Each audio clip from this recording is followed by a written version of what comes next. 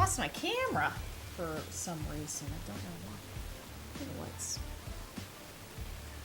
that either, huh? Okay, there we go. Okay, what's going on? All right, I'm going to be making a room. If anybody wants to join in, please feel free. We'll get the room going.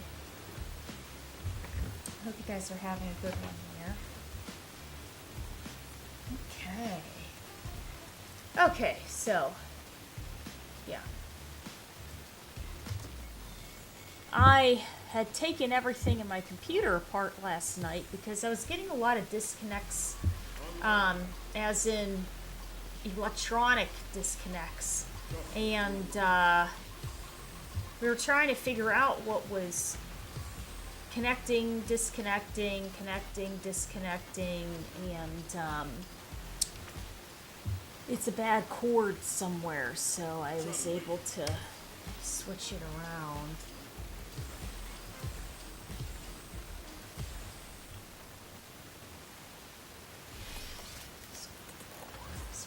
Hi there. Thank you so much. What's going on? If anybody wants to join in, please feel free. We have an open lobby.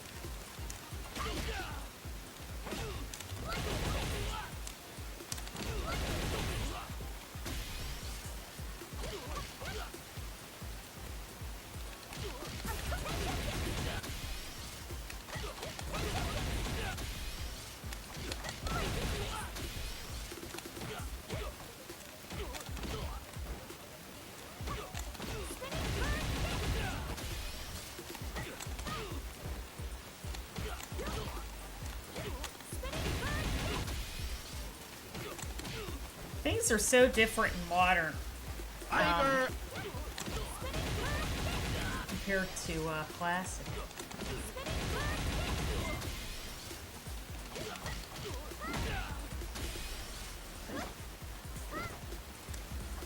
Actually, I should probably practice that.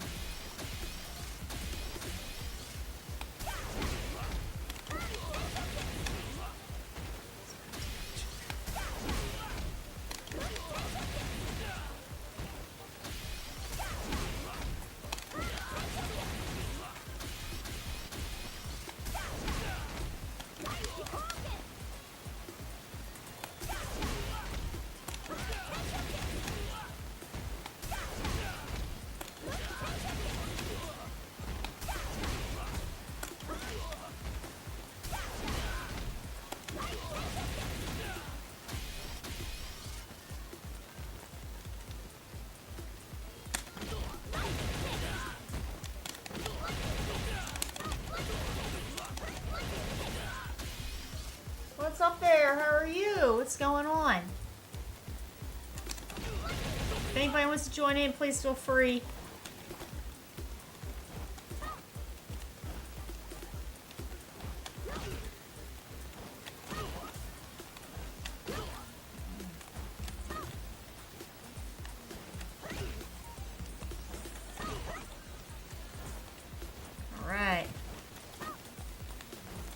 Trying to get her cross up sort of interesting too, because she automatically wants to go into the neck breaker.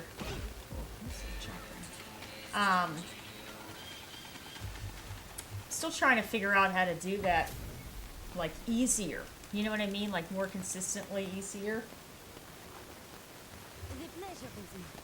Because she'll just jump on somebody's head instead, and then the next thing you know, you're right in front of them.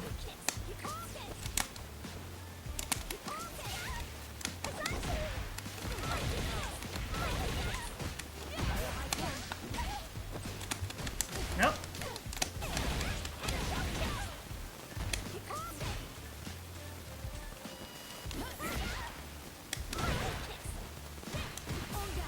No.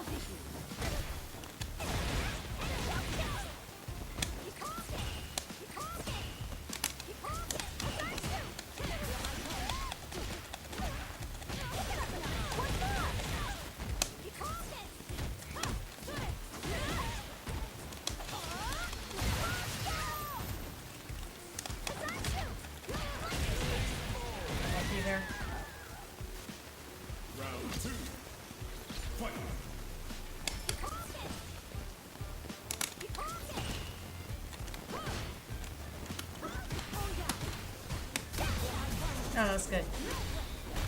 Too much for you.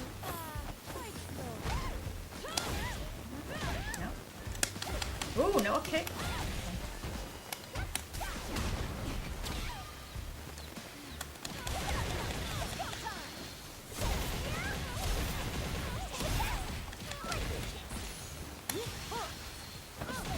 Oh, it's the land trying to get behind you, man.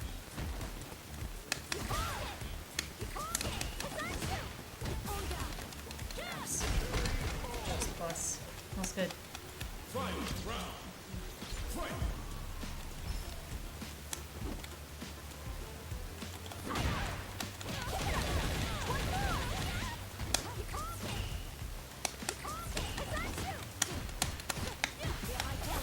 Oh, I threw it.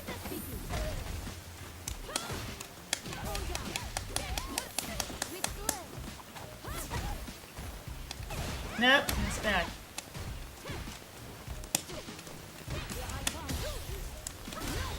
Oh, that's the end. That was nice. Ooh, we're good.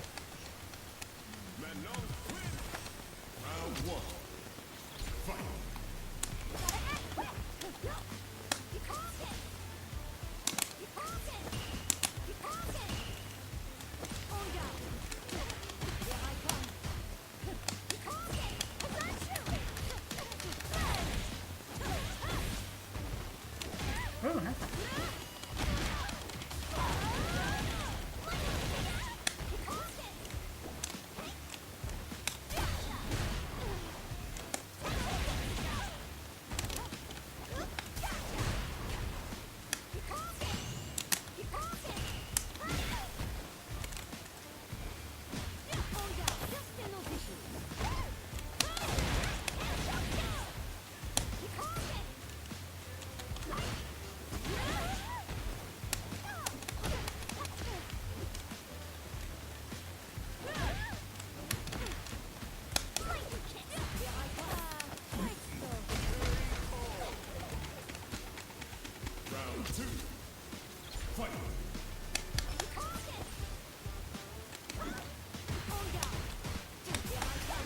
Nope.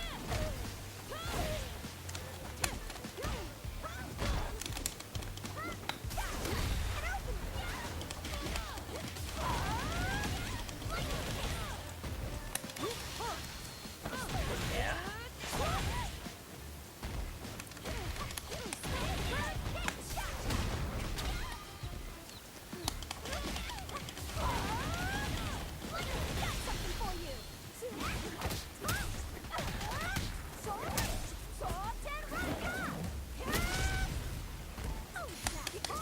Tiger!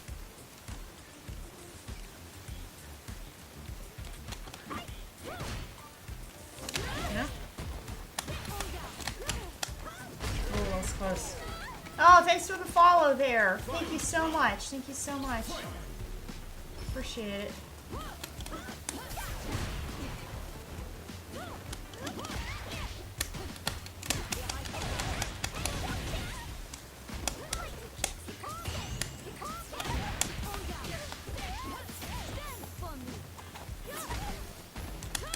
No, okay.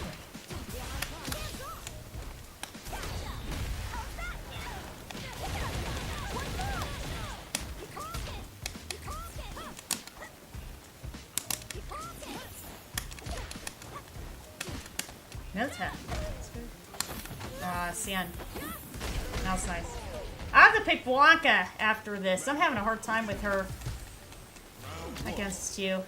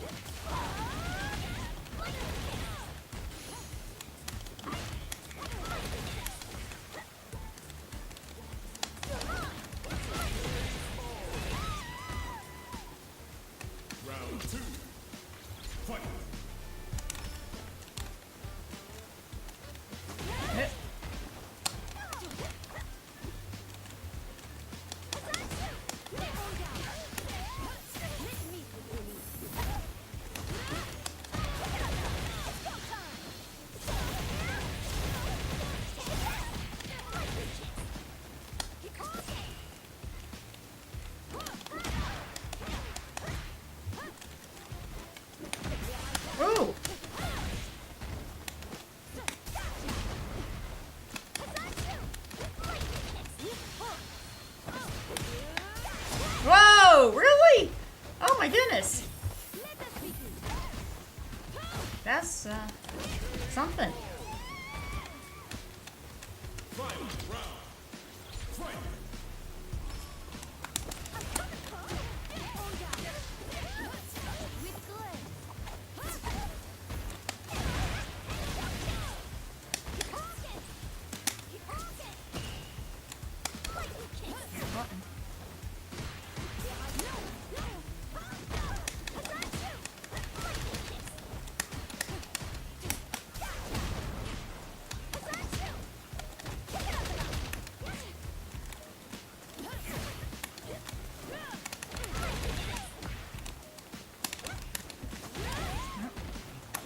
Ah, nothing. That's good. Ah, that's the end. That's nice.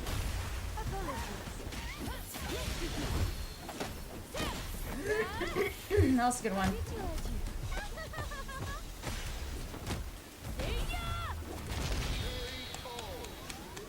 What's up there? Hi.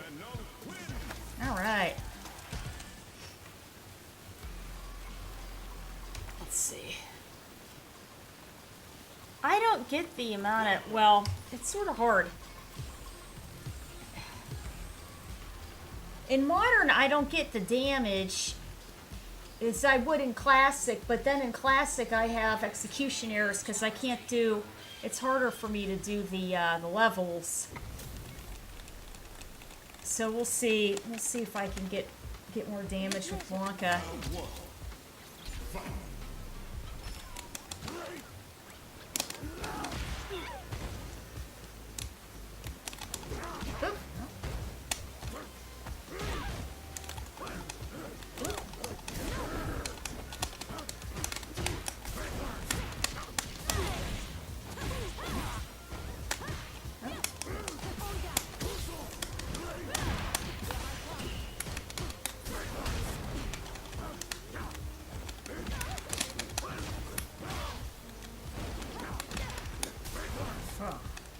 Charlie's missing one.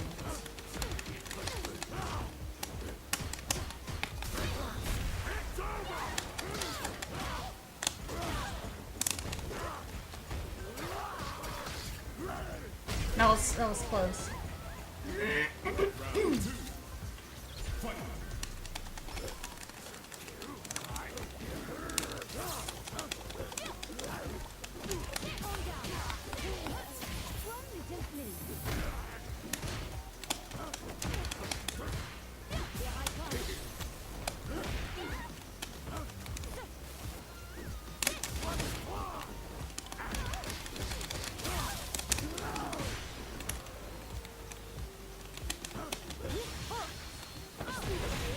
Still landed. Okay, that's good. Ooh. Tiger. Wow, that was good. That was good. That was good.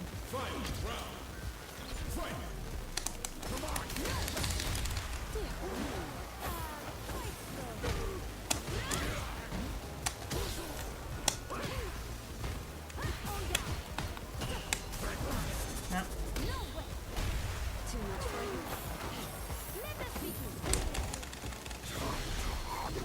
Ah, I thought you were going in. That was nice. That was a good one.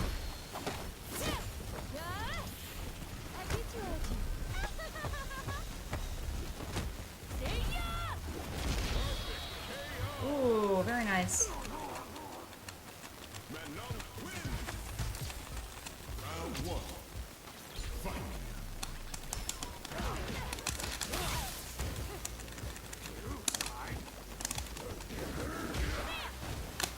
Yep.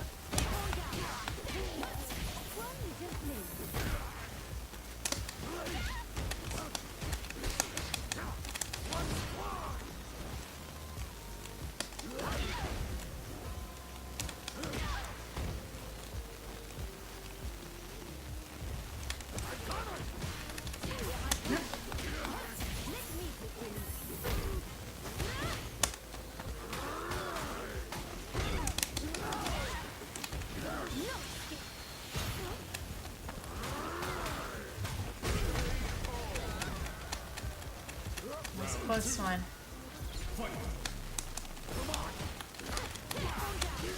Oh, that's...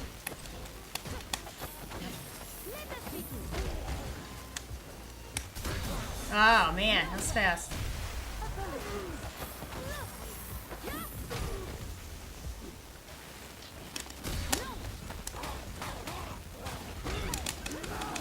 Oh, that's it. That's nice.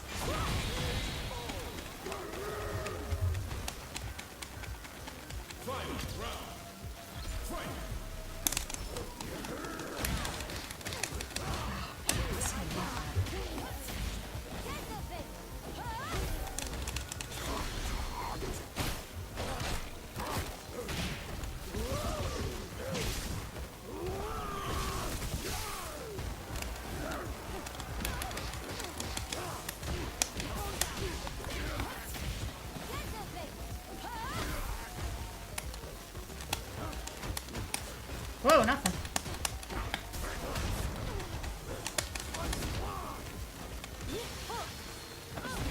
That's good. Ah, that was nice. Very good. That was a nice one. Good. How are you? What's up there? Yours is pretty good.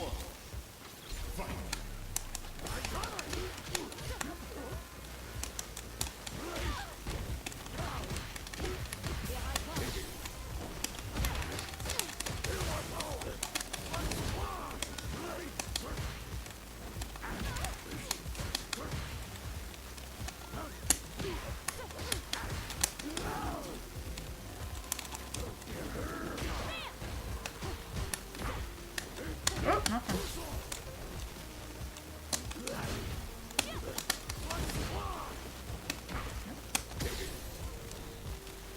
Oh! Nope. Oh!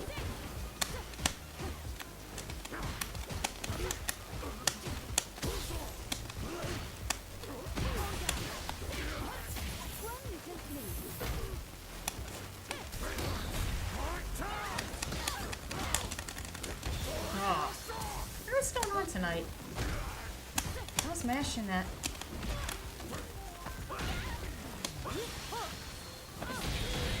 That was good.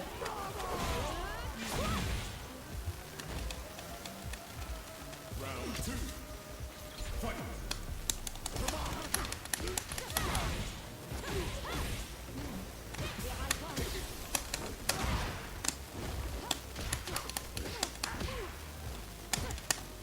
Text.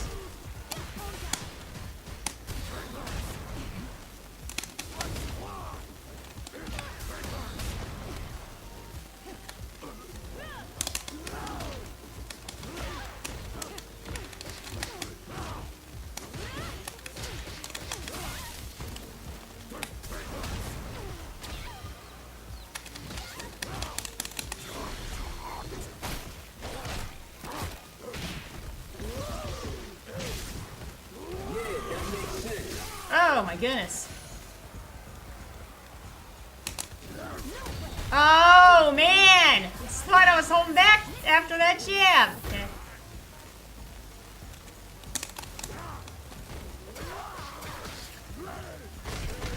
Alright.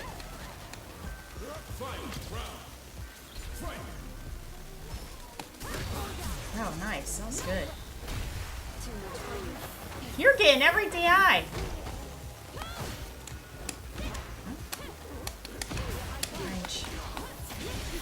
That was nice. What's up there?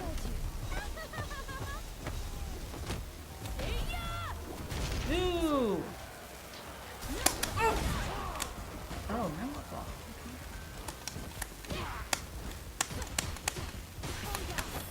Ouch. Yep.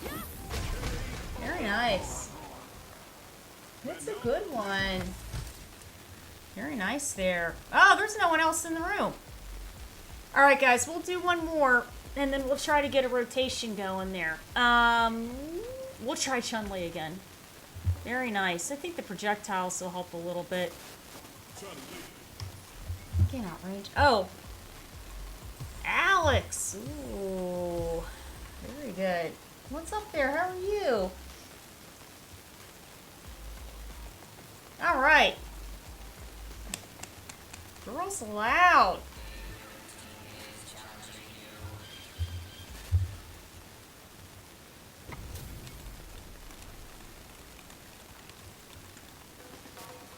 Round one. Fight.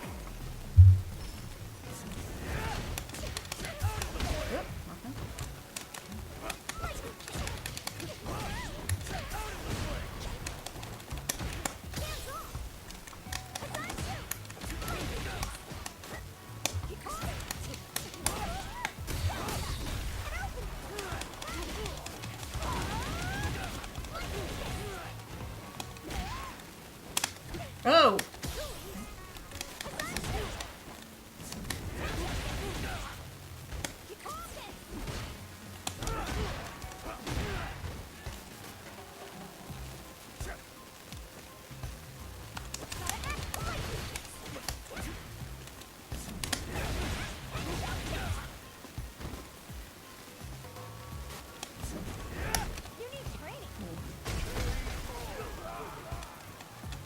Round two.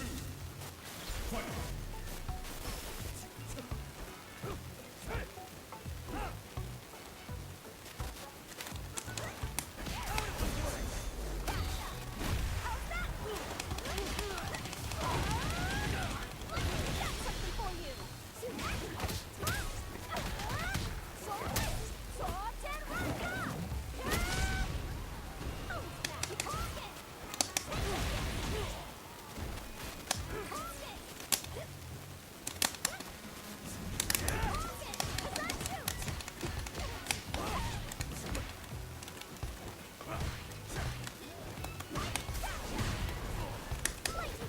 Ooh, this was fierce.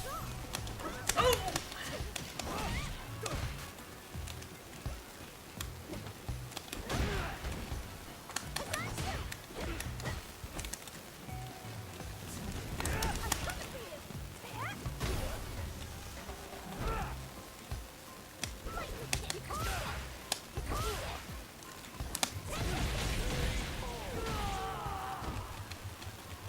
That was close.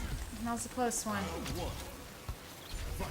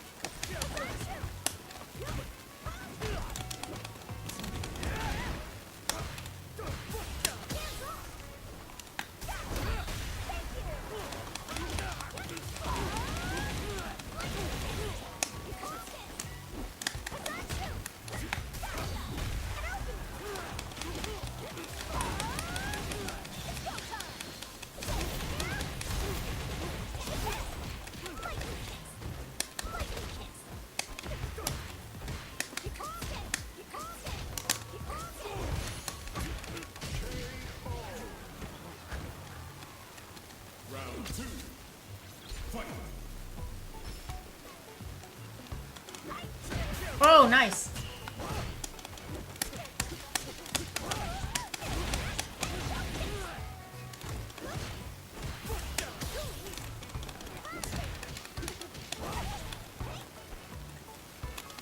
Oh, she has to be completely neutral to do the lunge punch. Oh, no. That's good. Final round. Fight.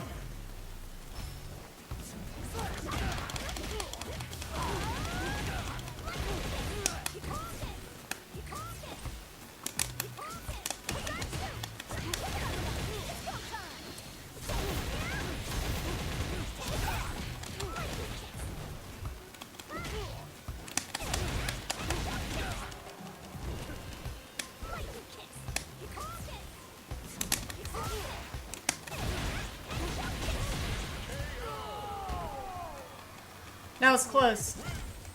Round one. Fight.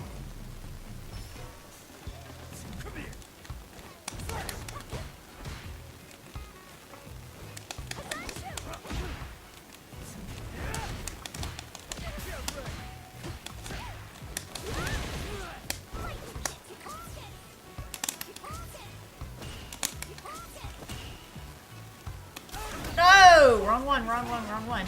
I keep wanting to press forward.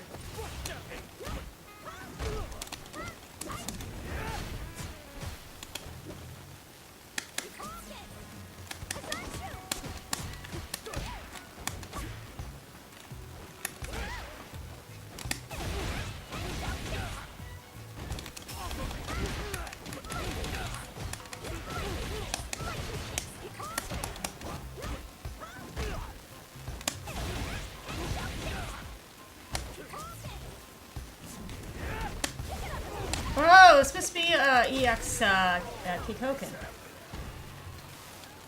Some of these, it's like easier just to do the classic version than.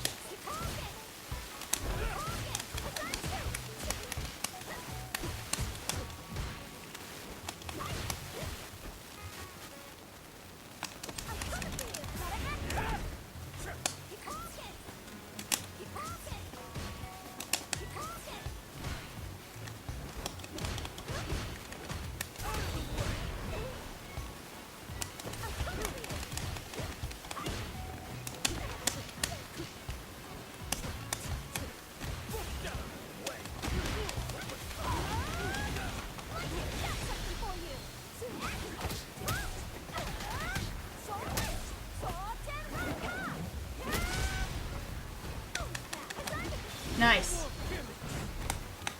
Whoa! I thought I had you there.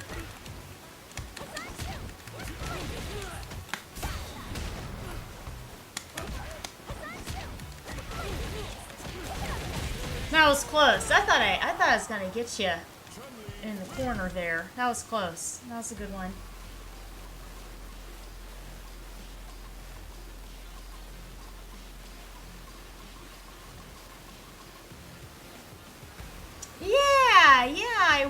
I wore the jury outfit. Well, you know why? Because you can switch them back. That's fine. You know what? I was gonna say this next one. I was gonna try to rest my hands there for a minute. What was I gonna say? The cosplay contest was like actually the judging was going on during Super Turbo. So I went from wearing it during ST to immediately going to the judging, and then because I didn't have time, I wouldn't have had time to change in between, and it worked out. We were lucky. It worked out.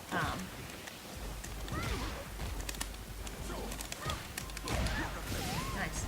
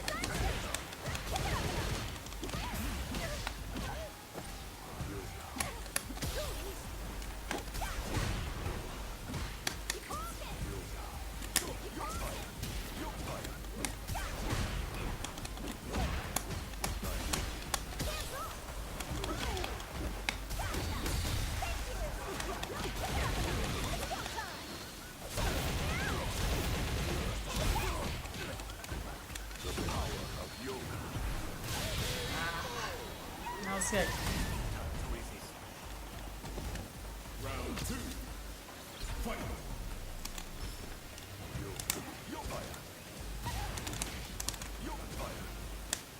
Huh?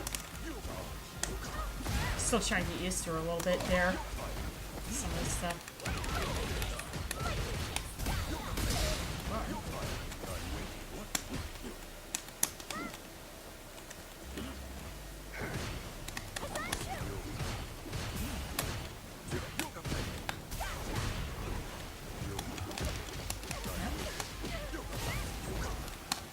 vortex.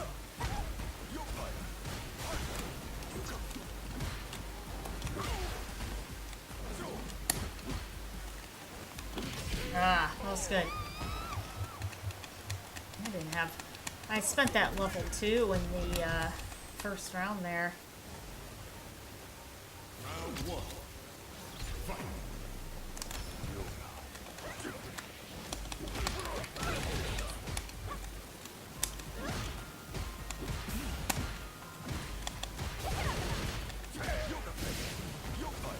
Nothing.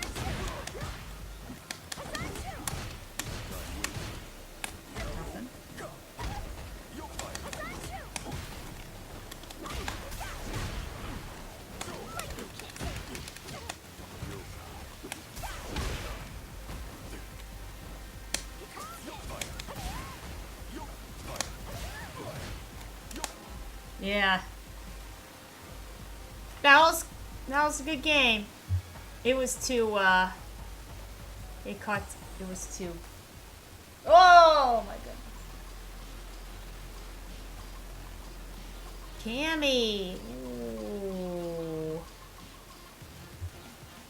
Let's try Chun-Li. I'm really trying to learn her, so... Here, wait. Can't let Aunt Gladys play. Does anyone else want to play so I can, like, sort of, like, rest my hands a little? If I go too much in a row, like, they swell up. Oh! I understand. Okay. Yeah, thank you, thank you. But you know what? I think in the next 5-10 years, they'll have the internet so good that no matter what, we'll be able to play from everywhere. I think it'll be a thing for sure. Absolutely.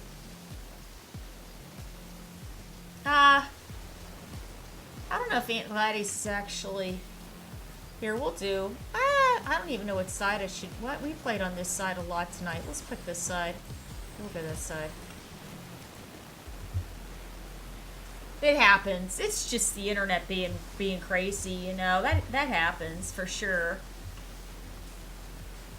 I'm trying to work on my drive rush cancels because my my dexterity's kind of shot. But the thing is I'm trying to get it off of jab because of how fast it is. So what I try to do is I try to do jab, and then I have to manually hit forward, because the parry button for me is on the opposite side of the stick. So the way I have it set up for modern is I have light, medium, heavy, and then special. So if I write it across, it would go light would be light punch, special would be medium punch, heavy is level, and triple punch is drive impact. And then light kick is medium, heavy is light kick is medium, heavy is medium kick, actual heavy button is nothing, and triple kick is parry and drive impact, or parry and drive rush. But the funny thing is in classic I have light medium heavy, and then DI on triple punch, and then parry on triple kick.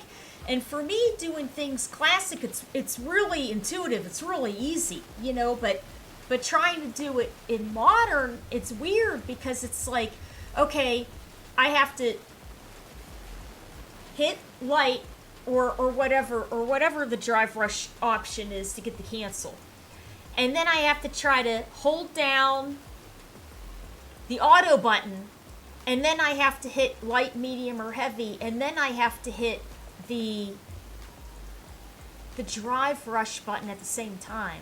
And I'm like, well, that's too much. I can't do all that. So I'm like, all right, well then I just have to hit forward manually. It's way easier. Well, I mean, it's easier, but it's like a pain in the butt at the same time. So I'm trying to like I'm trying to literally mash it out because my timing is like, you know, my hands aren't what they used to be. So my timing is like weird. So now, once I start jabbing, I'm looking for a confirm. I'm like, okay, I'm just gonna start mashing away with her. And I'm like, if I get it, I'm like, I'm just gonna press forward as much as I possibly can and hope I'm not gonna burn myself out in the process.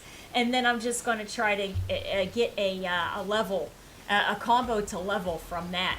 But it's been a process because the other thing is for me to drive rush with Blanca.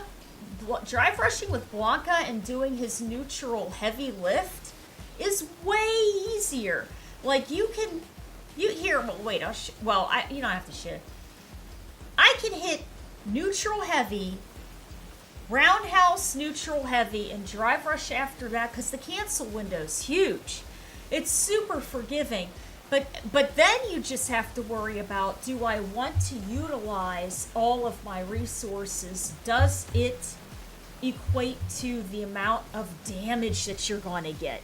And then that's what I start thinking. I'm like, okay, should I do all of this to try to blow out his resources to see if I can get the damage? But then the damage gets scaled.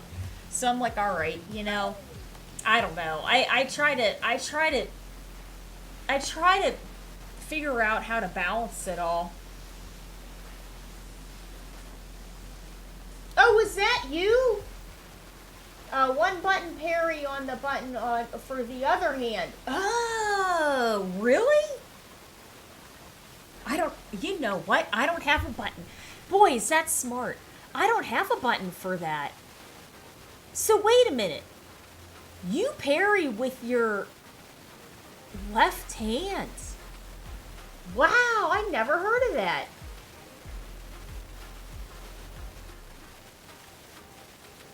That's really cool. I'll have to look into that. I'll have to look into that. I don't have a button for it. I don't have a button for it. So does that mean when you're playing classic, you have parry on your left hand? That's very interesting. So then how do you control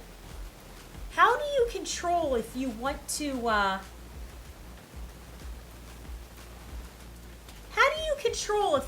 to do like drive rush and you're drive rushing forward and then you want to, like, the best that I can think of is this. Playing DJ. You can drive rush forward and then you can sway back and then do, you know, his low slice or his waning moon overhead slice. How do you, because you would be holding down the parry button and I guess hitting forward, and then you'd have to, I don't know. Hey, what's up there? How are you? What's up? How are you? That's interesting. I'm just trying to get used to it this way. I think, I think over time I'll get it. You know what I mean? It's just gonna take some time. I just have to try to, like, get used to the timing of it, you know?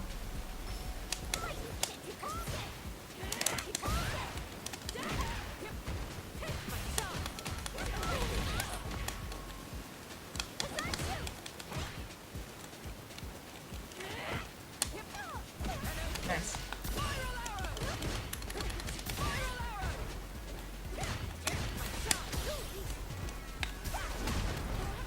Remember Cammy with her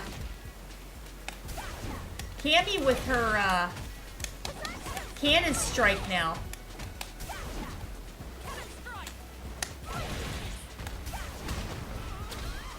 It has been buffed. Whenever she does it, if you block, she's plus.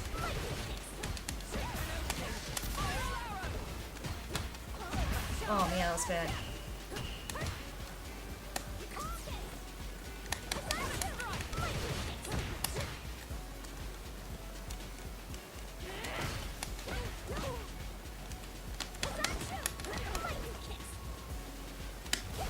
Dang!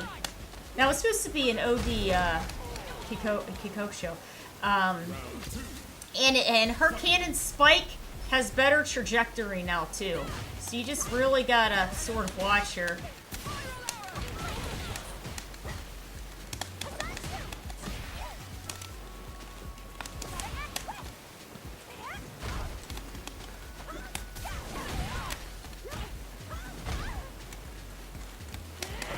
Ooh, ooh.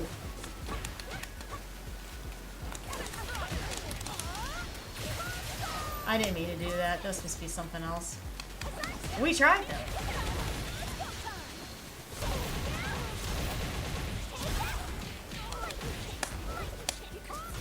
Ooh, full screen. Dang. That's good.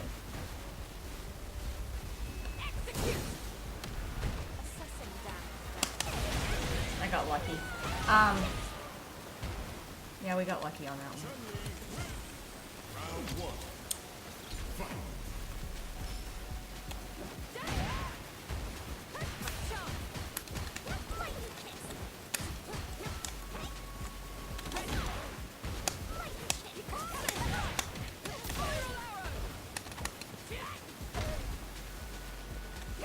Ooh. Ah, that's the end. That's perfect. That was nice. That's good. Round two. Fight.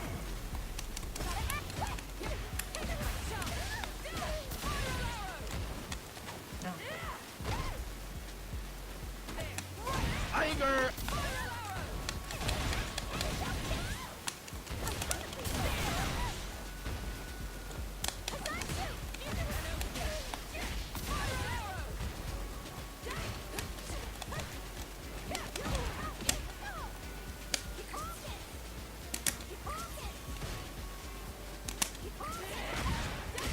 Ah, that was good. Oh, you're playing Modern Cammy. I just noticed that. That's interesting. I didn't know that.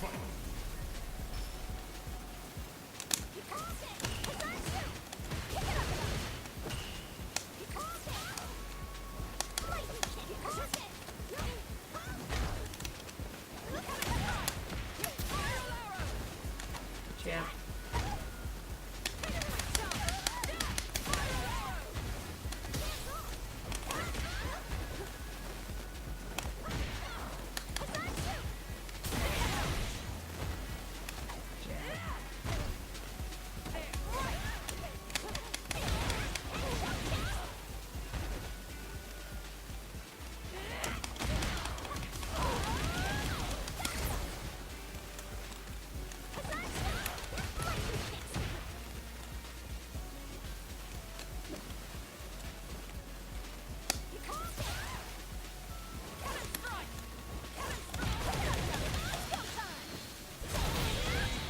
You're lucky.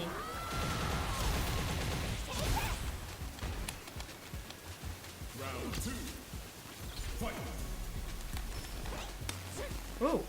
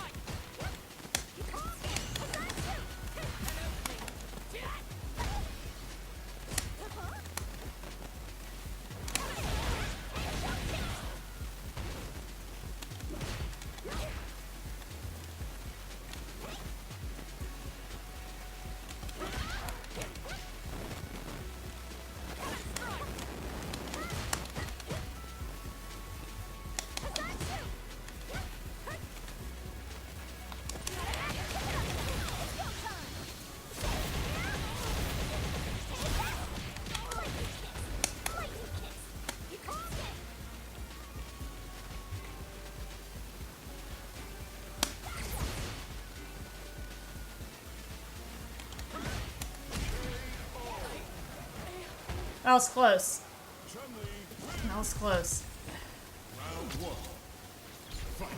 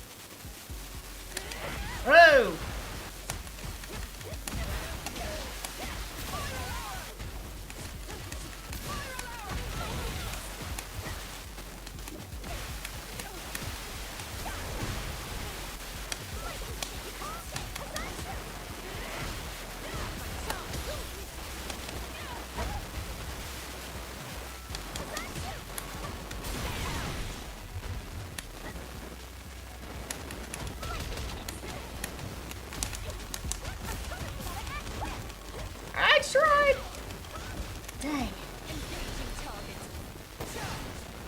Prepare yourself. You caused it. Gotcha. You caused it. You caused it. Possession.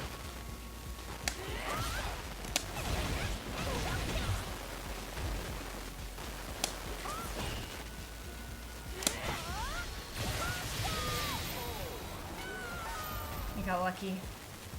Final round. Fight.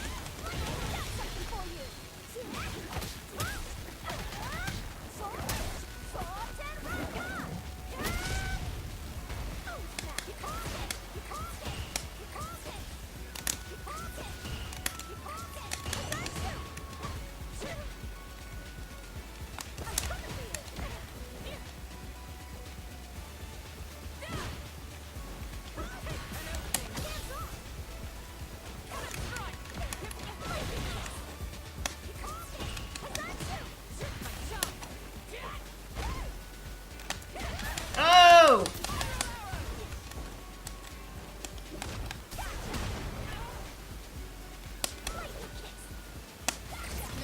Ah! That's good. Now it's nice. I keep forgetting she can do that over there.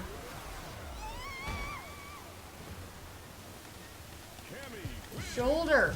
I'll have to read it. I'll have to read it again.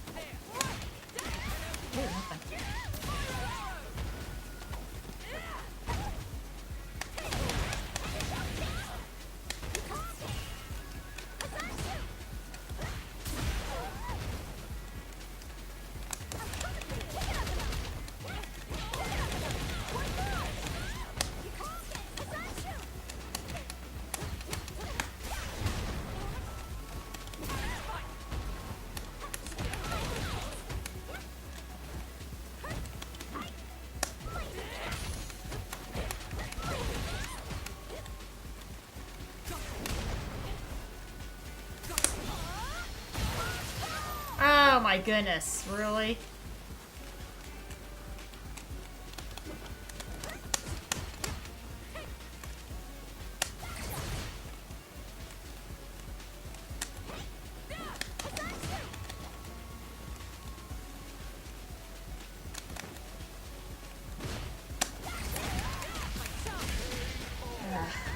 That's good.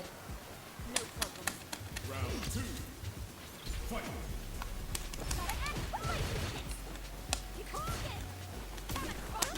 Oh, awkward.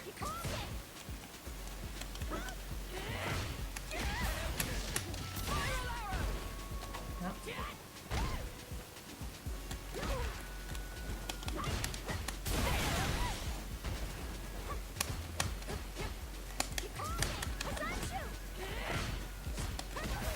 Oh, let's see him.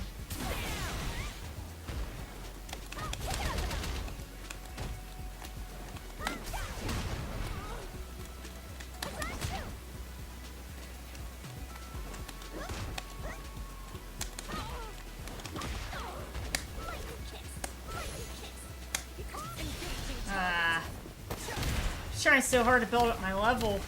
That was good. Of course, it's modern, so...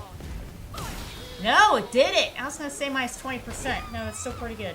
That's still pretty good. Very nice. Well, let's head to the, Endless there a little bit, and we'll watch some games. Good games there. That was nice. Very nice.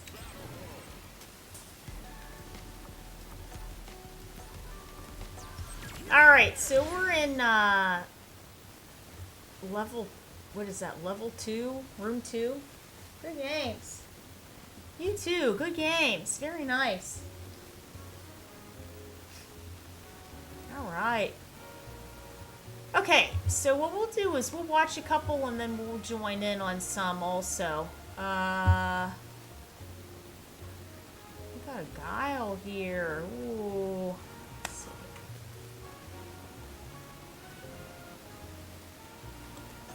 Okay.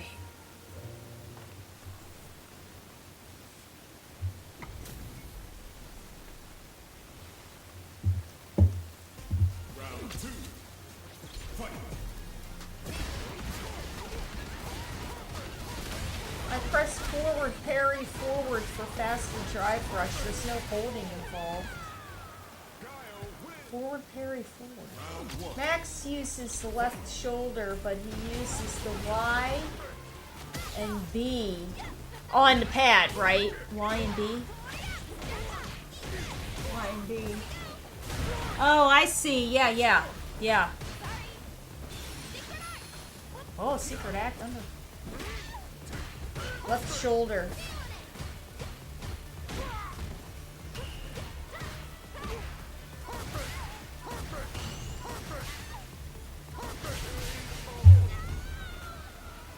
Round 2. Fight.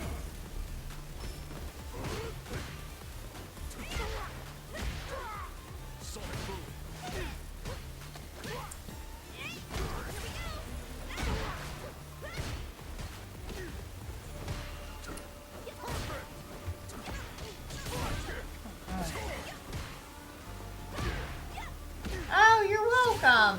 Oh, good. That's nice. Oh, hey, did anybody see Harada's working with SNK at a, I guess it's a division. It's a division of SNK.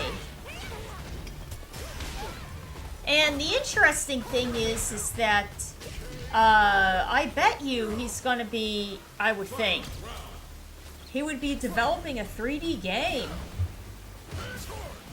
So, I don't know any 3D SNK games, but that's very exciting. Yeah, yeah. It's VS Studio, but technically it's there's a bunch of different meanings for VS. It's not versus, it's visual, like studio. There's all different types of meanings for VS. So yeah, so that's good for him. I'm excited. I think that's a good fit. He said that he's basically going to have a lot of creative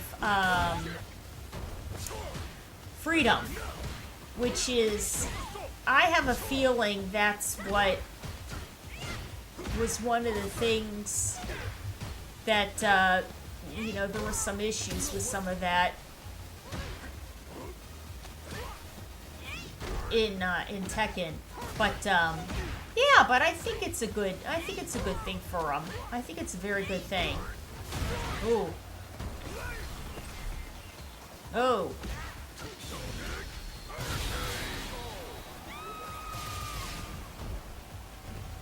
Round 2.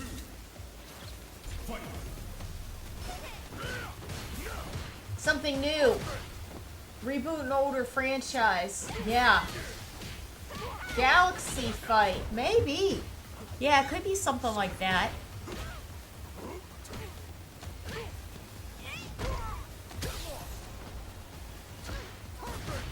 Yeah, that'll be very interesting. Very, very interesting to see. I think he'll do real well. Oh. Guile's Garden. Oh, a lot of hearing here. Oh. Oh, it's choppy. Oh my goodness.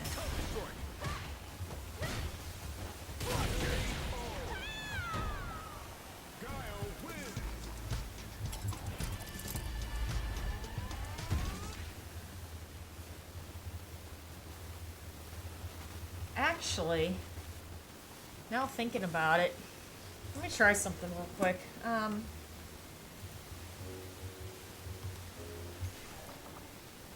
at something.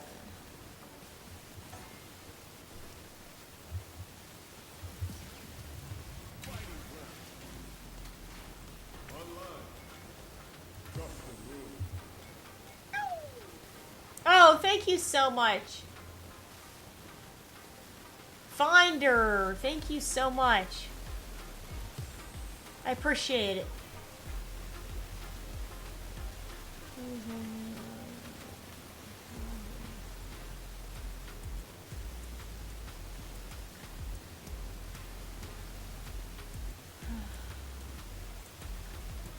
Muddy waters. Ooh.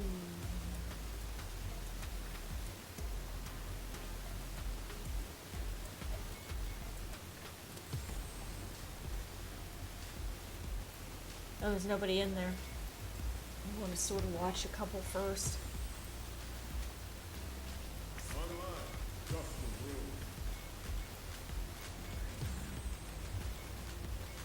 Rabbit feet.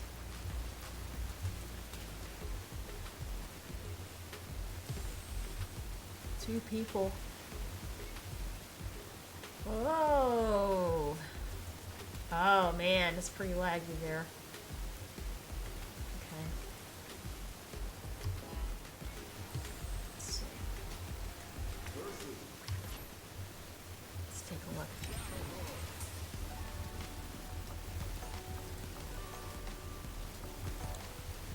Oh, full. All right.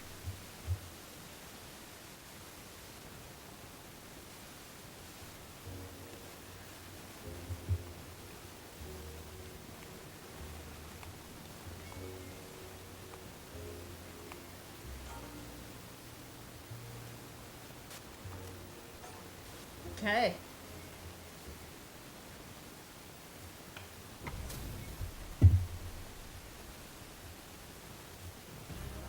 Still, I have a different headset on. And I upped the internet to 300 and I have a brand new cord. And I did all of that in like 2 days.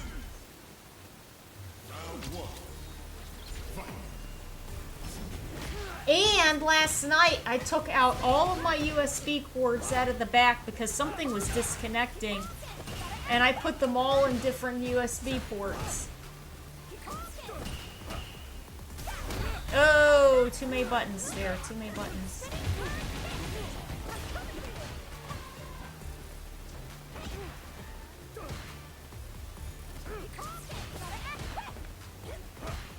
Whoop.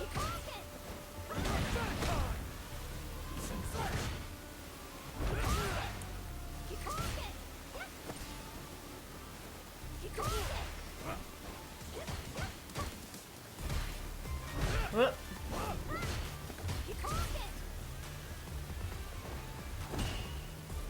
A lot of red-headed Chun-Li's out there. Whoop. She doesn't have that move in modern. This one. She doesn't have like the flip side chicken wing either. They took those away, and her roundhouse. They took that away too. Oh goodness.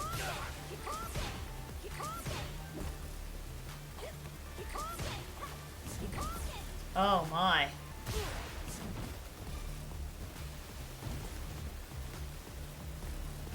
Oh.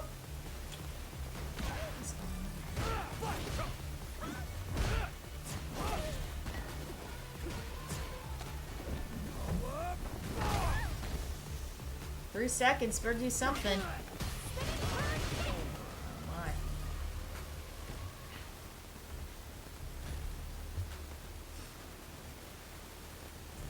Round 2. Fight.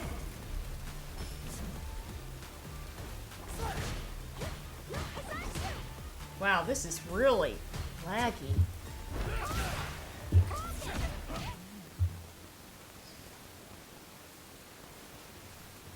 Okay. Oh, everybody's... Yeah, he's one bar red. That's crazy. Okay. It's amazing how people go from green to red. I try my best not to pick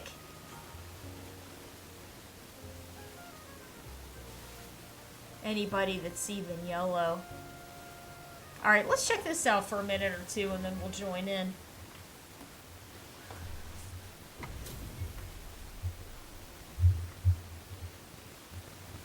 Round 2. Fight.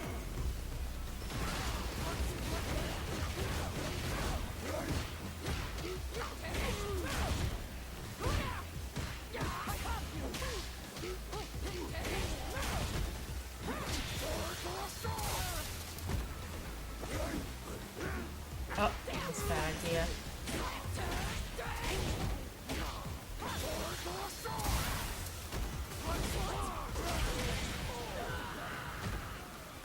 Lockout win. Round 1. Fight.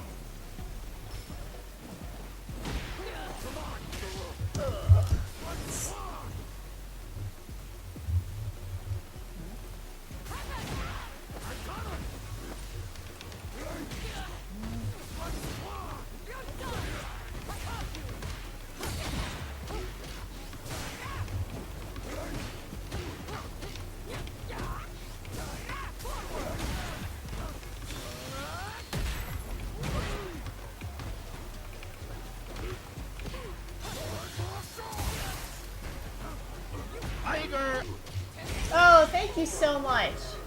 I appreciate it. Round 2. Fight.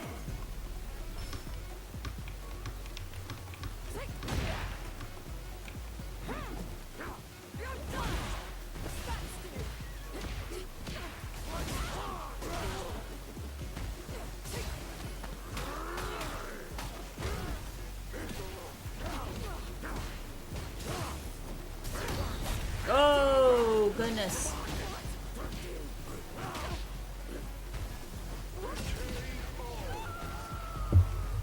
Final round. Fight.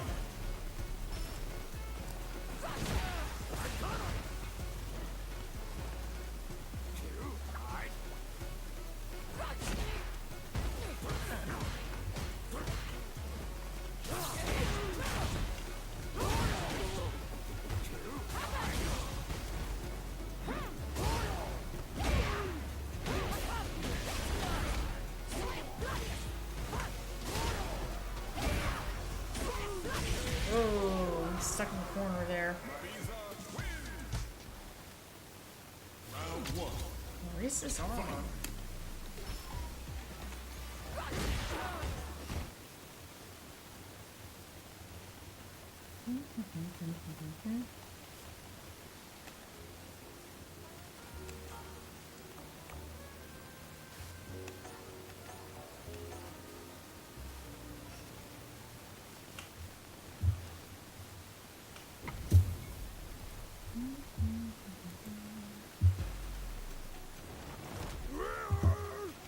Give me your best shot! Round 1. Fight. Oh, those were all counter hits. Oh my goodness, there. 2. Fight.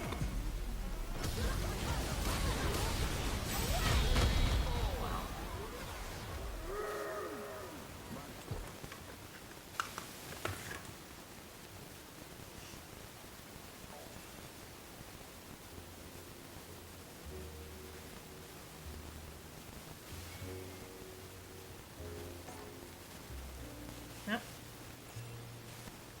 Okay. Oh, wait. He sat down. What's that? Oh, Vega. Okay. Alex.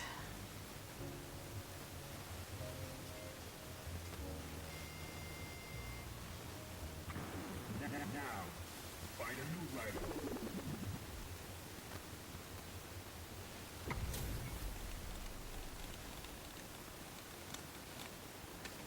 Ready? Round 1. Fight.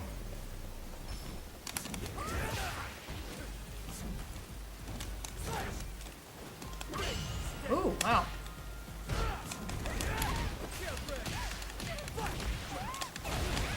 This is a lottery.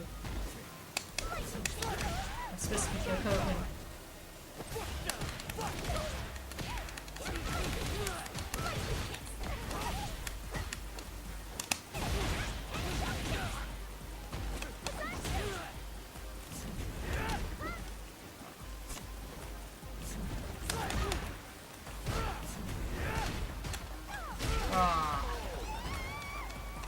I have to figure out how to get cross-ups with her.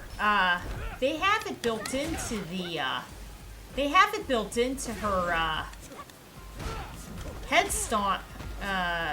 It's sort of like tough to reach.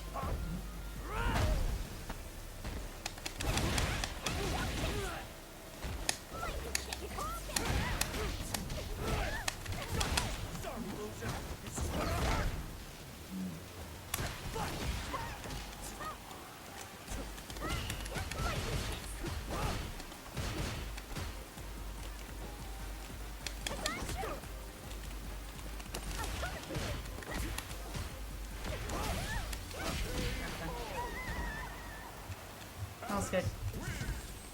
Round one. Fight.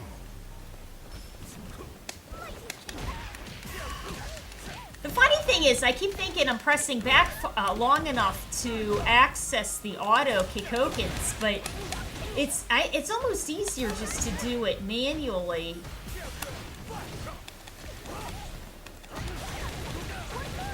Than to use the auto one, because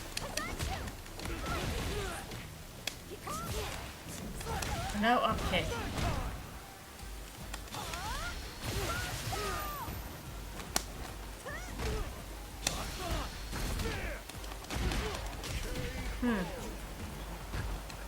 This is kind of stuff that it's like you're just trying to learn it as you go.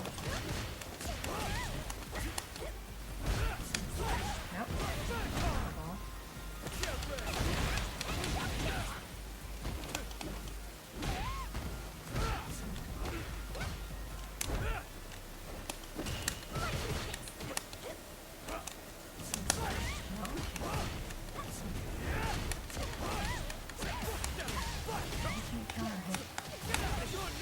That was good. Oh, thank you. Thank you, Justin. I appreciate that. Harada, a rival for Tekken.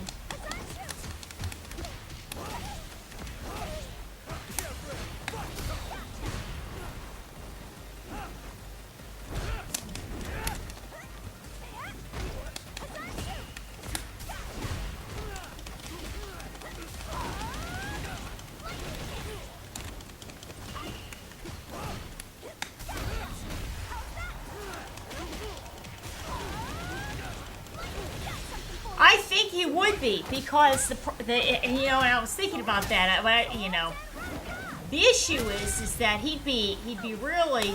Oh my goodness! I was like, am I far enough back?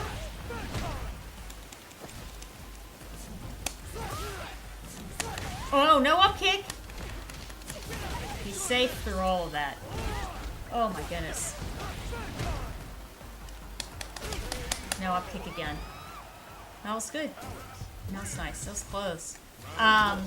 He would be basically rivaling against his own not company, but story, you know.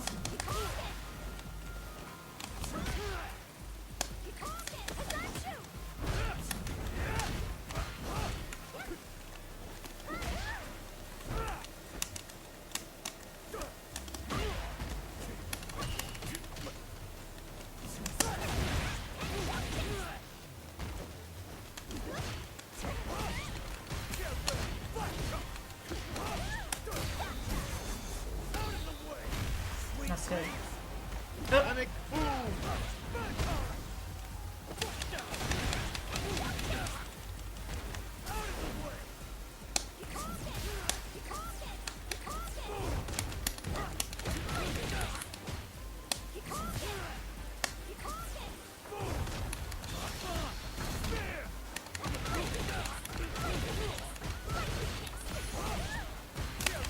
kick! Oh my lord. I was like, man, please. Round 2. Fight.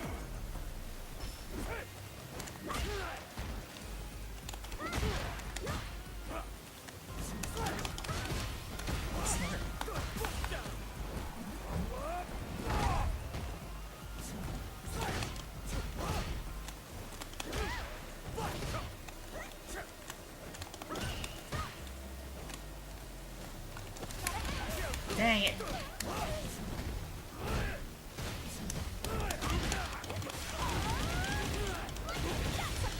I tried to try for a shin and jab. He caught me though.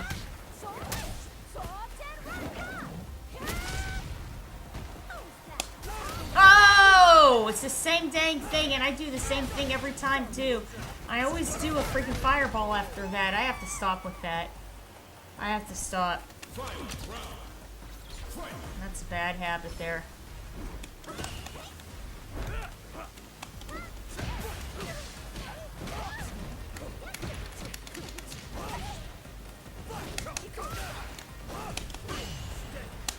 He saw it.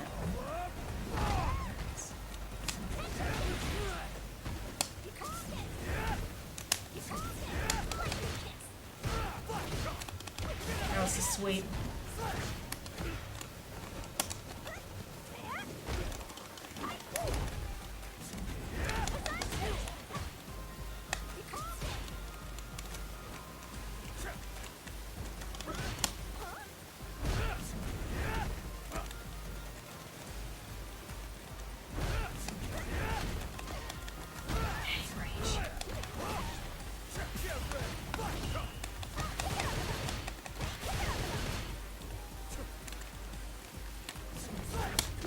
Dang, try to throw him back turn there. That was good. Yeah, that's interesting. Yeah, he's sort of doing the same thing, right?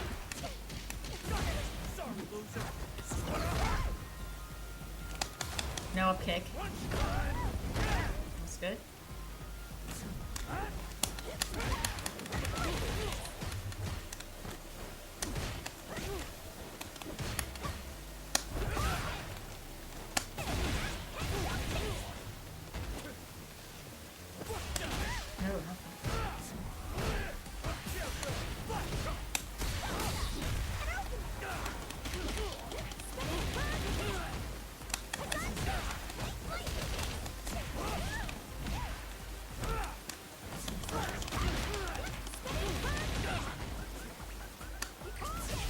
Oh, that was lag.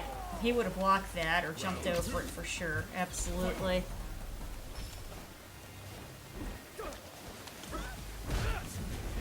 Tiger. Nice.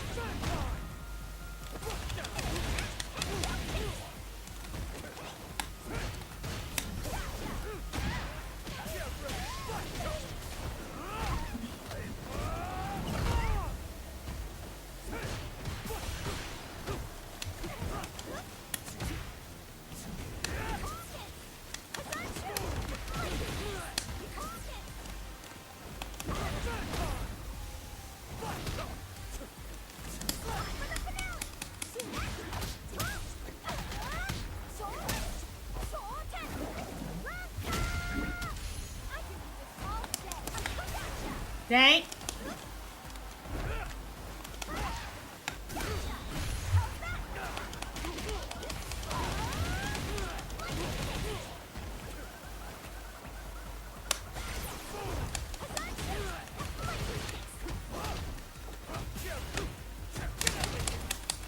No!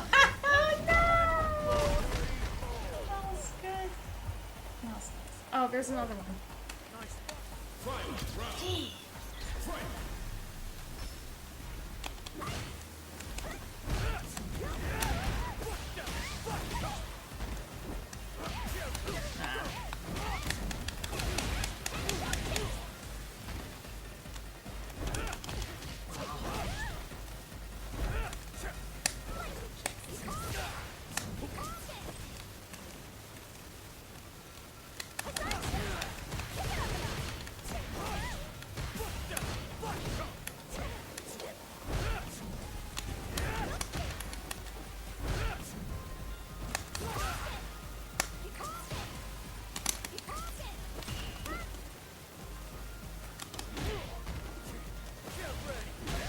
Boy, does that go far? He goes so much further than I like think he went. He went like 3/4 the screen with his lunge kick. Hey, what's up there?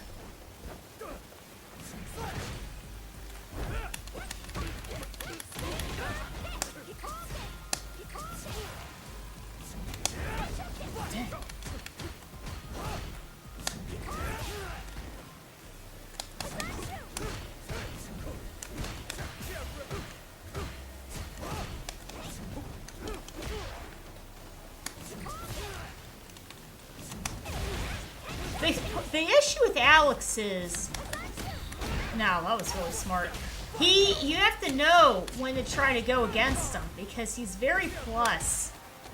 Oh, man. He has a lot of plus options. Try to throw him there.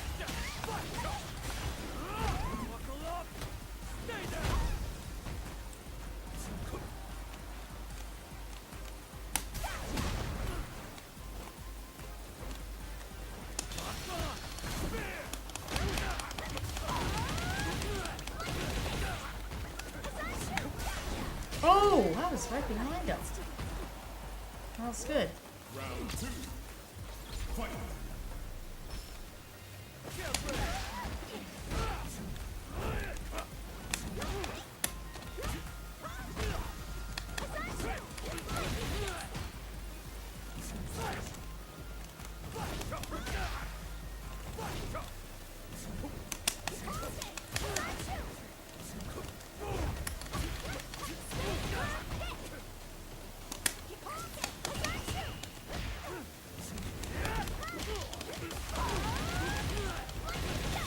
Wrong that time.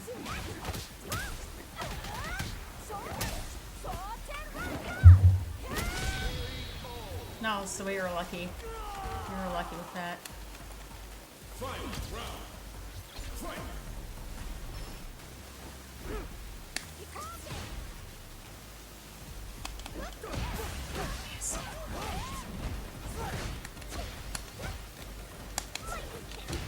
That was dumb.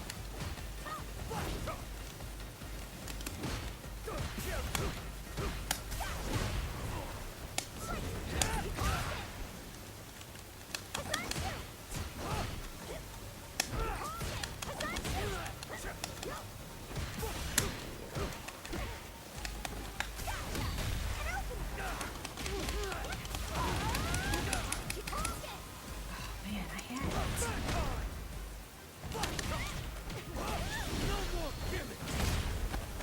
Try to do Exkiko Tensho.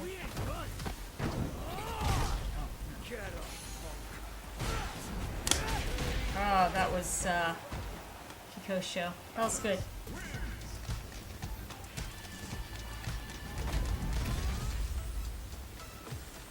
Round 1. Level 2 and 3.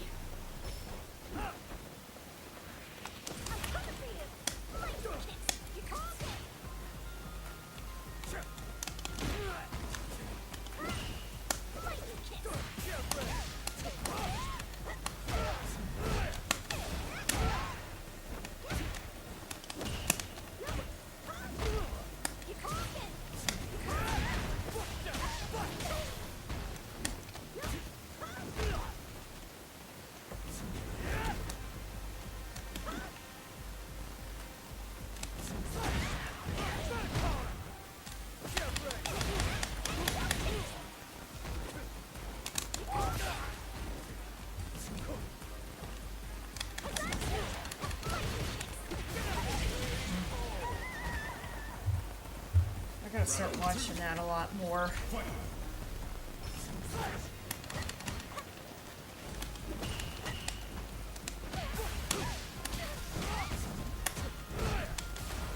Crouching medium kick there.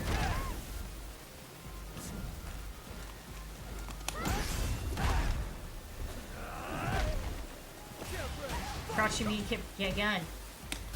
I'm trying to use that crouching medium kick to sort of like interrupt them, but it's not. With Vega you could do it, but Nope. Alright, I'm gonna let him... Well, I can't let him come in too much.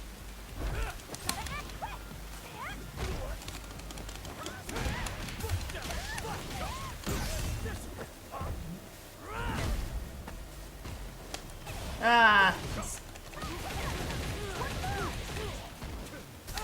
Oh, no.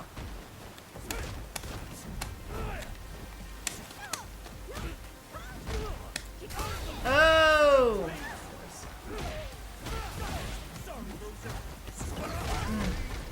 Alright, this is the last one we're playing with her. Round 2. Fight. Oh, he got me that time.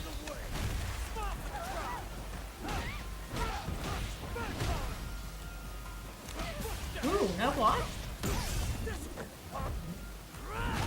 Okay.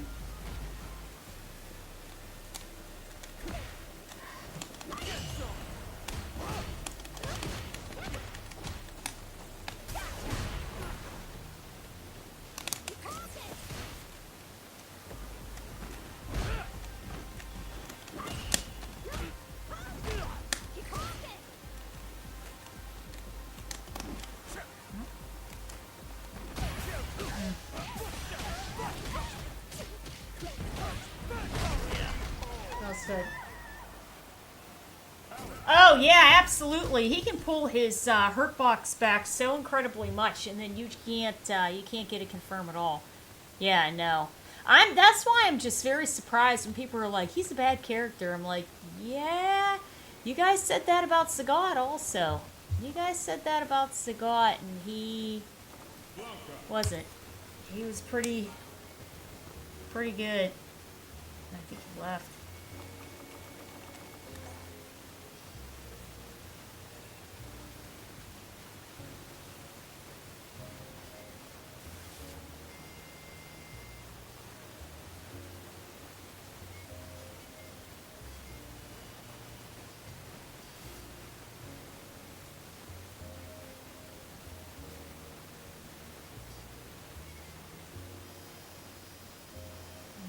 Seconds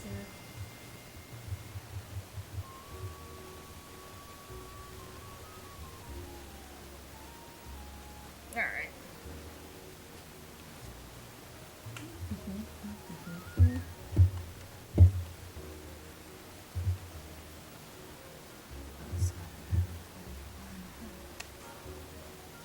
Oh, jeez.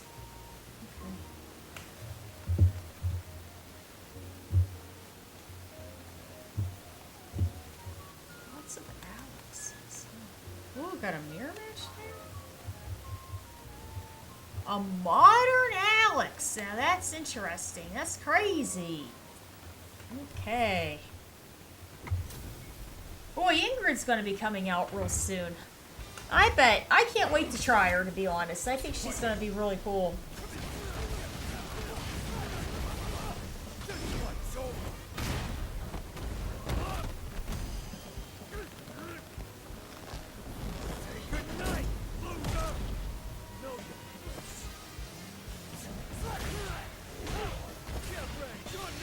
Ooh.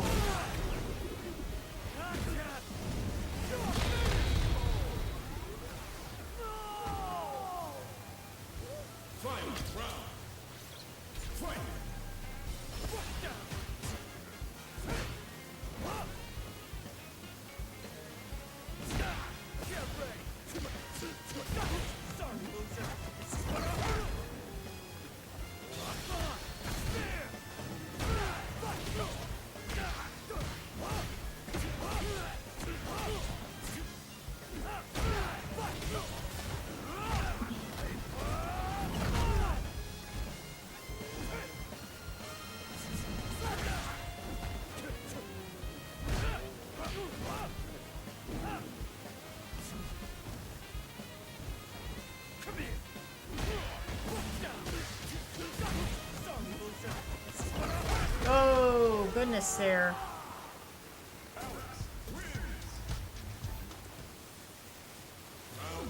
You're learning Viper? She's very good. She's very good. She has a lot of long-ranging normals, plus options, and good damage. Good damage. But the key with her is that she doesn't have a built-in reversal other than the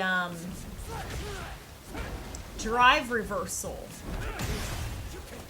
In Modern, she's one of the highest damage output characters.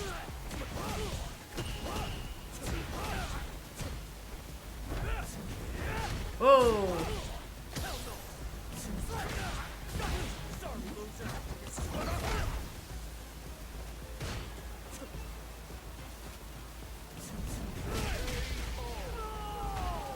Yeah, I would have been playing her, but I wanted an uppercut type of move, so I picked Chun-Li. What's up there? Yeah, we're gonna see. We're gonna try her out in Modern and see what she's like. Yeah, we'll see what she's like in general. I'm excited for her. I'm very excited for her. Oh. Ooh.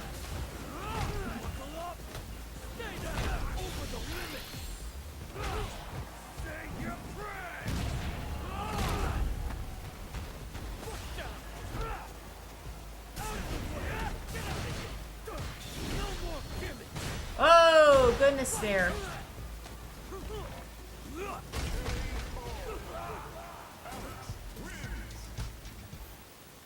It's interesting seeing Modern Alex.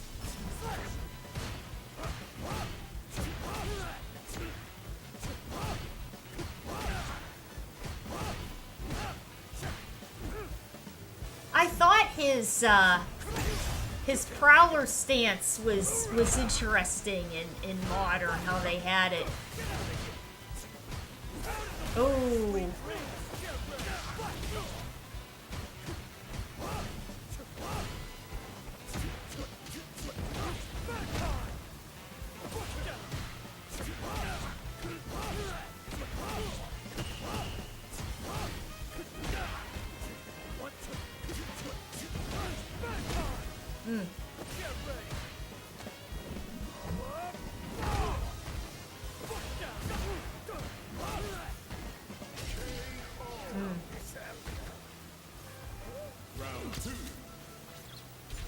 Vega, yeah, I think he has a really good chance. I think he has a good chance either this season or next season, and if he's not in this season, it'll be Balrog, and I think people would like to see both of them quite a lot. Plus, then it would have all of the bosses, right? So that'd be very fun. Hakan, you know, actually, I feel Hakan in Street Fighter 6 would be an extremely good character. I think he'd be very, very good and oiled up. Oh,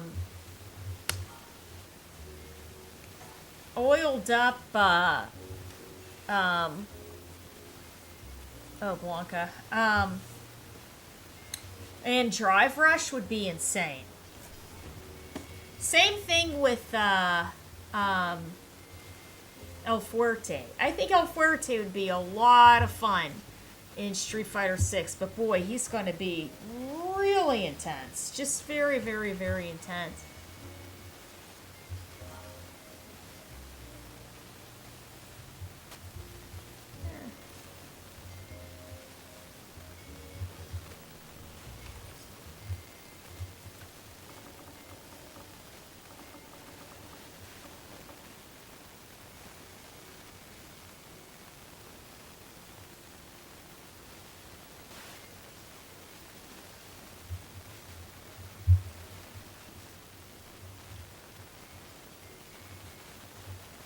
See, Mai's damage output just isn't very good.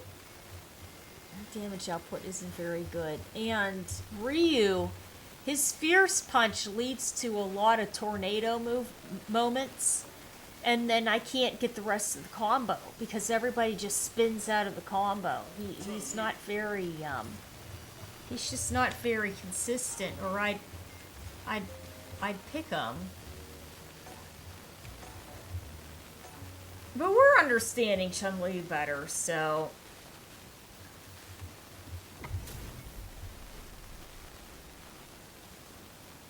Hakan, yeah, he's a lot of fun. I think, well, I was gonna say it'd be good to see Dudley, but I really have a feeling that we're gonna be seeing a lot of, more Balrog instead. Because you figure Ed is already the boxer characters, you know, currently, so it'll either be Balrog or Dudley, and I think it's gonna be Balrog because he's just such a fan favorite. If Ed wasn't already in the game, then I would say we're gonna see a lot of. We could see Dudley, but he's already here, so yeah.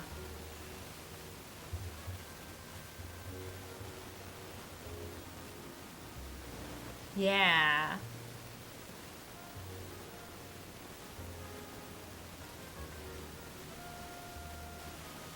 He's a cool design.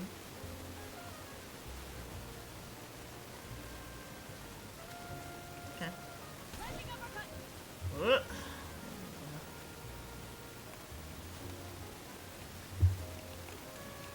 Ooh.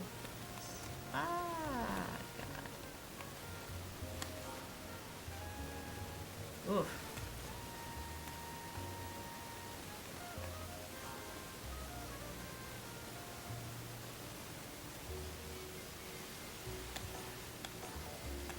All right.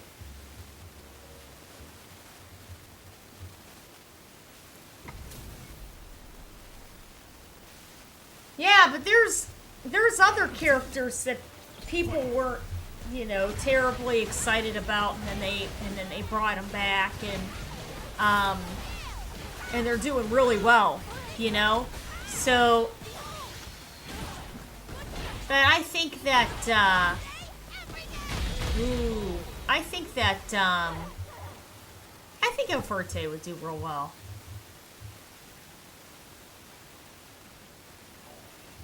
They'll balancing them out just right for 6.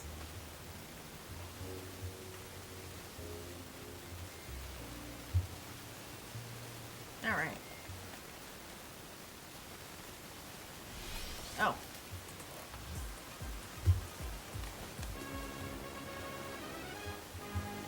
Okay.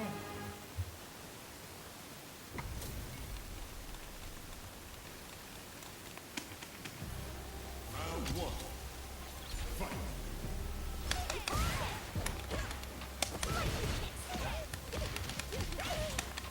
No, kick.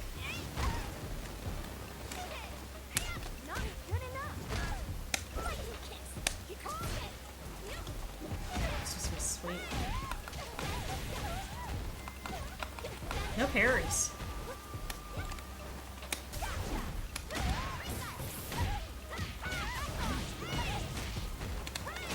Oh, try to do a 10 show. That was good. Round 2. Fight.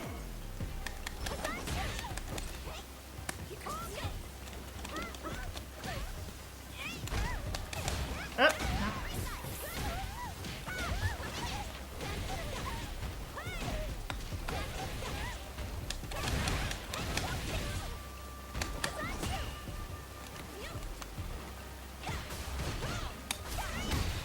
oh, jeez. Crouching.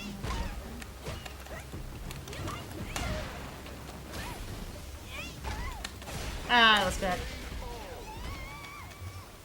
Kimberly. Round 1. Fight.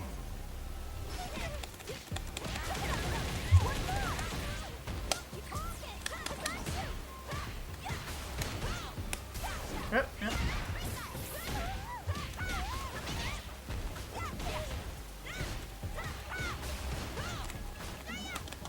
Wow, right past her. That's good.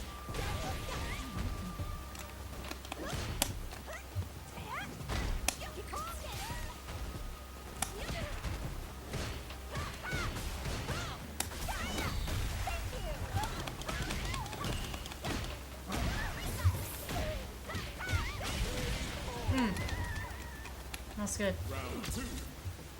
Fight.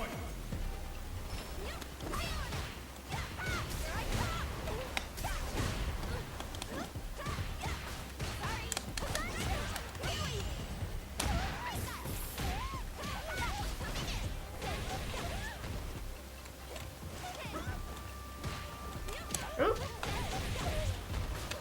Ah, that was good.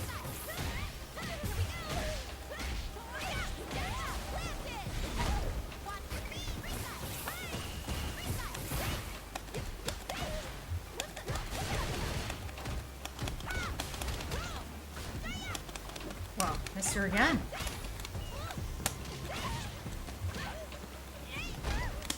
Ah, yeah, that's good. We'll try one more.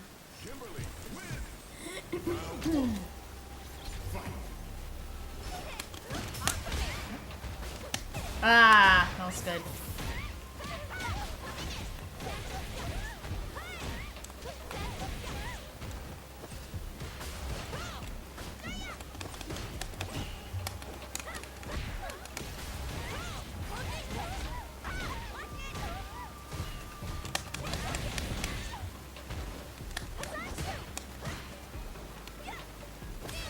No fierce.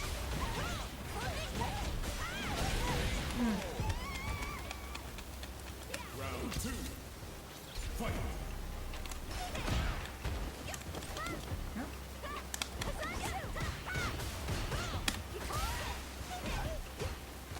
Jab. Up kick.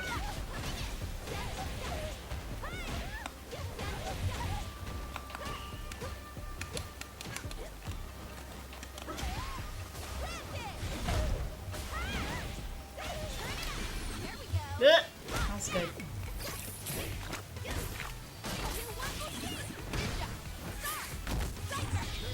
Very nice. Kimberly wins.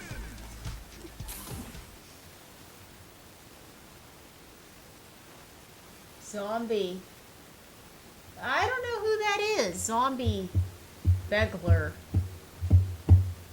I don't know that one.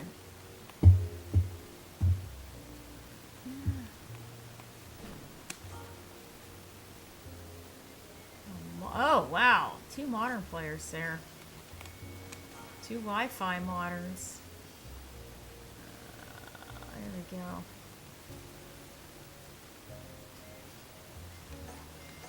Okay.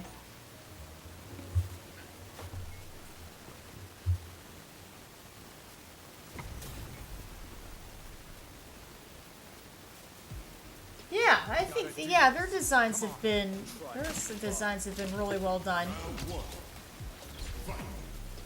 So I think that, yeah, I mean, I think El Fuerte would be fine. It's just that, they would need to just balance them, you know, balance them for 6, but I think he'd be, uh-oh, looks like we lost a Ken here.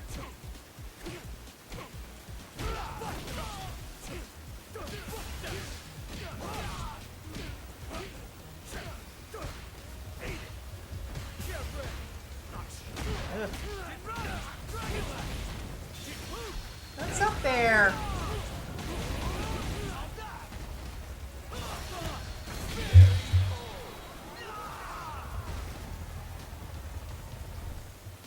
Final round.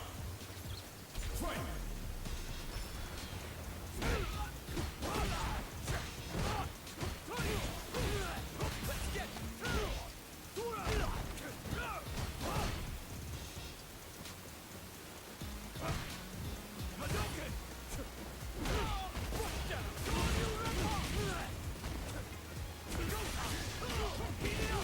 Standing short. Oh, CEO! Very good. That's nice. Very nice. Yeah, CEO has changed times with Evo, so it's in August.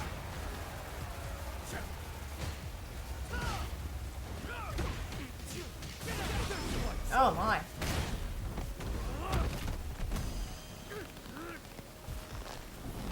Good night, loser. No Okay, Ken has a chance there. No! Gosh, that's very close. Okay.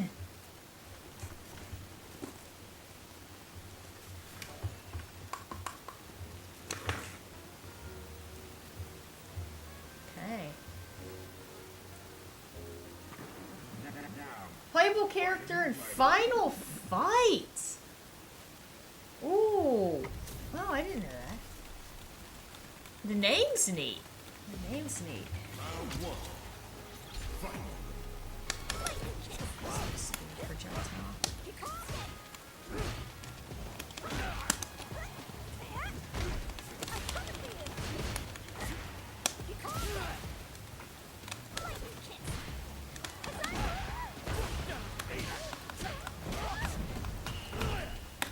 Nope.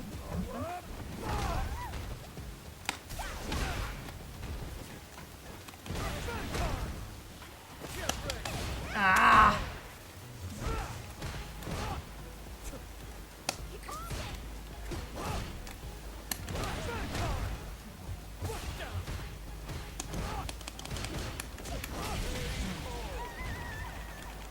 It's good. Round two. Fight.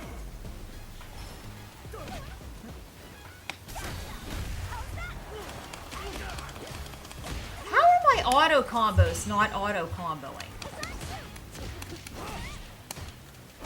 When they're supposed to just, they're supposed to go. There's no reason to have, there's no blocking or parrying that should be.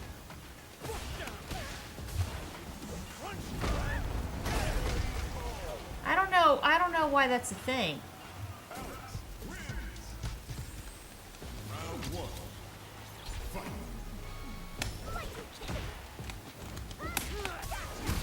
Nope, not that time.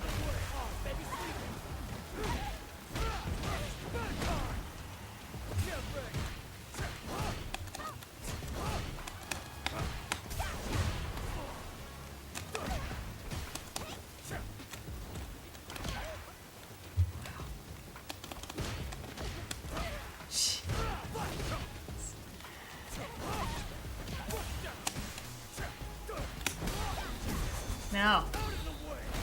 We can do all that. That's good. Yeah, Alex is interesting. That's good.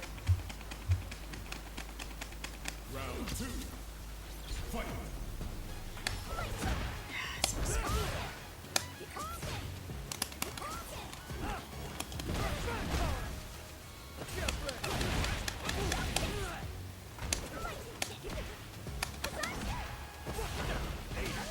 That blocked.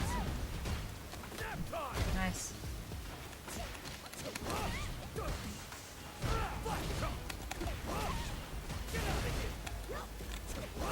Stuck. Ah. Alright, let's switch her out. It's hard. It's hard against him. Let's see.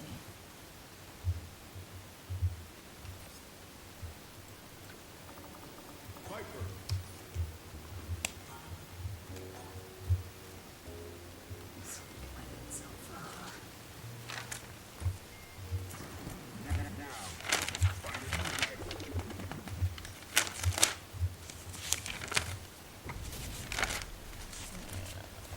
So it's Stay out of my business. Try to keep up. smash. Round one. Fight.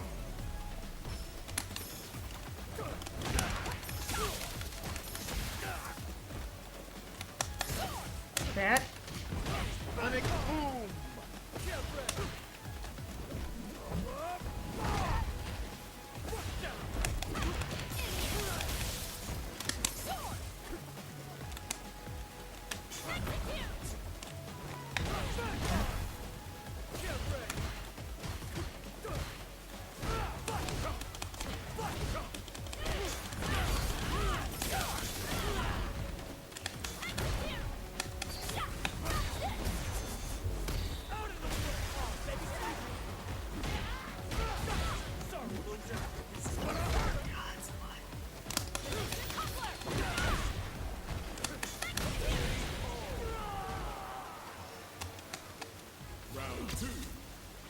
Fight.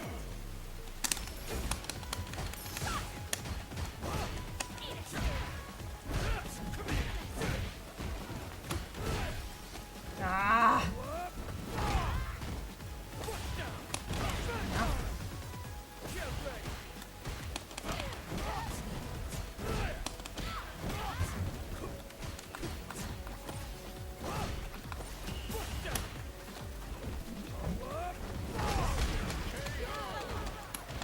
That's good. Fight. Round. Fight.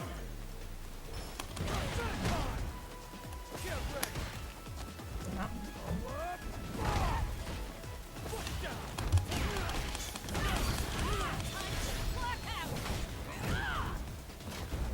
Professional like me ties up every loose end. You can stay down.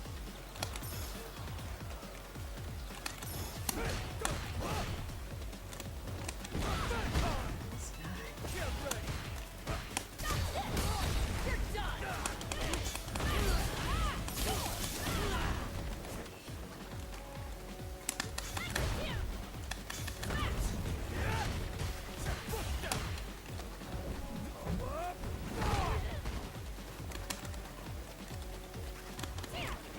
Ah, man! Smells good. I haven't played her in a long time. I don't remember all her stuff.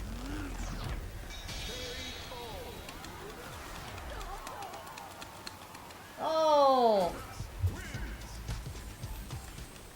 Round one. Low kicks. Fight.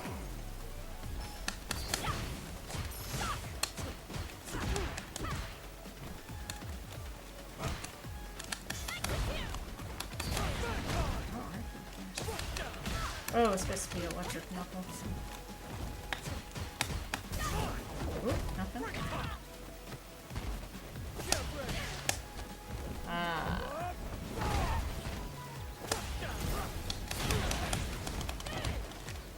Can't sweep after. This will hurt. Nice. Oh, goodness. I thought he was pressing a button there. That's good. Round two. Fight.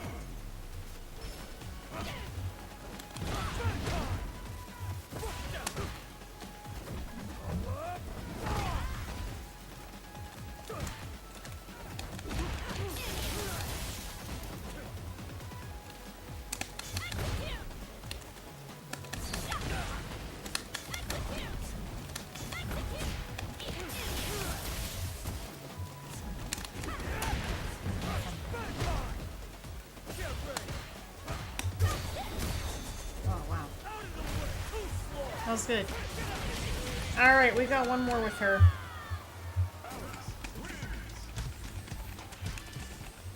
Round one.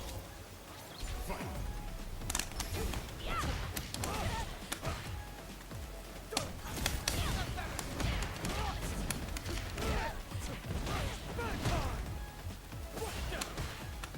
No? Ah, that was a bad choice. That I was gonna jump in. Ah. He keeps the pressure up, he creates a frame trap, and then he just goes for a grab. Which is good. I mean, you can do that.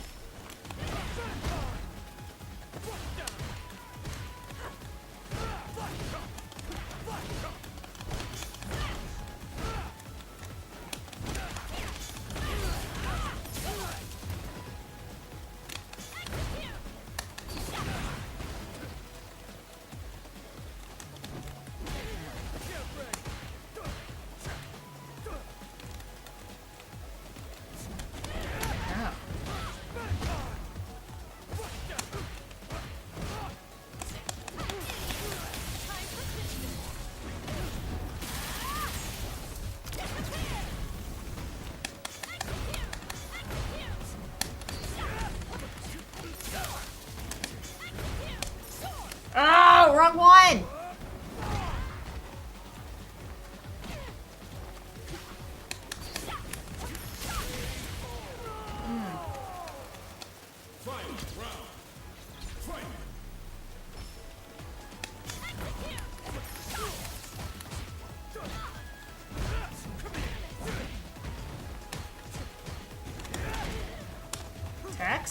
attacks.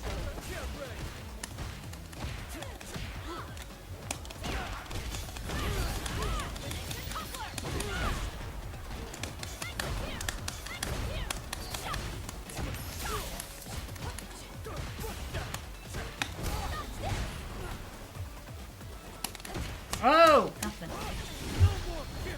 That was good. That was a close one.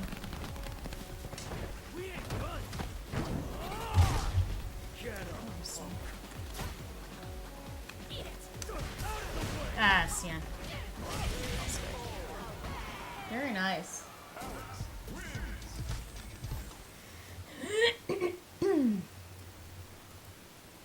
Well, it was a lot closer with her. I haven't played her in a long time. Alright. Okay. Let's see. Oh, we got a Cammy mirror match there. Ooh.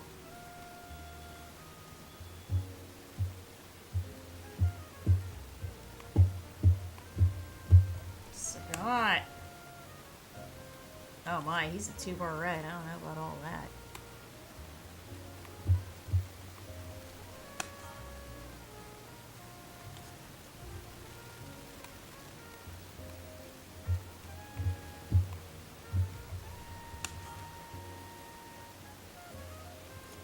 Modern Geef.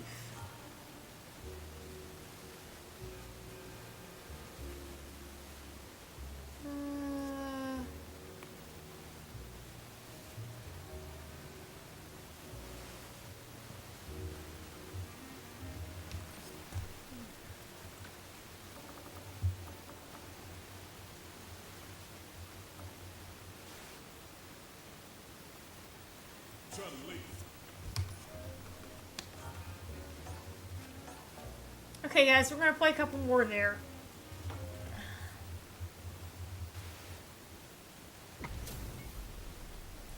Soda would be really cool. Yeah, he's a very interesting character, and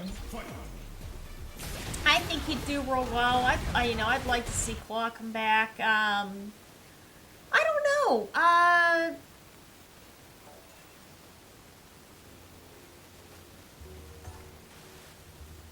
I don't really know.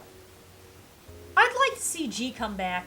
I'd like to see G come back and Minot and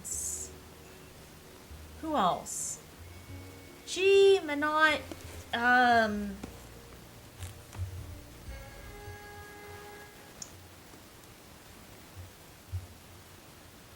think they'd be pretty neat.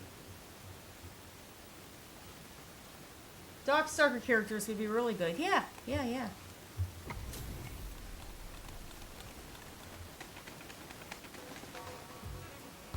Round one. Fight.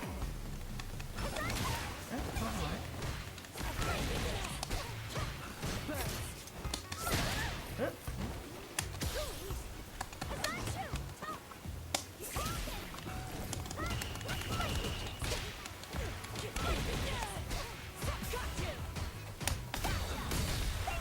It's a little choppy.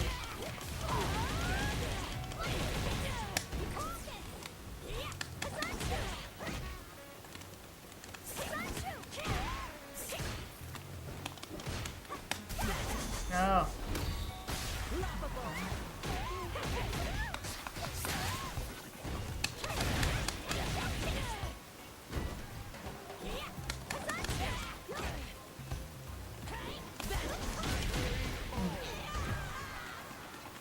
Round two.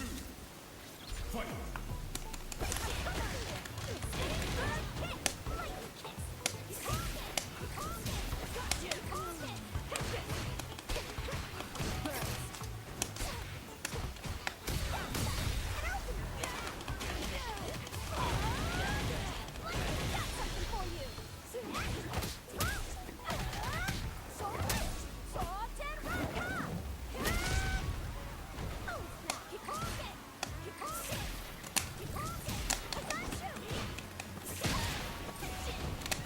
Oh, no up kick.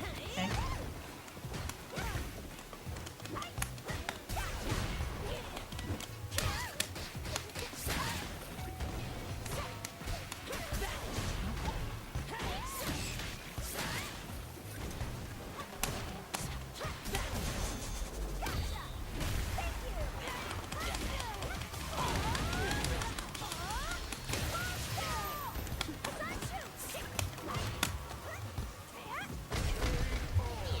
That was close. That was close.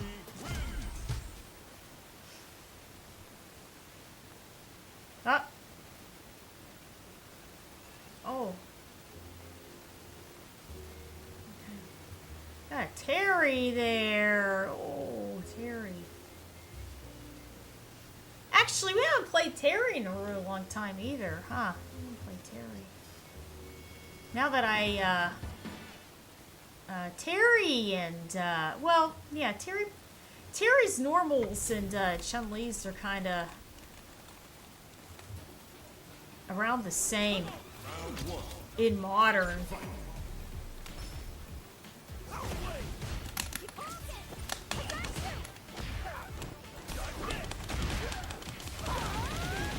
Well, he's like a 2-bar right here.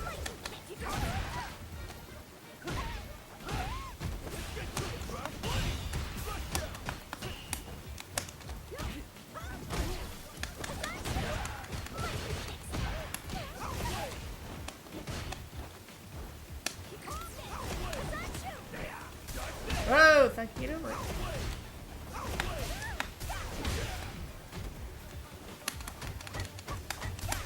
Oh, okay.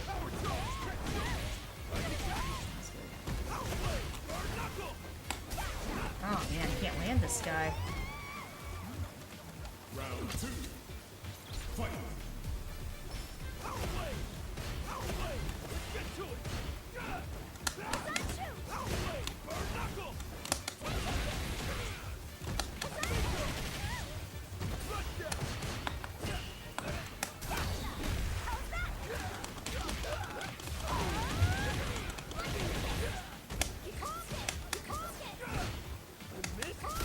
Oh, goodness.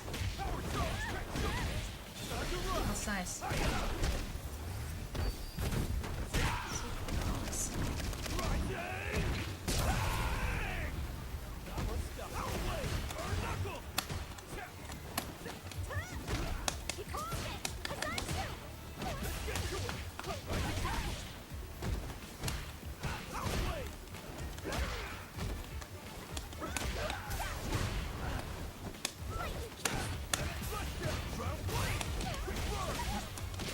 Nothing. Not a button.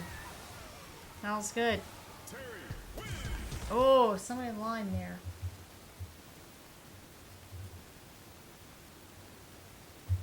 Capcom boards. Let's try. I'm curious now, just for fun. Let's put Terry on. Where is he? Right here.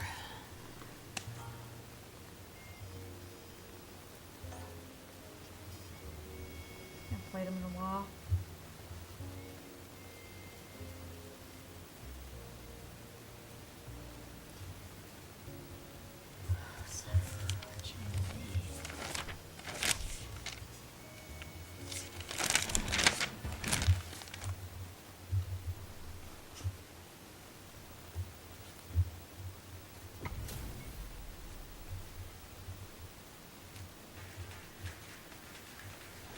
Round 1. Fight.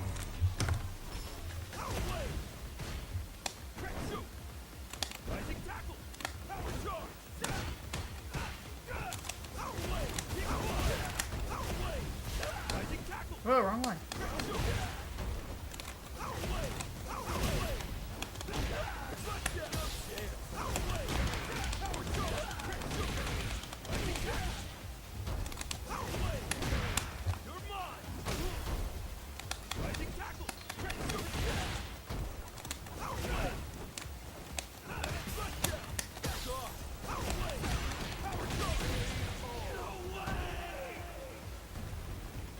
Round 2.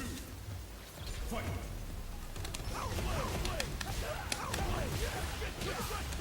Dang, which one now?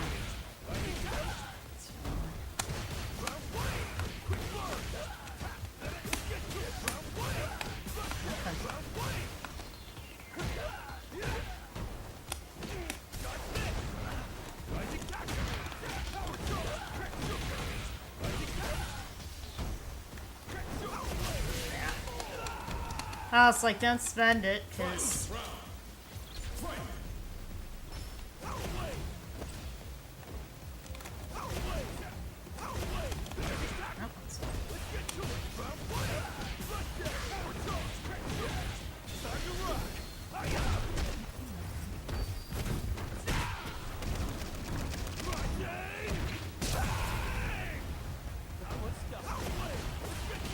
Whoa! Can't jump out of that.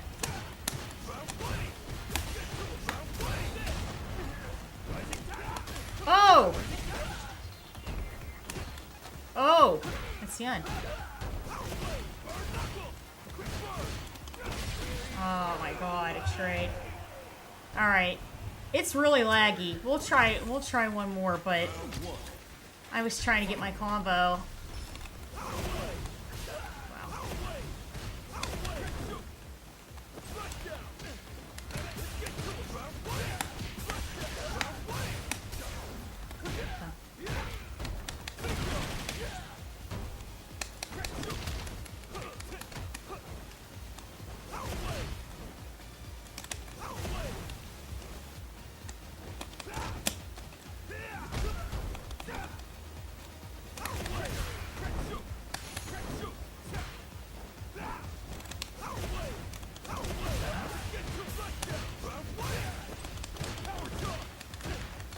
Gaps.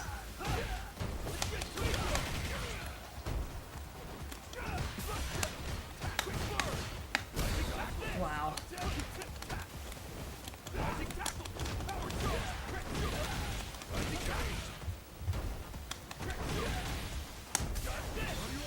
Oh, that's smart.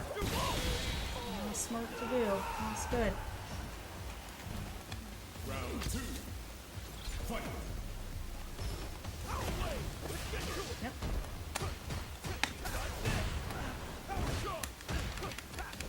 Wow, great shot.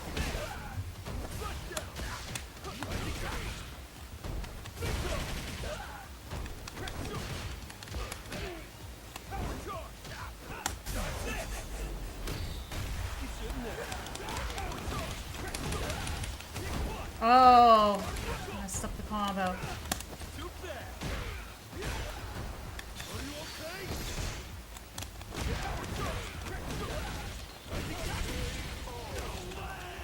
Do it. You hit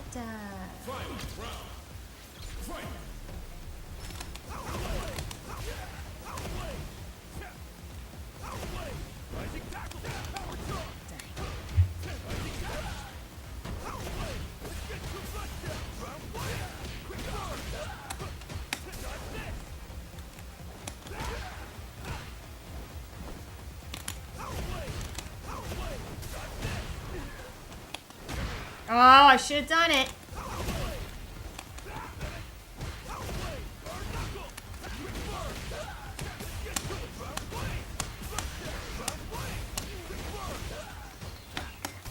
Oh, that's the end. Can't get anything out. That's nice. Alright. Oh, there's someone in the line anyways. It's custom. It's custom. It's a, it's an arcade stick that that has 4 modes to it. It can go between a leverless, a cross-up, and a classic arcade stick. So it's a custom stick. Because I play cross-up for Tekken and classic like Super Turbo and Street Fighter 4 on regular arcade stick, and then I mainly do leverless for 6. Yeah, so it is a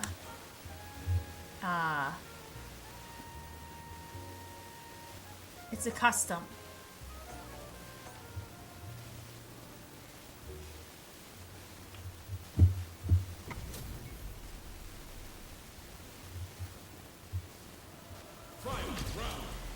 Yeah, I like it. I like it a lot. It's, this is it.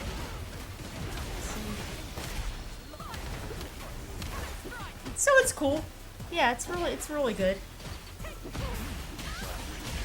The problem was that, you know, as time was going on, I was carrying all of these to tournaments, and it was just 3 different things. I was carrying my classic arcade stick, a leverless, and a cross-up to tournaments, and it was just becoming too much. And I said, man, I can't do this. I wonder if there's something that I can do it all in one. And we looked, and there was a... Oops, wrong buttons. I haven't played Terry so long. Oh, yeah. Nice.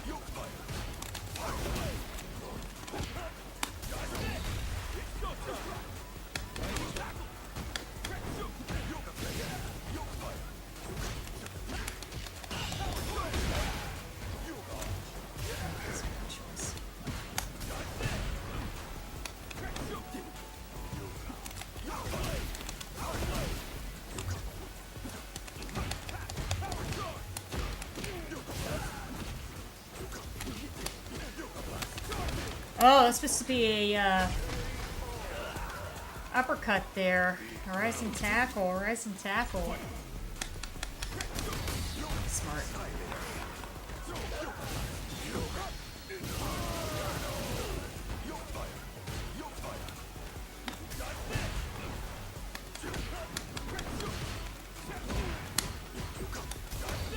That was good.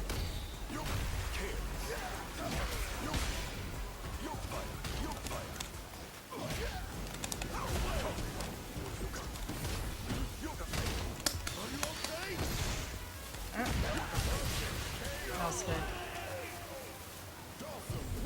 Ooh.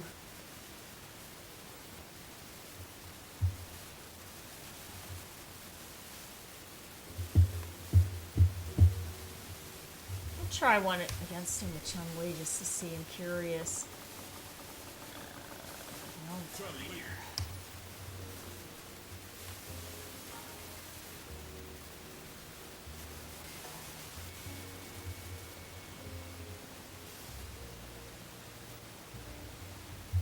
Here comes a new challenger.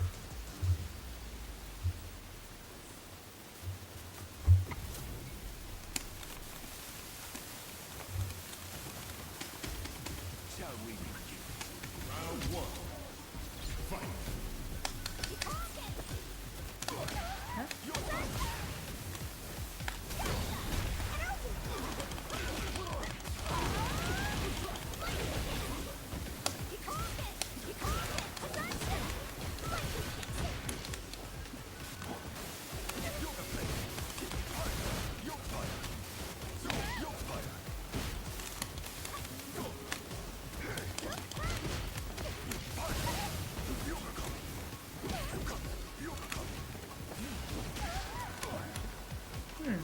Oh, I'm doing light, that's why.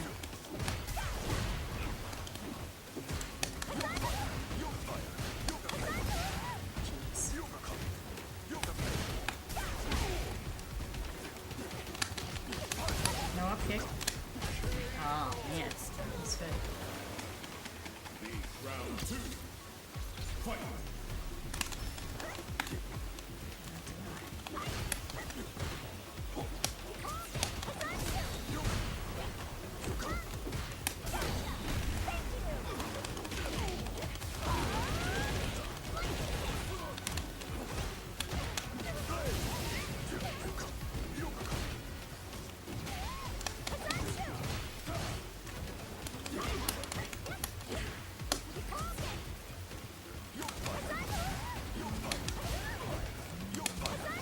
Jeez, she can't get over there? Wow, no counter DI. I hit counter DI behind him there. That was interesting. Okay. This was preordained. Accepting.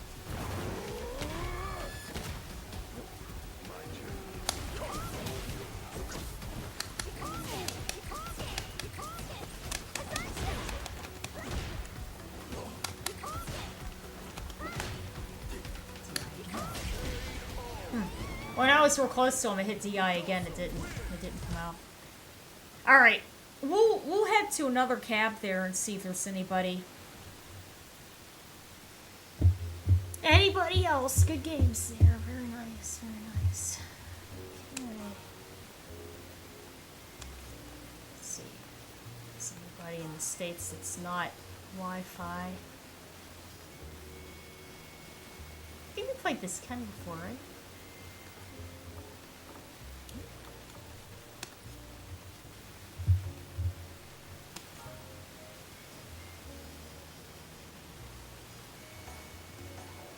Okay.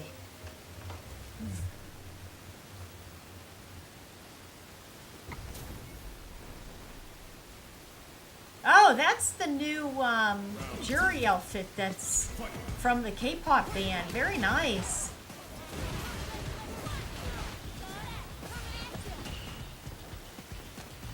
Yeah, that makes sense.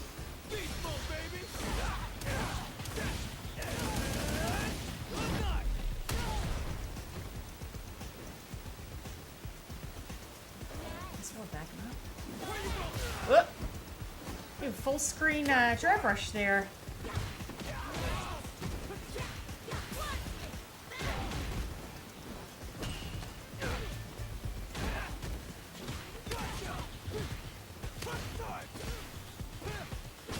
Oh, it's the trade. Capitalized off the trade.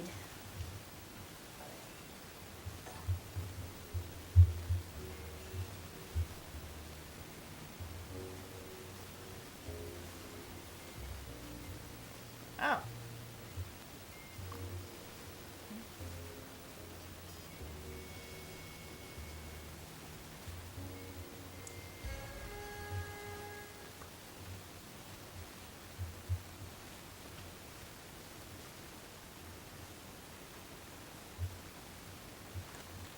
What's up there? Good. How are you? What's going on?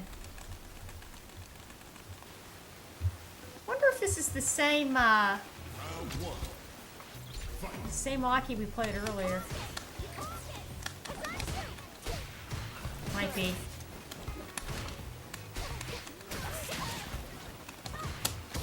Two.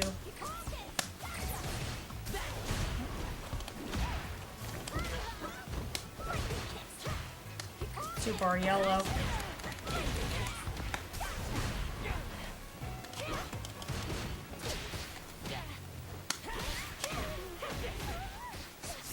Nice. No up kick. Smells good.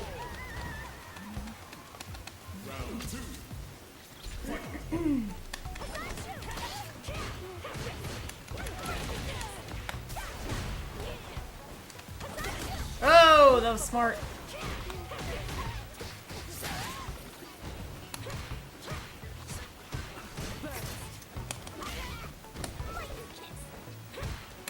Jab.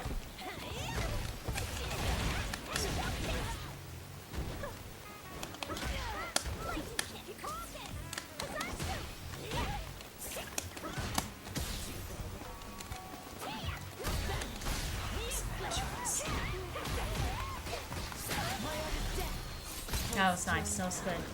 Here, there, then here, and there. My magnum opus! Ooh.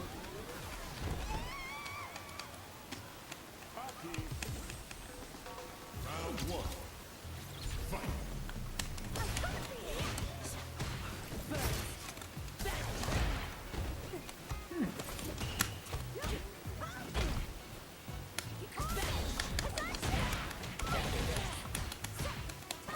Choppy.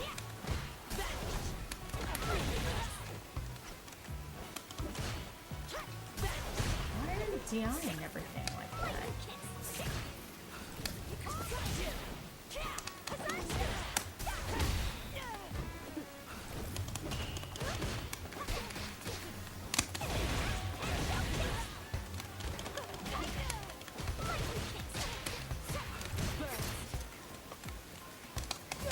Oh!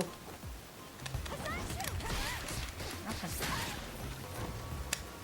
Ah, there's a wild tip through there. I think it's because the internet's kind of crazy. Ah, wrong button.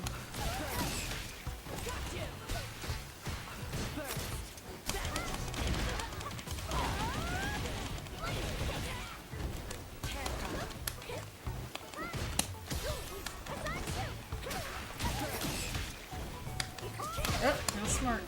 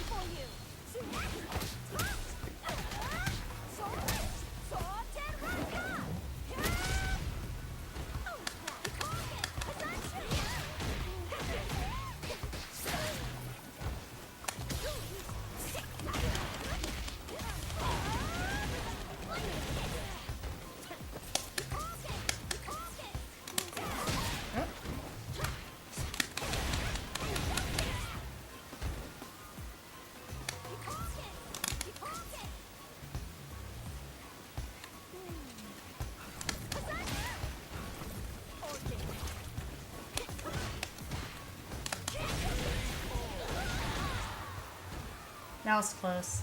Chun-Li wins. They're good matches. I just feel like it's sort of... It's a little choppy. They're good matches, though. No, it's Blanca. It's Blanca. But I'm looking for, you know, other characters, too, like secondary characters. I play a lot of Elena. I like Elena a lot. And, we played them earlier.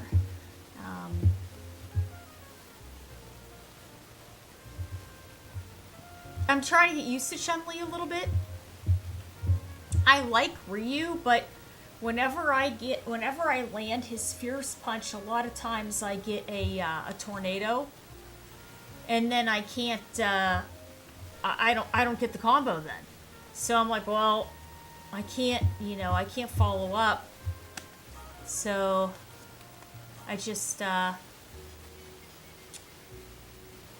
to find another character that sort of has an uppercut and a projectile. And she's not bad. Her damage levels are pretty good. We were talking about Mai earlier too.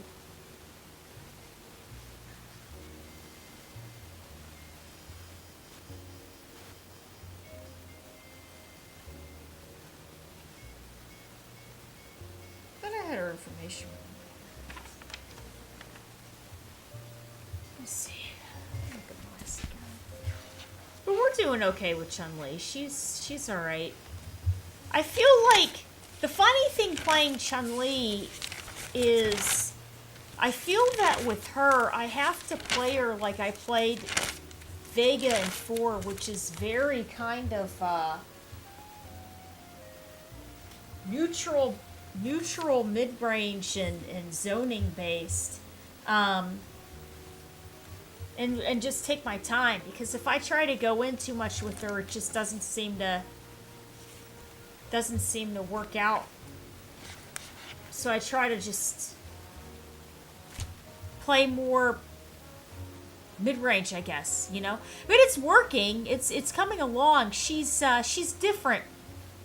The thing that I'm having some issues with her is her cross-up is really, her cross-up's different. Here, I'll show you guys. So on other characters in Modern, you can do a cross-up like the classic way. So you can do a cross-up and you can hit, say, medium kick, right? And it'll work. And with some other characters, their cross-up is tied to the auto button. So, say I'm playing Elena. To get the cross-up, I have to hit auto light, and then if I want to combo it with something else, I have to hold down the auto button as she's landing, and I have to hit light, light, light, you know, and try to time it that way. If I don't, then she completely whiffs, and then she lands on the other side, you get completely blown up. Now with Chun-Li, it's really interesting because her cross-up, as far as I can tell, and I've watched videos and everything else, like I've watched a lot of combo videos on her and matches in general. The key is that if you jump in and hit medium, she does medium punch and that hits nothing. You're not getting anything. If you jump in and you hit medium and you hold the auto, if you do it at the wrong trajectory, she will do a head stomp instead. So, wait.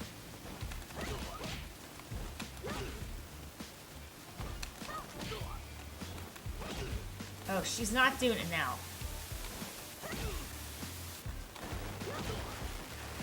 The funny thing is that when I try my best not to get the head stomp, I get the head stomp.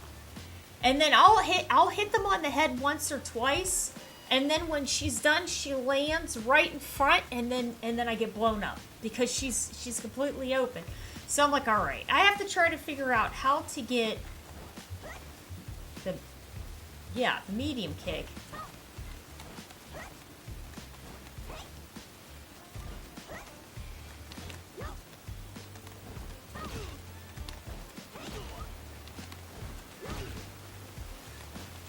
So you have to just sort of do it like this. And then if you get the head stomp, I'm guessing it's straight down, but I guess in the match, depending on whatever trajectory you're on, then you don't get it. But ideally, me personally, I'd rather get the cross up every time. Yeah. See, and then the thing is,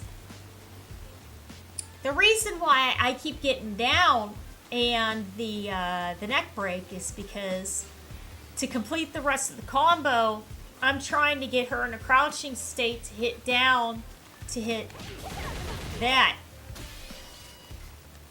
So I guess what I should do is just, I've been trying to do this. I try to get her to jump, and I take my hand off the buttons. And I'm like, okay, if I take my hand off the buttons, she's gonna do it. Because I'm not pressing down, and then... Oh, I just did it right there. I didn't mean to. Wait a second. I can do that.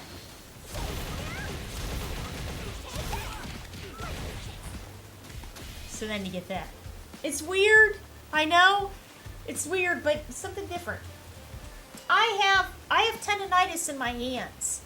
I used to be a pretty good, towards the end of Street Fighter 4, I was like really holding my own with Vega. And then in 2017 I got tendonitis.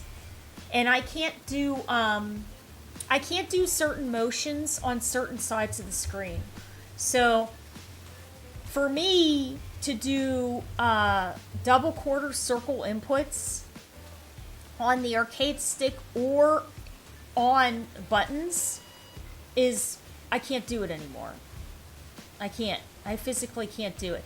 And if it's a short cancel window, I can't get it at all. So then it becomes, I can only do literally certain things on certain sides of the screen.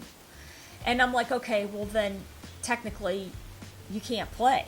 Because if I can't access a level 3 combo, then I'm screwed. Because I can't try to jump to the opposite side and try to get it.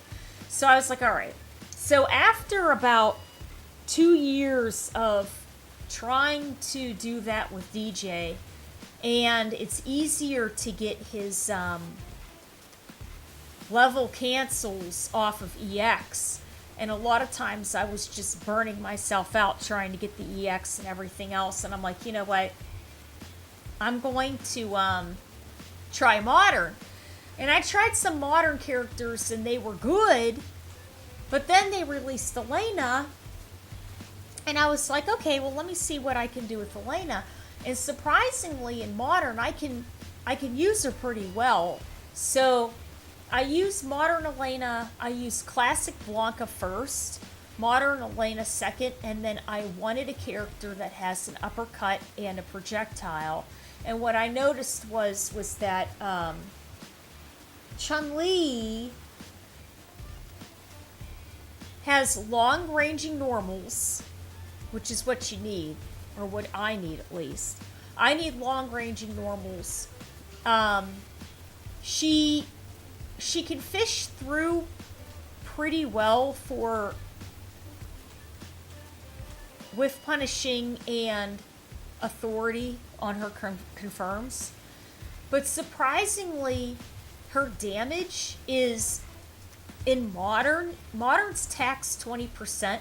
Her damage is still, like, good. It's not great, but it's good. If I take Chun-Li's, here's an example, right?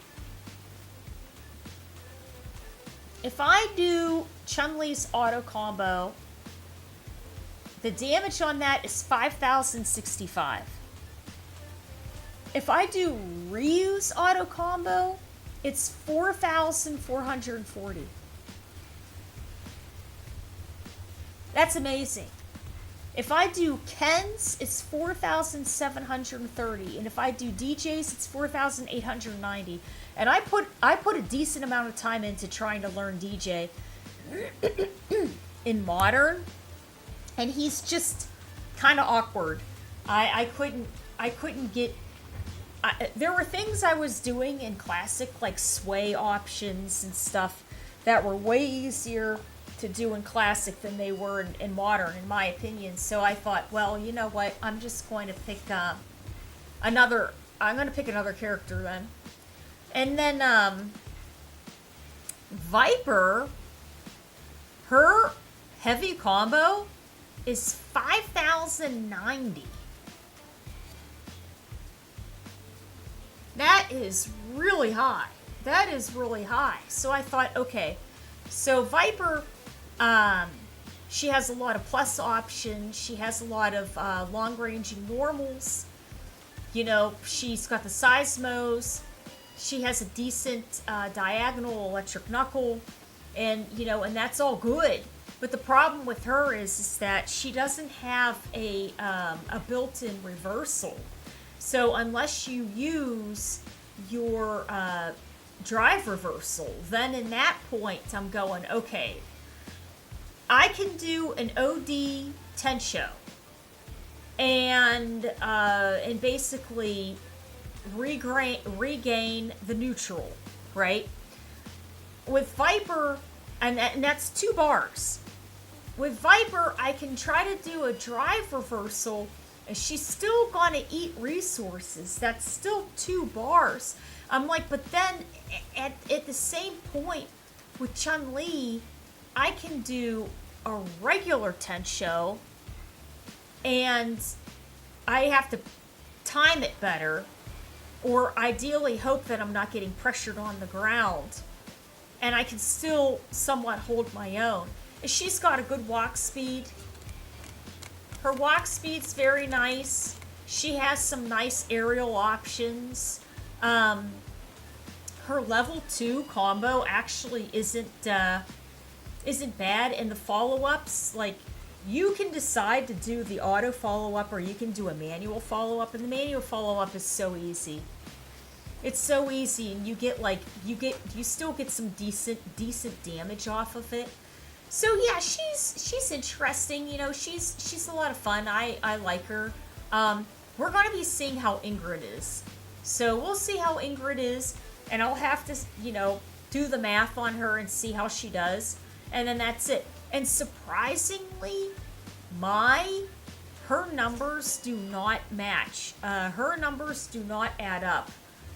But Chun-Li's was very good, and Mai's weren't. They weren't as good.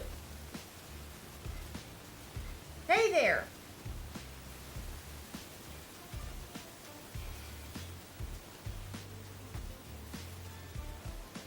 Oh, classic controls and press medium kick. Yeah, that'd be interesting. That'd be different, right? That'd be different. Yeah.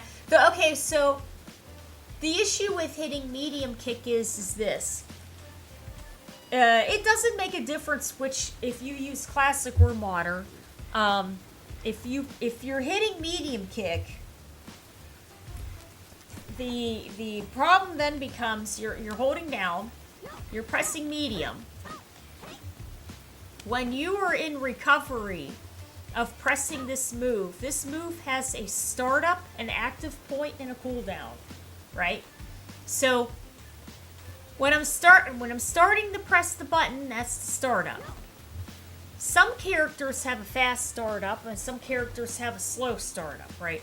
So what will end up happening is that when you see it coming towards you, like that, right? You can interrupt them.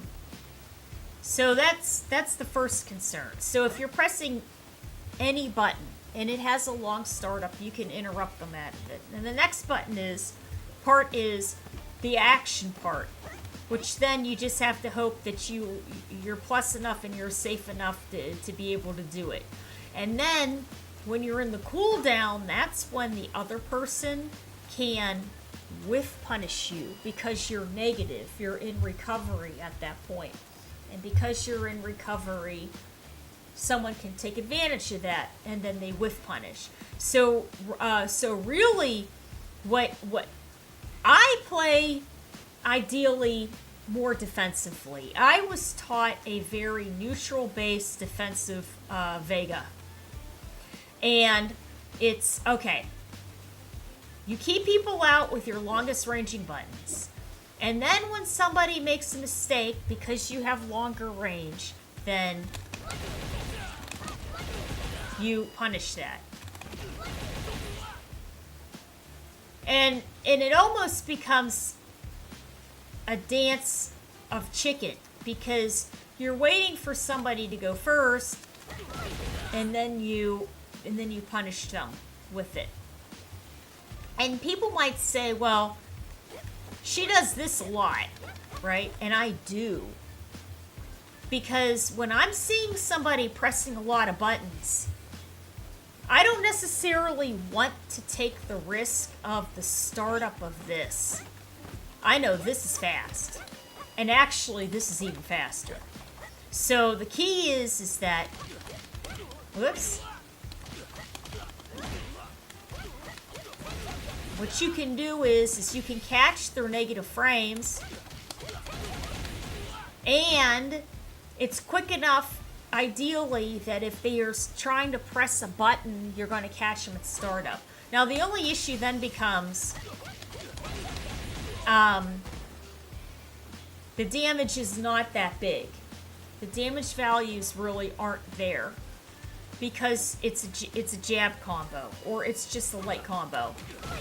But all it's doing though is slowing their progression and allowing you to continue holding control of the match and the momentum. And that's basically what I try to do. And then I just slow it down. I slow it down. And that's it. For me, at least. But,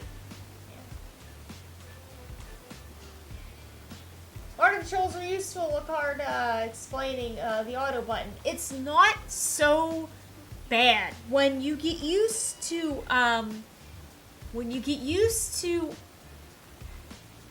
holding down the auto button and letting it go at different points... You pick it up pretty quick. You pick it up pretty quick. Anybody can definitely pick it up that way. It's just a different juggling task, in my opinion. If because they've been changing things in Modern, because more people have been playing Modern, right? More people have been trying it out. What I would do is, because I think Modern is very, it's viable. It really is. It's a really good option. And the way I think it's balanced per character is very good. I really do feel the way that they, the general way that they have the balancing is very, very good. If I had to change anything, what I would say is I would add per character 3 additional auto combos. So each button, your light, your medium, and your heavy has an auto combo. And you can access it by holding down the auto. And you can hold forward, back, and down, and basically get the combo, right? As long as you're holding auto and whatever the button is. Some of the combos you can actually interrupt and branch into whatever you want to branch it into. what I would say is I would take it a step further than this. If you want to get the auto combo, you should hold the auto button, and we'll use light as an example, right? So let's say if I'm holding light and forward, I'm going to get this auto combo, right? But if I'm holding down auto and I press back, then she should do standing short, lightning legs, level 1. If you do auto combo number 2 and whatever if you do the one holding back or forward, whichever it is, it should eat some resources too. So have her do maybe instead of regular lightning legs, it's EX lightning legs. And then the other one, don't have them eat any resources at all. It's just normals and a normal regular special. And then for the second one, you would have a confirm into EX and a level, or if you press back, it would be a different combo, but not eating any resources. So then essentially what ends up happening is this. The combos become very directional reliant, and it builds. I don't mean to say you need to put another layer of difficulty on top of this, but you add another layer into this, but it's not something that's gonna like blow people's minds. They're not gonna go, oh my god, this is too much to remember. I can't. It's either forward, down, back, or back. And depending on whatever auto button that you are, and light, medium, or heavy that you want to do, it'll either use 2 bars and a level, or it'll just be normals. And then multiple things will happen with this. So then what will happen is that you are not eating your drive gauge, because in modern, these characters can easily, depending on how you're playing them, but generally speaking, they will eat through their resources in 2 seconds if you're not careful. But ideally, like, you should be watching your resources, but you can go through your drive in 2 seconds in modern. So you have to be really careful with that. If there are, for the medium and heavy, an auto combo that does not eat your resources, and it's because you're holding a different direction, I think it would be very, very, very handy. And at that point, I mean, if people think it's fair to have the 20% on there, then leave the 20% on there. But if not, make it 10. Make it 10%, and then that's it. But I think in the end, people can definitely handle it, because if to get a sweep, I have to hold down forward to do a sweep, and if I'm holding down, the character does something completely different. If we're getting into specifics that incredibly much, then we can definitely handle button directional specific combo starts. It's different, right? No, thank you. I appreciate it. Thank you so much. It is a neat idea, and I think it would just help. I think it would help the characters. I think it would help branch them out even more. Like, I think it would give them even more personality, because the issue is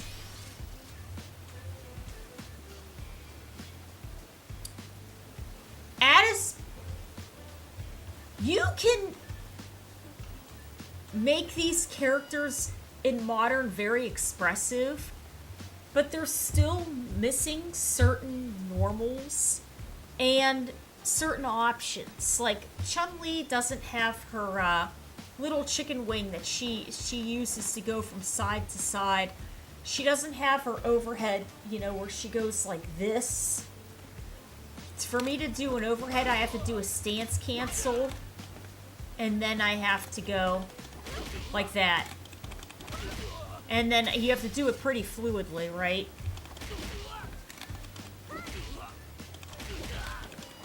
Whoop. So, I think if they added more combos into the buttons, it would bring more expression. And especially if those combos included more of the buttons that we don't have access to anymore. Because then what'll happen is that you can start the beginning of the combo, and then you can cancel it into something different. So the auto combo might be this.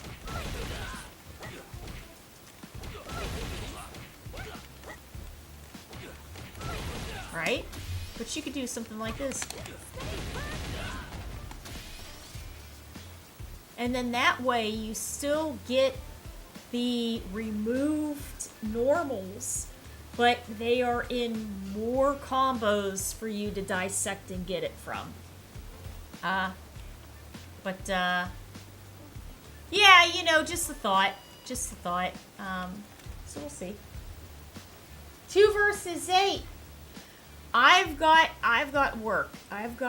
So it's probably going to be a Street Fighter night there. Yeah, KMK.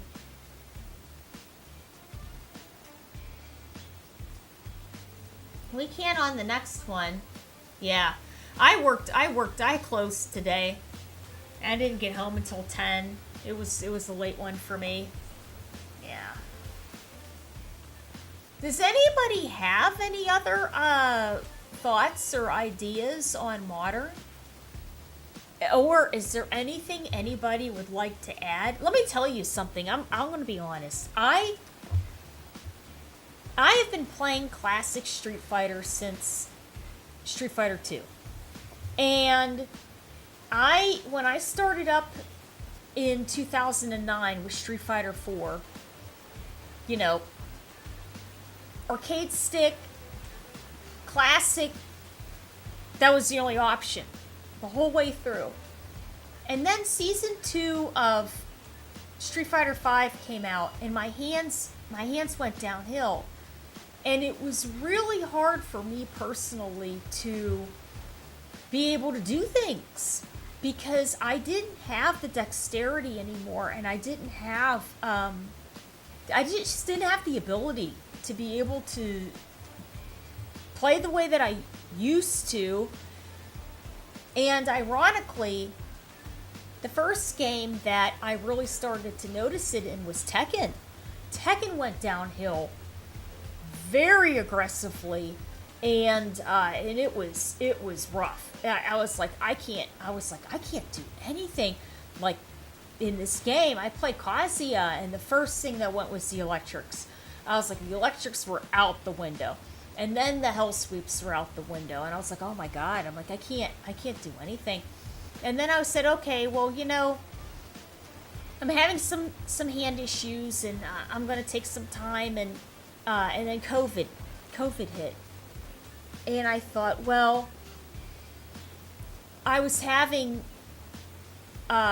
execution issues with Street Fighter. And I said, okay, there aren't any like offline tournaments, nothing like that. I'm going to play all of COVID on a pad and try to just make my hands, at the time, they were just in a lot of pain. They hurt. And I thought, okay, we're going to play like this and try to get over it. And then I was on the internet. COVID just ended. And Junk Food had a leverless controller called the LBX. And it was brand new, cutting edge, and it made your hands sit in neutral position. It was a leverless. And I said, I have to use this because for me to use the joystick, I couldn't do the fine motor movements anymore. So they gave me an LBX, and they said, here, there's only a handful of these made, try it out and everything, and it was great. And I learned how to use leverless with the junk food LBX. It was really good. And then Tekken 8 started up, and I thought, okay, my hands have healed enough. I'm going to try to get back into, Tekken and everything. But my hands are just so, slow, and they're, they feel like they're in water all the time. There's a resistance on them. So I was like, all right, I don't know what to do. And a buddy of mine said, well, try a cross-up. And I said, is this legal? And they said, yeah, it's okay. So we got a cross-up, and it took me about a month and a half, 2 months to learn how to use it. And it was just a really good option. It was really, really good. And then it just turned into the whole, well, I can't carry a leverless, a cross-up, and a classic arcade stick to tournaments. It was just too much. So we made this custom one with Joni Fraze and my buddy Alex, and it's been helpful. It's been helpful. But the funny thing was that when Street Fighter 6 came out, I was playing classic, and like I said, there's only certain things I can do on certain sides of the screen, depending on the character and how big their cancel windows are. And even then, under pressure, it's physically hard for me. And then I tried modern. They were like, try these different modern characters, see how you like it. I was like, oh, and I was like, it's working out. It works out, but at the same time, it's like classic. You can definitely have more fluidity and access a lot more. And if you're on a roll with classic, it's a lot different than if you're playing modern. But it's interesting. Yeah. Leverless with a split layout. Oh, standard. Oh, yeah, I gave you wrist pain. Sure. Yeah, for sure. For me personally, I don't know if this would help any of you guys, but after I got done playing on pad, I ended up buying these little wrist splints. And for me, they help stabilize my hands and not get them in weird positions and stuff, and they help. So they're by a company called Futuro, and the one that I have, actually I have one for the right and one for the left. Now when I'm playing Tekken, because I'm on a joystick, I do not wear an immobilizer. If I'm playing any charge character, I play on the stick. I don't use this. But if I'm just on the leverless, then I put these on. But this has a neoprene outside, so it's breathable, and it's Velcro, right? Which is nice because you can tighten down. But the underside part is industrial aluminum, and it's actually molded to going up into the under part of your hand here, your palm. It goes up here and then it goes straight across, and it forces you into a neutral position. And it's real handy. I mean, it's really well done. You can't bend it. When you have it on, it's like you're stuck. That's it. So it's worth it. They're about like $15 or maybe $20 each. You can easily find them on eBay. I would suggest that you hand wash these. You know, maybe get a bucket, put some dish soap in there, let it sit in the bucket for like an hour or so, swirl it around, and then, you know, and rinse it off. You don't want to put these in the washing machine, you know. But they're real handy. Yeah, they're good. I wear them all the time.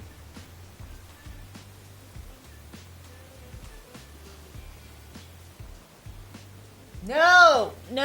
Yeah, no, I haven't. That's Seth Killigan. Yeah, no, I haven't. Yeah, I've tried it, but it's not for me. Yeah. The stick that I have now is I had for the first 4 or 5 years, I was on a Mad Catz TE2. Then, for about 7-8 years, I was on a Faux Hammer classic arcade stick. It was made out of wood. Really well done stick. Then I spent a year or 2 years on the LBX by Junk Food. And now I'm on a custom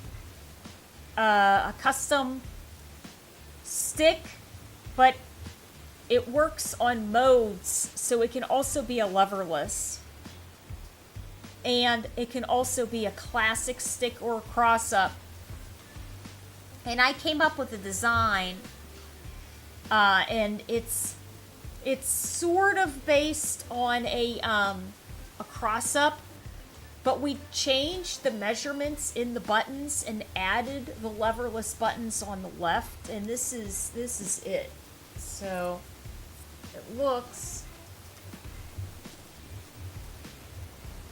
like this. See? And then what happens is that when I'm playing Tekken, this is on. These are off. And these are on. These are on. And that's how you play Tekken. Then if you want to play classic Street Fighter 4, this is on. These are on. Everything else is off. It won't register.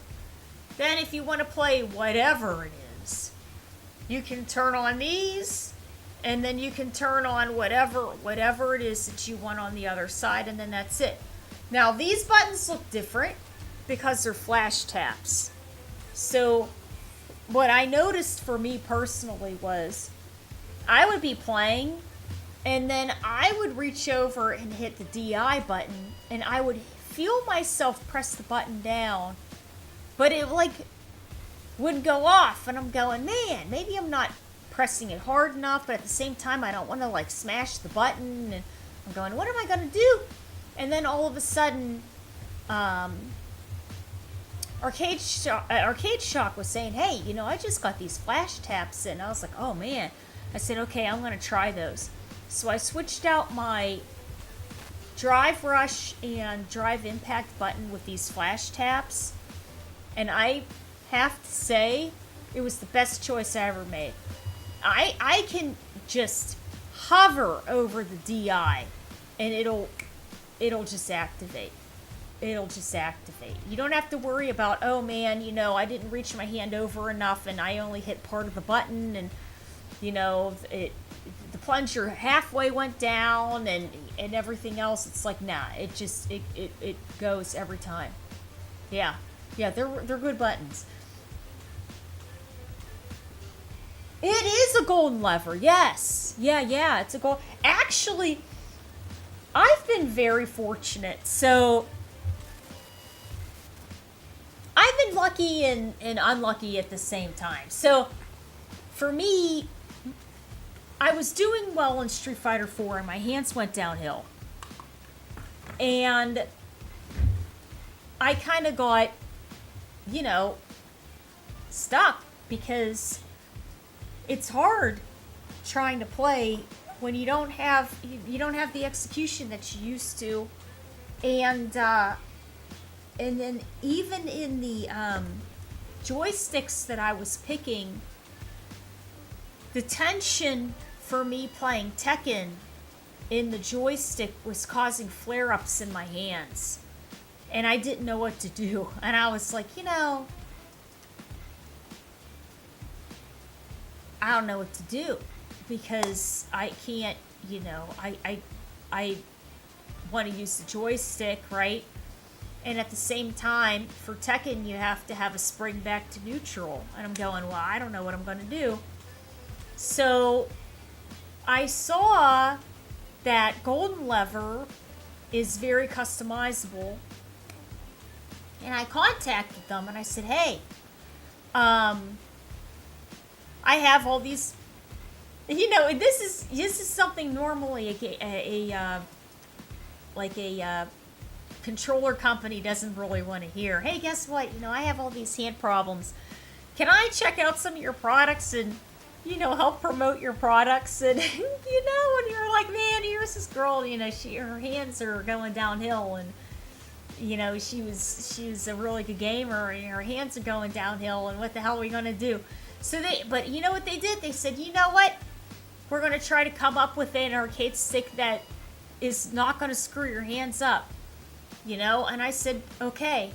And they literally configured a joystick for me with my friend Alex that is the lightest, smoothest resistance.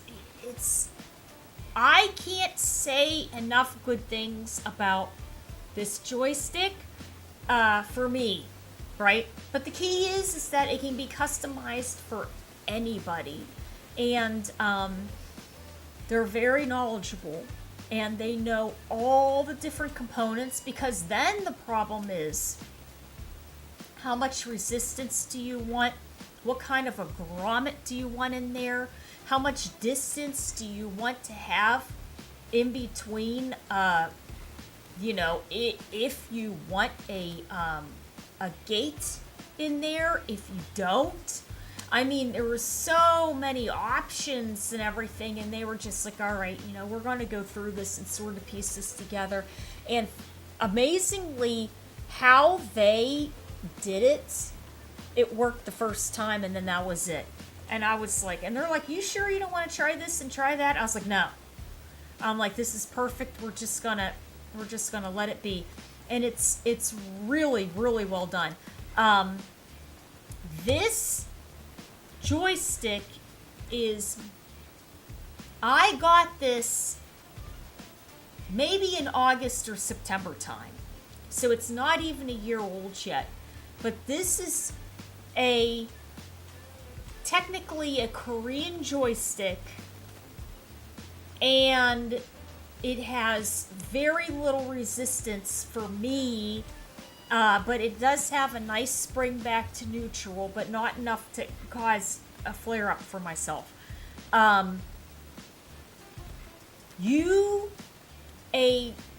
stick main in Tekken can use this build, but it might be a little soft, but you still get good response.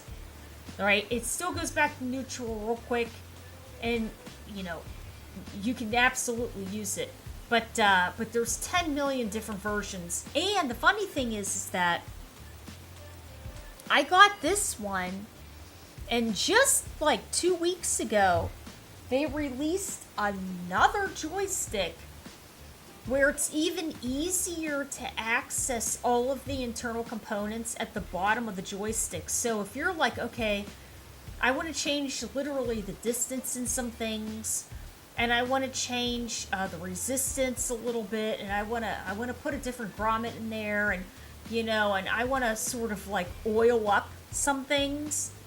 Instead of mine, you have to literally take it apart more. With the new one, it's very easily accessible. You can just access the bottom real quickly, and then you can just change and do whatever you want, and then you're done. So Yeah, the guys at ASI Golden Lever, they're good people, and you can ask them any kind of questions. They're very nice and very responsive, and their email is on point.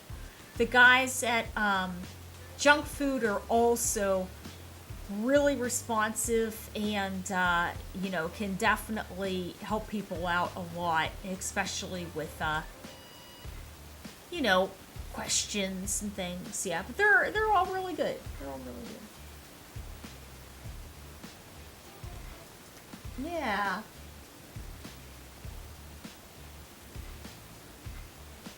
Thank you.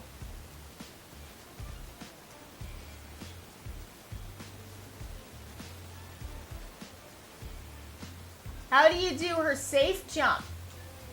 The safe jump on Modern Shine. Well, to be honest, I just picked her up about like last week, so I'm still trying to get through all of that. Can you go into ranked? I play everybody because that is what being in brackets and tournaments is really about. Ranked is definitely good for practice. For me personally, because of the tendonitis and everything else, I go into ranked sometimes. I definitely and traditionally, even when I was getting games off of pro players, I was going into ranked off and on, but not a lot. I feel that ranked sometimes can build bad habits. I feel that sometimes you see a style of play that's can be a little unusual. But it's good for practice, but beyond that, I really feel that you need more people that are friends that or have a good connection to do long sets. I feel is a lot more you get more out of it than like hopping on ranked sometimes. The only other issue is that sometimes with ranked you can it can be a little situational because you can go on at certain times of the day, and also you can get different ranks, and they can be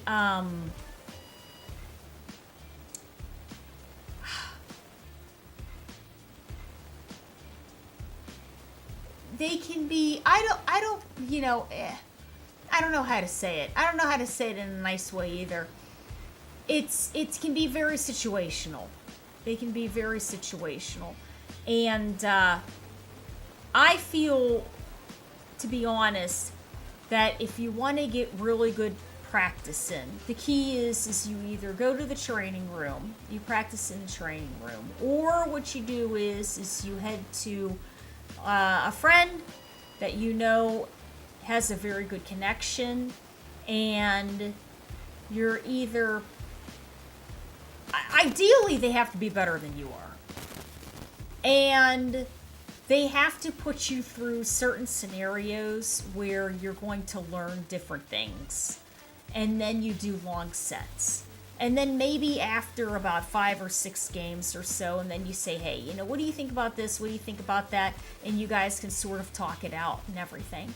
I think that's more beneficial, but ranked is definitely fun. Yeah, ranked is definitely fun. Yeah.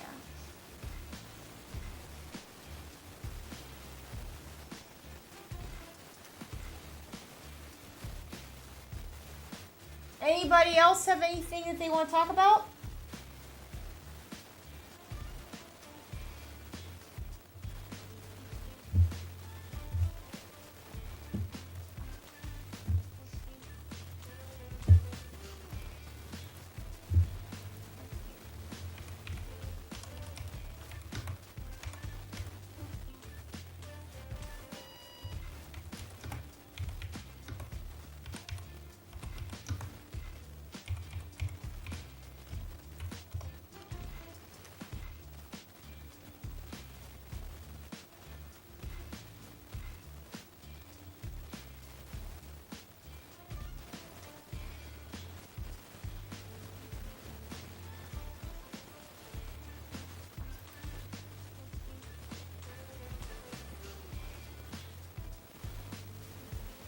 Actually, you know what?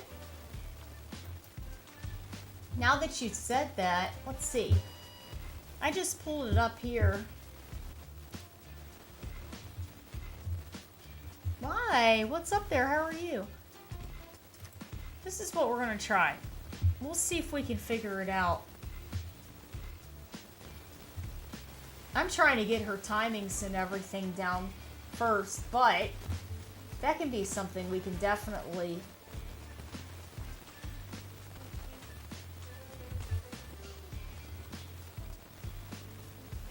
see if we can do here. Where is it?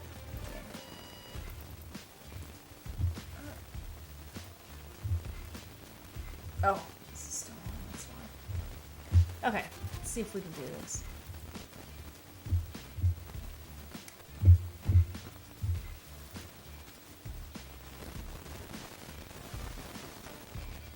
That's another commercial.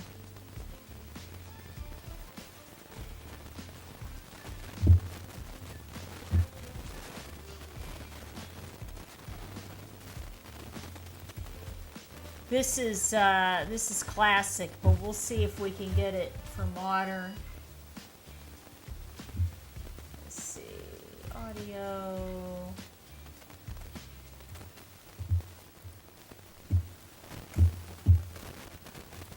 And this one requires some effort to be executed, but it's actually really good because that's the only safe jump that you can do off of drive impact. And if you remember the rules, anything that lands between -3 and -5 frames is actually a safe jump. But that one requires some execution, but there's also technically two variants that are brain dead easy. And basically any combo that ends in EX spinning bird kick into medium lightning legs is an auto time safe jump. As you can see, it's -4 frames. So you have to spend 2 bars and then do medium lightning legs, which is her medium lightning legs is her auto lightning legs. So okay, so then you just have to do EX spinning bird kick. And also when you try to do the other one that I did from mid-screen, sometimes you're gonna land in front of them and not be able to reach them. But Right. because of the lightning legs that actually move forward, you actually get them in the corner more consistently. So let me show you. Basically any combo that I showed in the last video from mid-screen works for this, and it actually auto gets them -4, which basically means it's an auto type safe jump. So ending in medium lightning legs, in some cases you can do it with light lightning legs. For example, if you do a combo that ends in heavy lightning legs and then do light, it's also a... So he's saying if you do the medium lightning legs, they were going too far out of the way. So then he's saying to try to combo with who's heavy into auto type medium. safe. Light lightning legs, for example, Light. if you do a combo that ends in heavy lightning legs and then do light, it's also a auto time safe jump. Heavy into light. And basically Stop. cases you can do it with light lightning legs. For example, if you do a combo that ends in heavy lightning legs and What's that? Knocks off the medium kick, right? this, and it actually auto gets them -4, which basically means it's an auto type safe jump. So ending in medium lightning legs, in some cases you can do it with light lightning legs. For example, if you do a combo that ends... So that's low forward, back, heavy, in heavy lightning legs, light lightning legs. lightning legs, and then do light. See, then this starts going into something where it's like, I don't know if I'll be able to physically be able to do all that. So then I go, okay, can I do the EX, I'd have to combo the EX spinning bird kick and then do medium lightning legs. It's like, yeah, I can do that. But then it's, do I want to spend the resources just on getting a safe jump then at that point? When I could be using the resources in, you know, something It's else. also a auto But we'll time see. save Then jump. he also said, remember, the medium lightning legs, they sort of bounce off a little. And basically, as I said, any poke that I showed in the previous video, which is a combo that ends like that, you can get a safe jump. But if you're Any not poke? close to it, it's also a auto time safe jump. And basically, as I said, any poke that I showed in the previous video, Oh, in the previous video. which is a combo that ends like that, you can get a safe jump. It sounds like he's saying anything that lands off of EX spinning bird kick into medium lightning legs is what But it is. if you're not close to the corner, you basically can't get a safe jump, not even with this one, because you're out of range. You're out of range.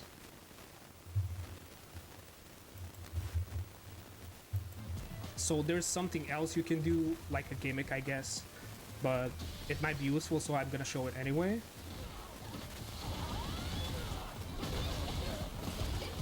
We can do But she doesn't have access to any of that, by the way, in modern. something like this, but if they block it, as you can see, it's plus. By the way, just to say, oh man. Let's go over this again. You can do. I'm giving you guys a window into how I think when I'm A going gimmick, I through this guess. stuff. But it might be useful, so I'm gonna show it anyway. She just spent 2 bars.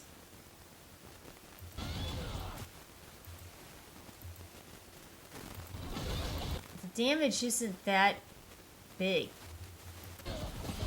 She just drive rushed after that. And remember, he has autofill on here.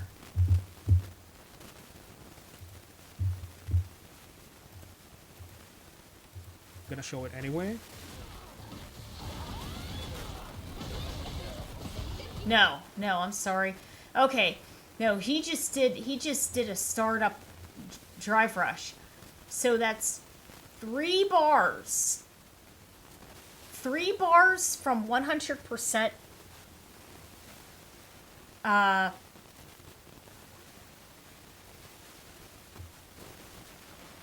resources. And that's not even saying if Luke is pressuring or anything and you had previously used any of your resources right there. So that's 3 We can do something like this, but if just to try to get a safe jump. And I mean, granted, it's an Oki situation then, but they block it, as you can see, it's +7, so you can go for back heavy punch. Frame trap, which leads to a ton of damage. Basically, you can do another one. And that'll be it for this video. If you have any, yeah, I don't know about that. What's up there? Very excited for Ingrid. Yeah, I'm very excited. I think she's going to be a lot of fun. I think she's going to be...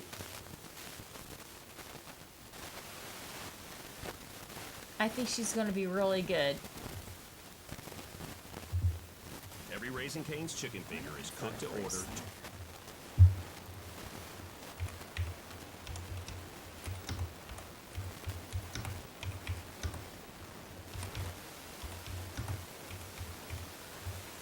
Let's see.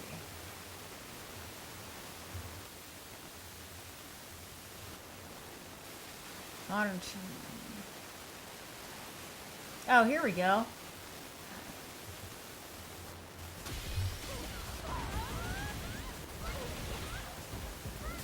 Yeah, that's what it was. That's what it was. Okay, so that's the key. But okay, there's irony in this though. Just so you guys know. The key is that Cammy is in the corner.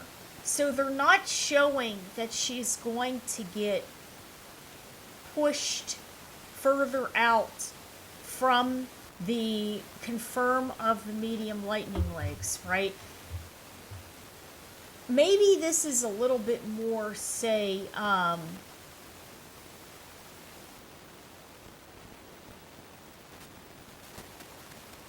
dependent upon where you are on the screen. But it's good. I mean, it's really, it's interesting for sure. So I'm just trying to see how she started it up again. Crouch heavy in modern. So that would be, you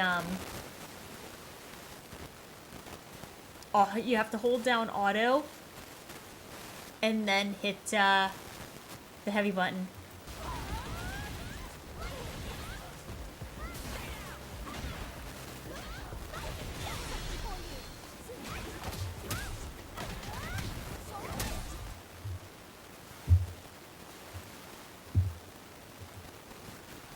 Oh, how'd that happen? Huh.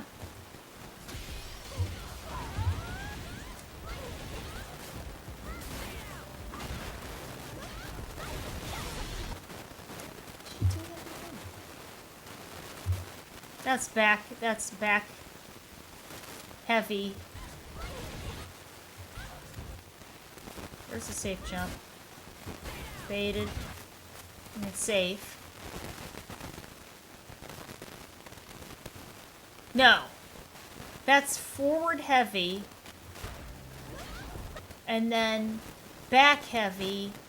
Medium lightning legs again. That's how she did it. Alright, let's take a look then.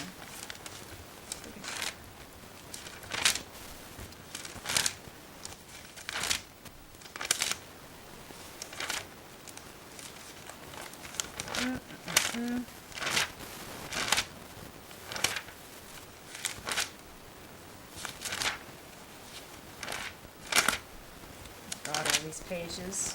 Pages and pages and pages and notes. Okay. So we're saying a combo into EX spinning bird kick, and then I'm gonna break this out slow.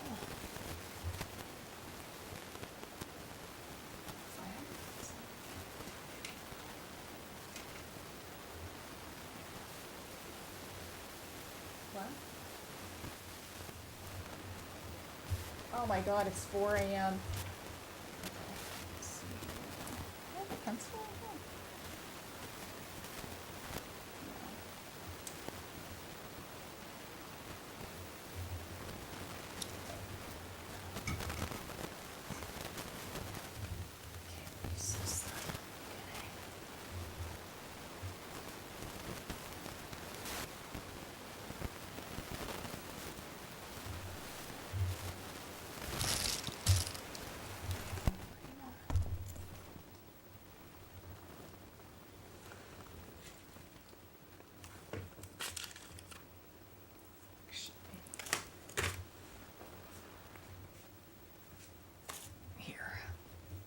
Do on this first.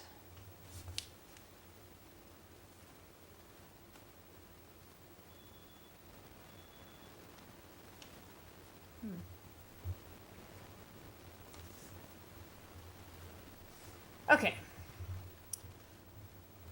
After that, she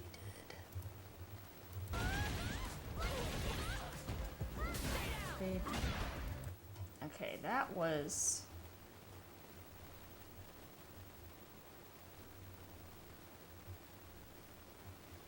forward heavy.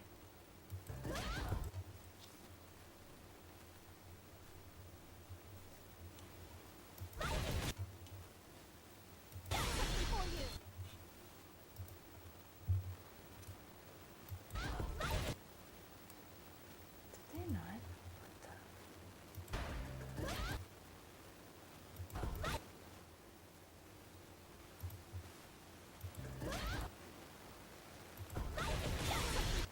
Huh.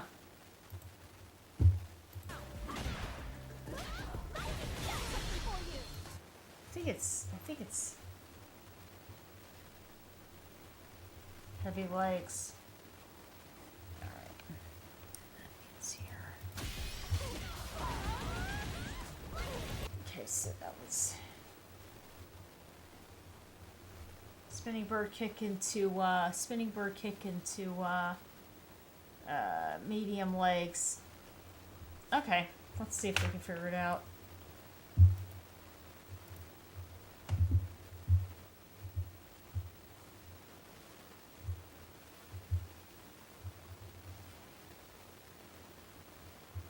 Who are you using? What character are you using?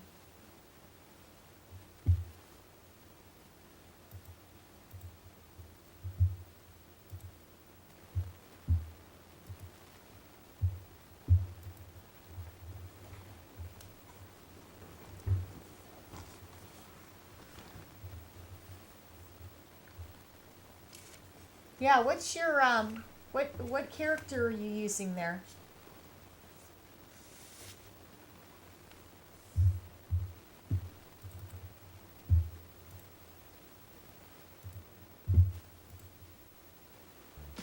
Okay.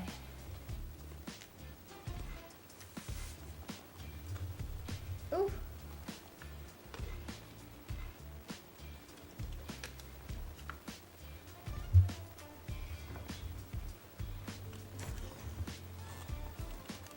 Oh, nothing.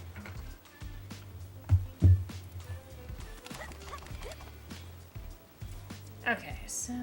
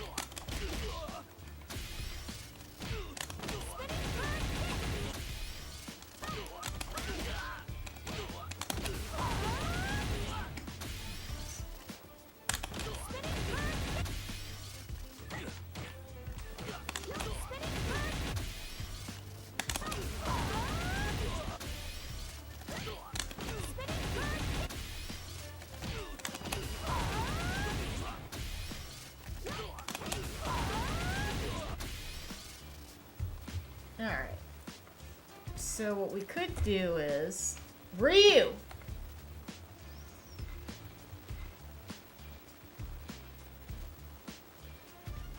Okay, so the key is with Ryu.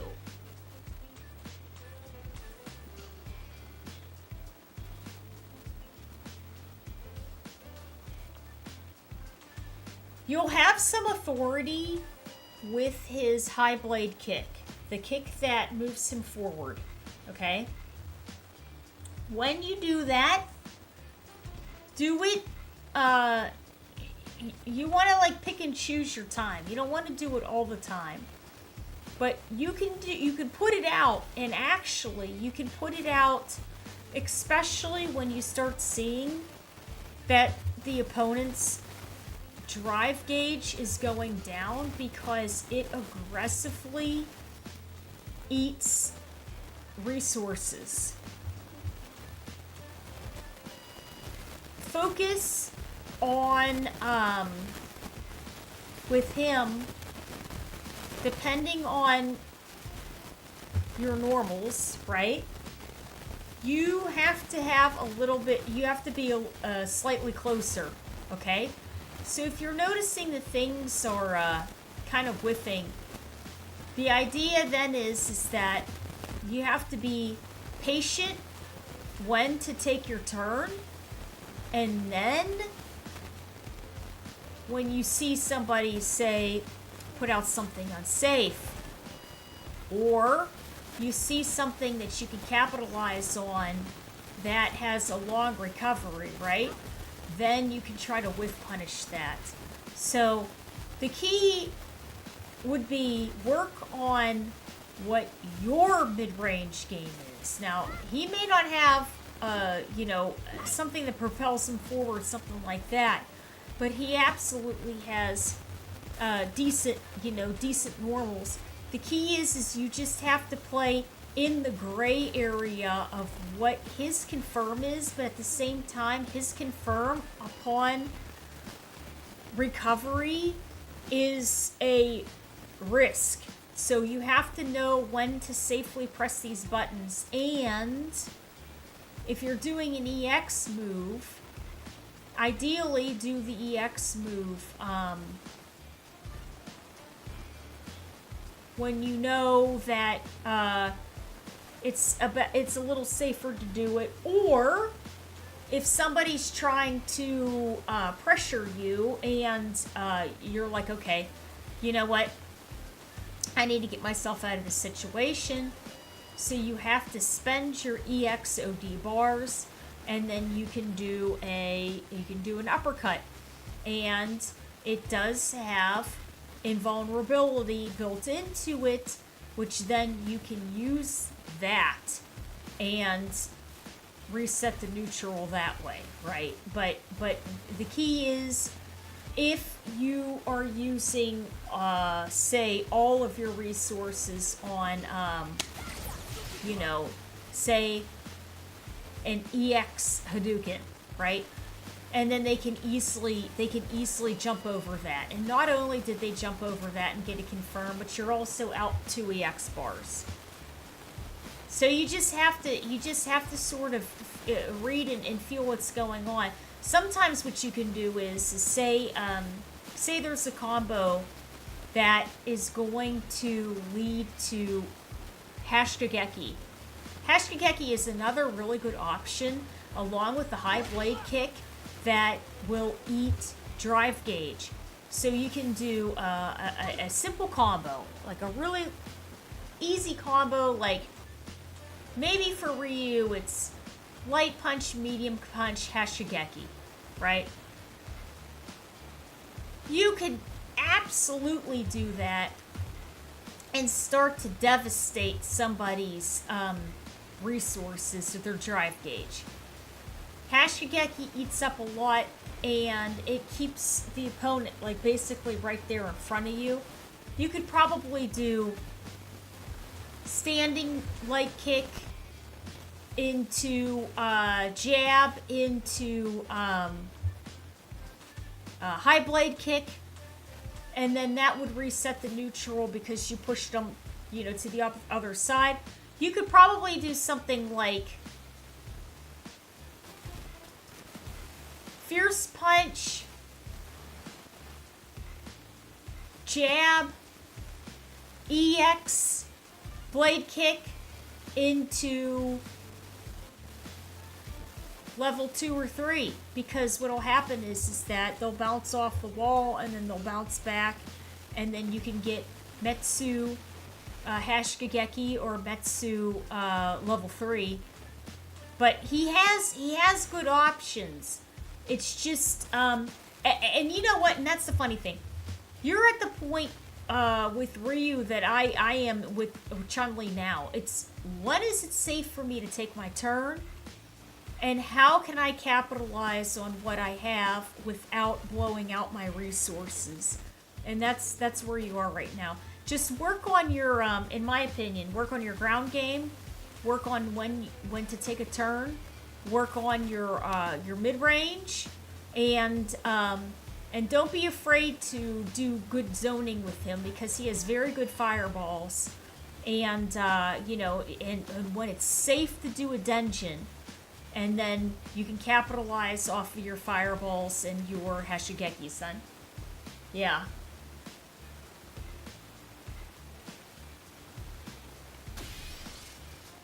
I don't know. I hope that helped. I hope that helped.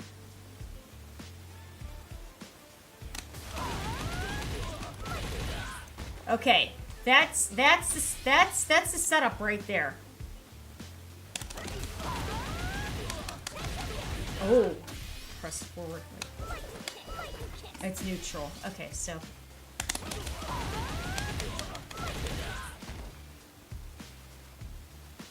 Oh, I pressed up and forward. She didn't do anything.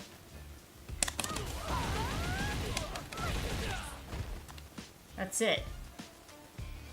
So then, you do. What were they doing in the video? It was no, it wasn't that. It was this. It was that. And that one right there. And then again. Okay. Oh wait, you can't hold forward.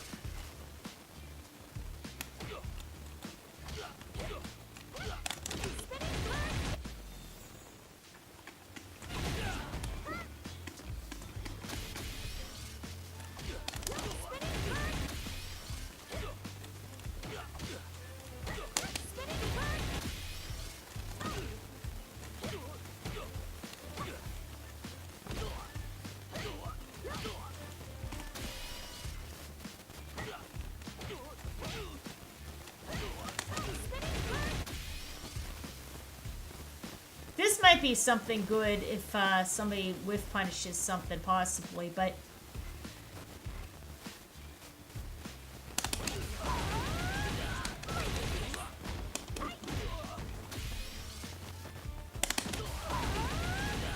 Oh, forgot it.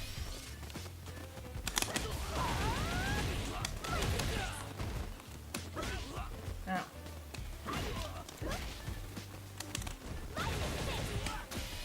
That's it.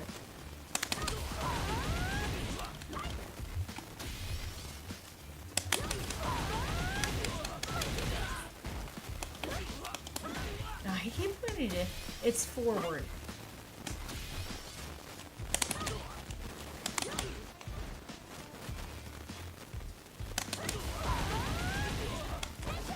Yeah, you can't hold forward, ironically. It's so movement specific for modern.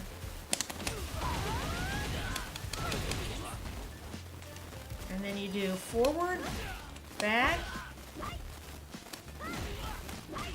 and then that one.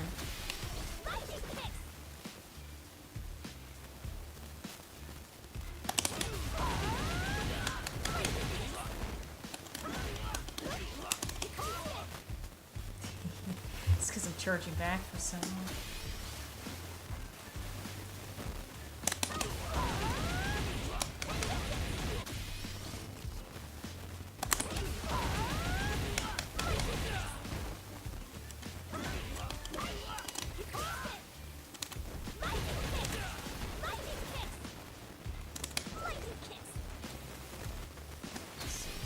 Break up my mind again, huh?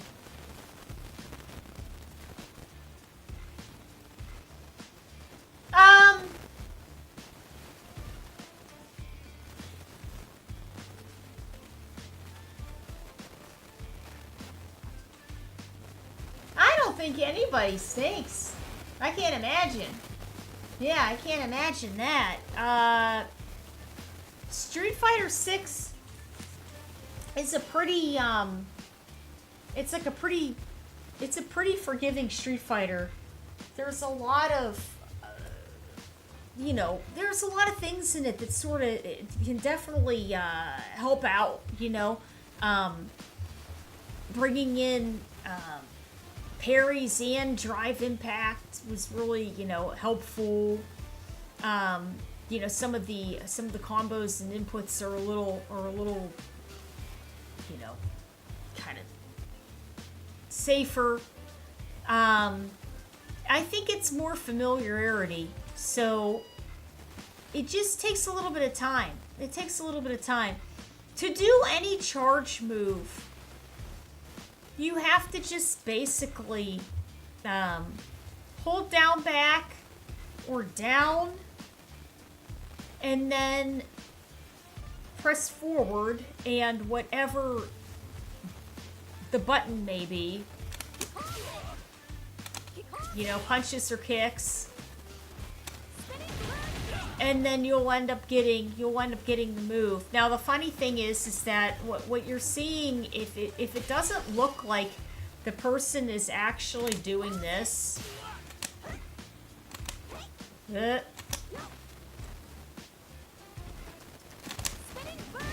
it doesn't look like the person's doing this, right? What they're doing is they're masking it with other things. So that's why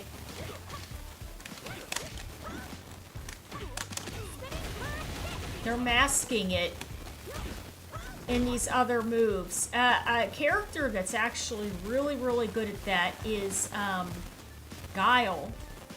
Guile has a move where he uses his knee and he projects his knee forward, and it's called the bazooka knee.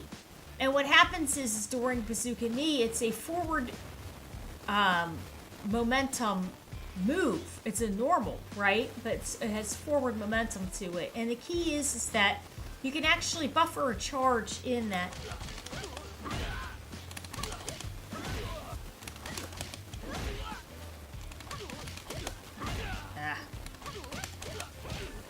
Trying to do a basic here.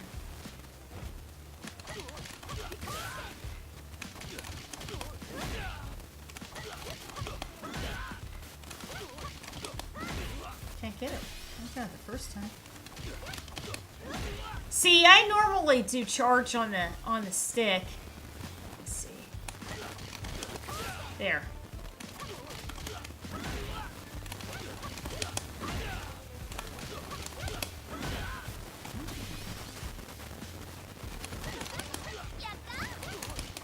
Hey! Oh, thank you so much. I appreciate it. Or actually, oh no, that wouldn't be,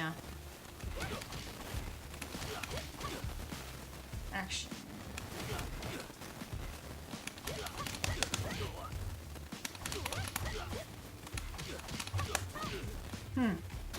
Usually it's, oh,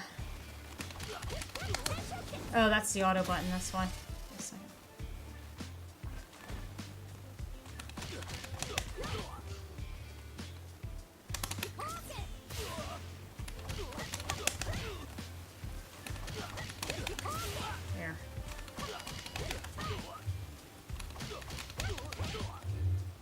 Trying to figure out what it is for her.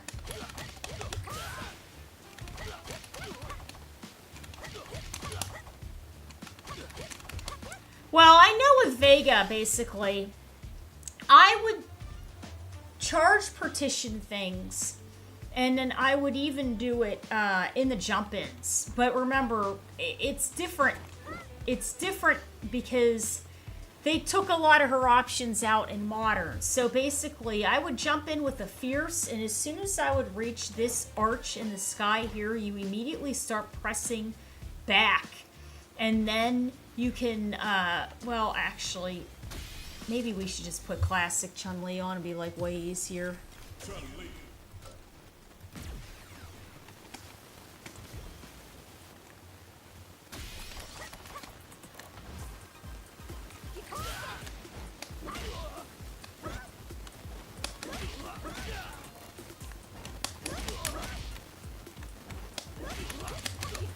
Okay, yeah. So basically what's happening is this. I hit jump up forward. As soon as I reach this line, I'm immediately holding back. and I'm holding back while she's landing. I'm holding back while I'm hitting light punch, and then I'm gonna hit forward and punch, and I'm gonna get a fireball, okay? And it's gonna look seamless, and it's gonna combo. But the key is that I'm holding back the whole time, right? So watch, ready? Jump forward, holding back. Jump forward, holding back. Jump forward, holding back. So what you do is, that's it. Whoop! Don't jump past them. That was greedy. And that's how you do it.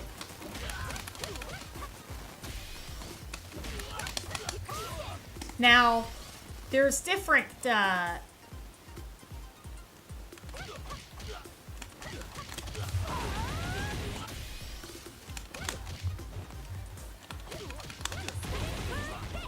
you can do crouching jab, jab, jab.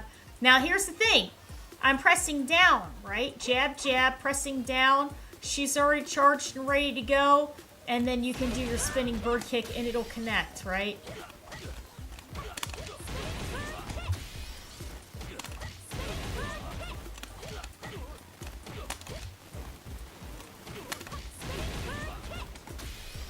What's up there?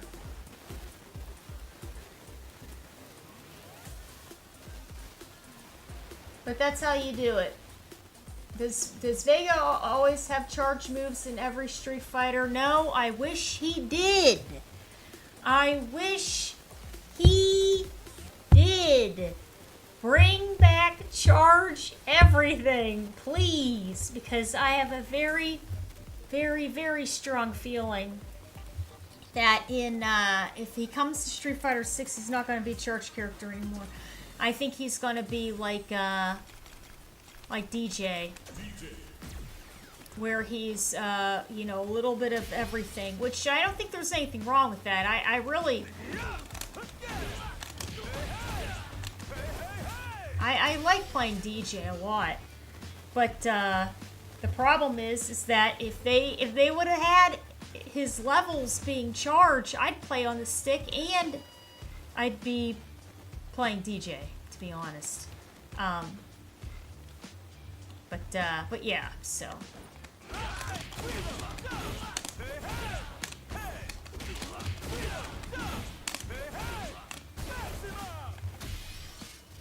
But speaking about charging,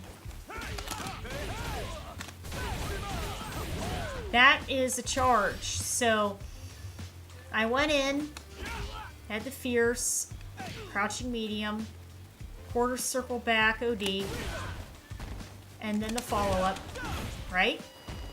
But this whole entire time while I'm doing this, the main direction that we're holding, we're swirling down, back, down, forward, down, back, but we're still holding down this whole time. He's charging this whole time. He's charging right now. It might look like he's grooving, but he's not just grooving, he's charging. And then, you know, you can go and do all kinds of fun things, right? Because you can mask it.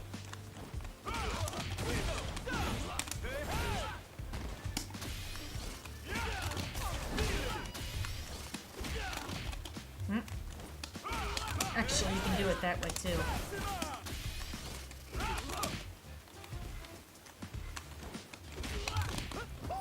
What?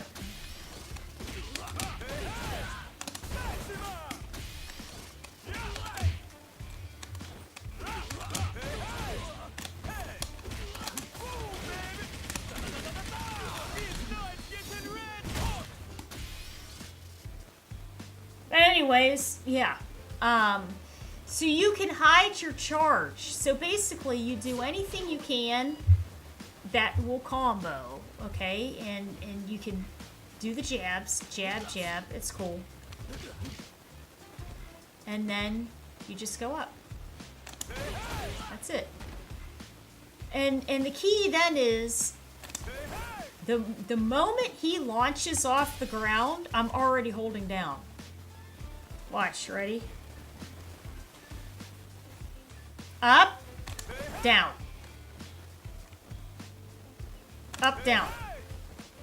The very second I press up, I'm already holding down. Down. That's it. And that's how you do it. Whoop. Not like that.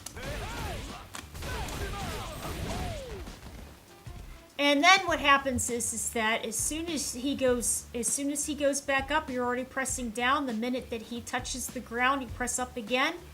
But except this time you do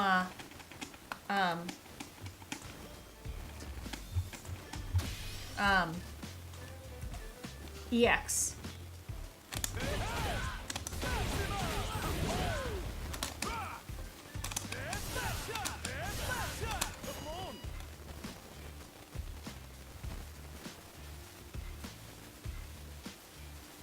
Yes, absolutely. Oh my gosh.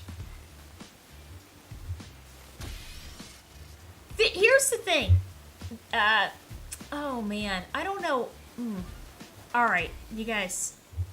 We're putting on Street Fighter 4. It is 4 a.m., but we have to do this. I'm going to be right back. I'm going to show you guys some things from Street Fighter 4 that will blow your mind. No, just joking. It won't blow your mind, but I think they really should be utilized in Street Fighter 6. But they already have his kit made. They already have these characters, the idea of how they're going to be done in production. I bet you 5-6 years in advance. Thank you so much. I appreciate the follow. All right, guys, we're putting on Street Fighter 4. I'll be right back. Give me 1 second.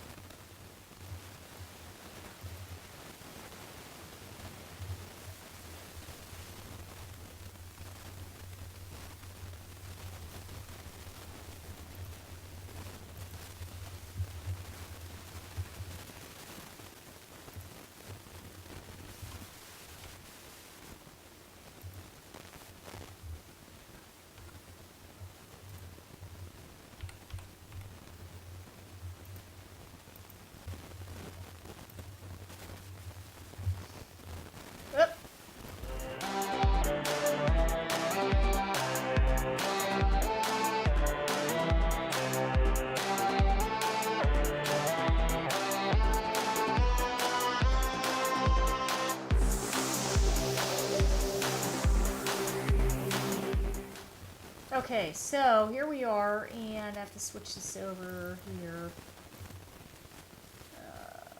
Oh, it's not even there. This is video broadcast, right? No? There it is.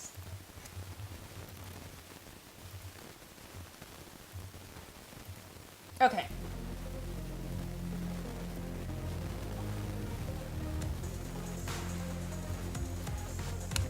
Okay, so Ultra Street Fighter 4.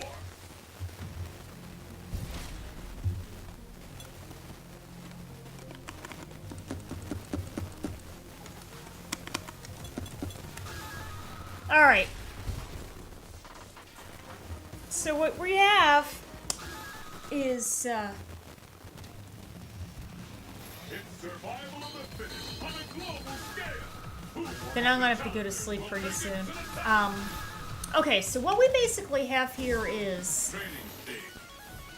a build on 1991 Balrog. And this is, and he's called Balrog because he was supposed to be Dictator's #1 henchman, and his name was Balrog, right? But the key is that Boxer was M. Bison, and Sagat is the original boss from Street Fighter 1 Sagat. And Dictator was called Vega, and his name was Vega because Vega is the second brightest star in the sky. So that's why they named him Vega, because he's the second brightest star. He's like the Dictator. But they were worried about some possible fallback. So they took the names and they just shifted them all. And that turned Claw into Vega, Boxer into Balrog. Sagat will always be Sagat. And Vega is Claw, and Dictator is M. Bison. Okay, so that's how that actually happened, and that's also why in different Street Fighter games in Japan, when you go and you look and people go, oh man, hey, these names are flip-flopped. It's like, no, our names are flip-flopped. It's been like that for a really long time. Okay, so with that being said, here we go. We've got Claw and Hakan on the screen. And the first thing that we're going to do is see, I'm going to go over the whole kit, and it's going to be a real quick little talk. The first is his walk speed is quick, right? You can easily tell this can easily be a busted character. In Super Turbo, he's absurdly strong. So we have a really quick walk forward speed and a really quick walk back speed, and that is just unbelievable. Just really unbelievable. If you have a character that has a really quick walk speed and you go back to a slow character, you feel it. So it's a big deal. His jab, medium, and fierce, decent range. Decent range. His light, medium, and fierce, also decent ranges. This is a terrific button. I can't say how many times, how many jams this standing medium kick has gotten me out of, but I will tell you, being a more zony, I don't want to say a boring Vega, but I play a more frustrating, keep away, elusive. I'm using his foot speed and his range more than anything else. Vega. Zeus the God played a more rushed down, very like showy, Claw. And he really tried to teach me a lot of that, and I couldn't do it. And he was like, all right, he goes, this is what we're gonna do. He's like, you're gonna keep your ass in the center of the screen. He's like, and you are going to use all of your normals to keep everybody out. And that's it. You're going to use your roundhouse. Ideally, you see somebody jumping in, roundhouse. You're somewhat close enough, roundhouse. Medium kick, and then crouching, medium punch. Extremely essential. These are the basics. This is Claw basic number 1. Crouching medium punch, standing medium kick, roundhouse. And if you're feeling a little fancy, and remember, his anti-airs are very dependent also upon trajectory. His anti-airs are terrible. I don't care what anybody has to say. That's one of the ways that they try to lock him down, because you have a character that can be busted. So they said, all right, we're going to give him this roundhouse, and it's very trajectory based. We're going to give him the crouching medium punch. It's also trajectory based. Do not be surprised if you get a trade and you were ready and you were waiting for this to happen, and somebody jumps in and it's a trade, and guess what? You got the trade. At least it's somewhat of an anti-air. Congratulations, you're a Claw player. That's life. You gotta hold that. That's what we deal with as Claw players. People don't believe it. So then we'll go into his crouching options. Good. Very, very, very good. Very good. Fierce. Not bad. Use this as an anti-air. Slight. Medium. Also very, very good. You'll go in between these two the most. And then, of course, the slide. And everybody knows, okay, you know what? It's the end of the round. Vega has, you know, half a life bar, and you only have 5% left, what's going to happen here? It's like, well, there's an 80% chance he's probably going to slide. Because it's always in the back of all of our minds. Don't slide, but you know what? We're probably going to slide anyways. And a lot of times we do. And a lot of times it's blocked and we get blown up for it, and then we kick ourselves later. But that's what happens. So, live and die by the slide. We've been doing it since Super Turbo. Okay, now, special moves. Speaking about anti-airs. Scarlet Terror.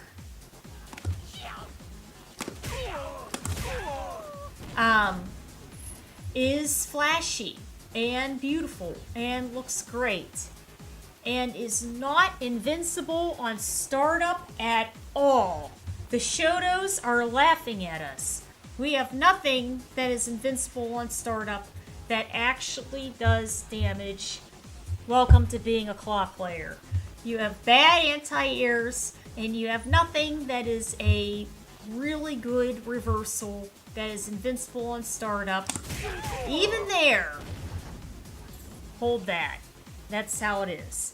So, that's why, you know, character specialists, when they start to get real good, and then they can dance around these kind of loopholes, we can kind of joke around about a little bit about this and say, oh yeah, you know, we have to juggle this and this and this, and it's funny. But that's because we're trying to find ways around it, because they found it necessary to patch it into the game, because you have a character that, in my opinion, I still feel could be busted. So they're saying, look, we're not going to allow this to happen, and that's just the way that it is. And if you don't like it, then, you know, you shouldn't play them. And that's true. Okay. I think having Scarlet Terror as charge back and forward is still a fantastic idea. This move can be canceled into different options, especially his leap kick. His leap kick here is a tremendous button. It's a tremendous move. It's down, forward, roundhouse. And they took it away in Street Fighter V, and I almost died. I was like, I don't even know how this even happened. They took this away in Street Fighter V. It was absolutely terrible to me. New Vegas, Vega 101, down, forward, leap kick. Whoops, that was bad. Wait a second. Down, forward, leap kick, and then do a slide. Here you go. It's not hard. You get some decent damage. You can get the person to the wall. Whoops. You can tell I don't do it that often because I don't like using that option anymore. You know, I'll try to do a Barcelona instead, or you can do a Scarlet Terror.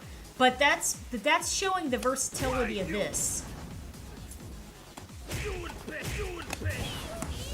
Actually, you're supposed to do a flip kick after that.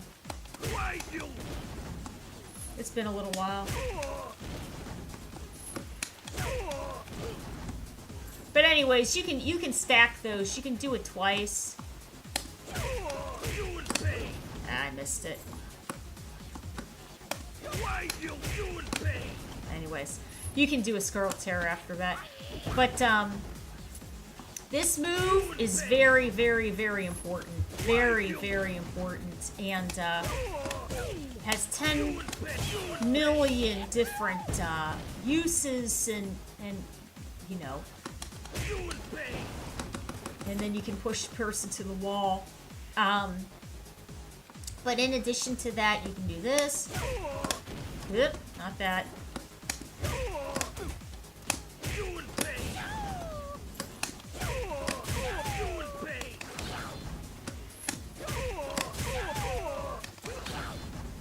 And then you can try to do... no.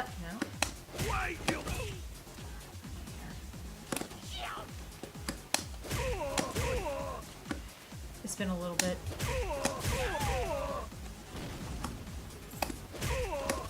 Ah. There. So then you can juggle them. And it looks flashy. And then they wake up with an EXDP and they take half your life and you go, oh my god, I don't even know what to do with myself. But anyways, it looks good, right? Alright, so this move is so essentially important. So essentially important. And what else makes it important? Corpse hop.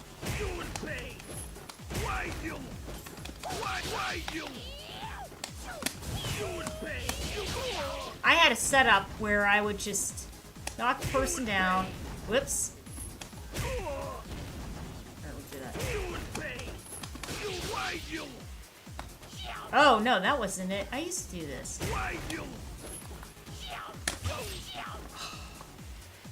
You can see where I'm going with this. What? It's been a little while.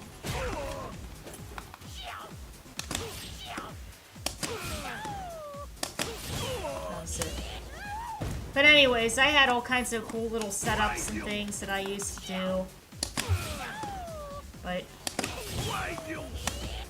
if I practiced more, I'd get them back.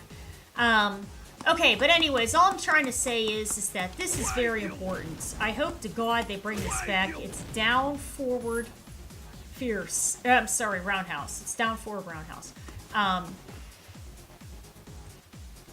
Barcelona. Barcelona is a topic I could spend at least 30 minutes to an hour talking about.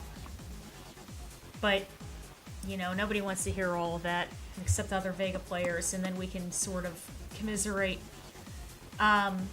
Barcelona is extremely important. Not only is it against people that aren't paying attention, or against people that don't know how to punish it, a get out of jail free pass, but you can be really frustrating and annoying, and then you can go in and try to get some damage. You can try to get a scoop.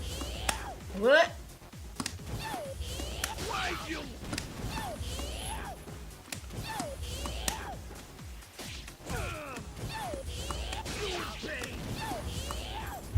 Getting scoops tonight.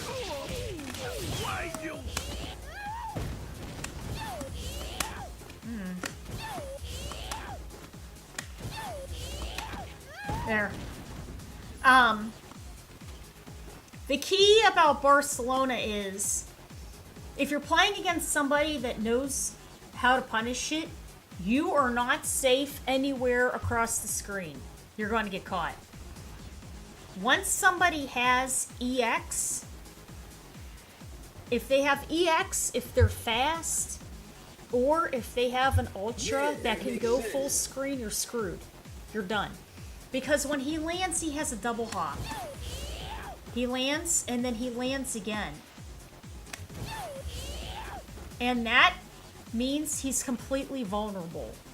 You can blow him up, you can't do a thing about it. If I did a Barcelona, like jab, jab against Akuma, and then I did a Barcelona and I'm hugging the wall, look how far I am.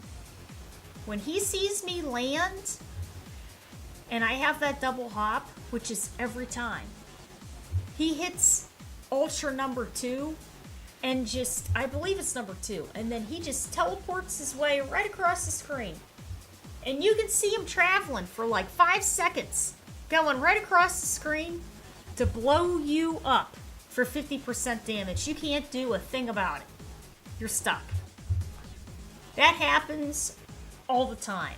And when you realize doing wild Barcelonas is a terrible idea, unless it's against somebody that is not, like, aware to do it, or they're busy doing something else.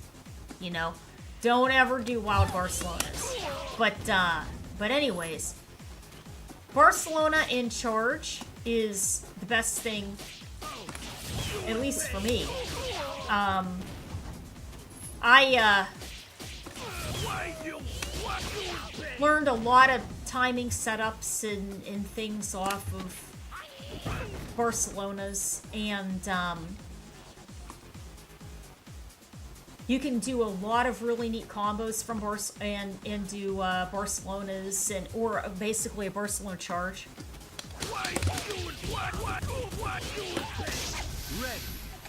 That's not right. I think I can only do it against the corner. But you can do all kinds of cool stuff. In Street Fighter V, they made Barcelona an uppercut motion. I don't know how that came about. I was like, this is crazy. We're taking a move that's from 1991 and we're making it an uppercut motion. And I can sort of see they were trying to transition the characters to full motion characters. At the same time, the characters they felt would be a little bit more uniform, but also active instead of charging. But then you lose some of the individuality in changing those special moves. I missed it. Here. Hang on, thing.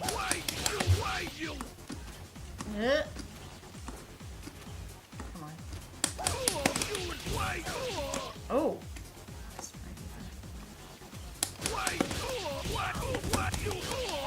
No.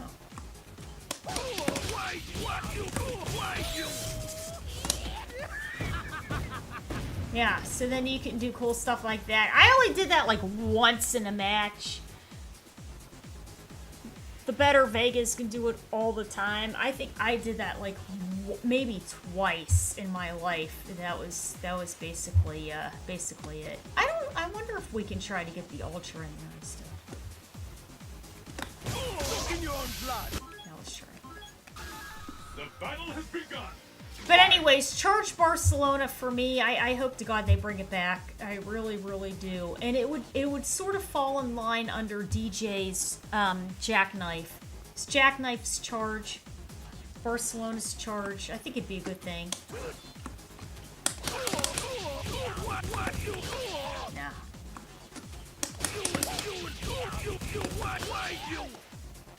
Try one more time.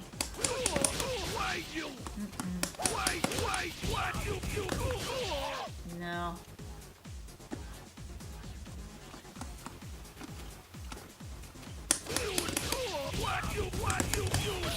Oh, I did the wrong one. Okay, we'll try to get it again. Let's see.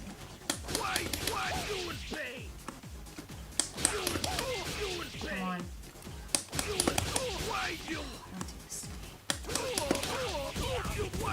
Oh, that was a terrible charge. I could feel it being bad. I was like, that was a bad charge. I could tell. But anyways,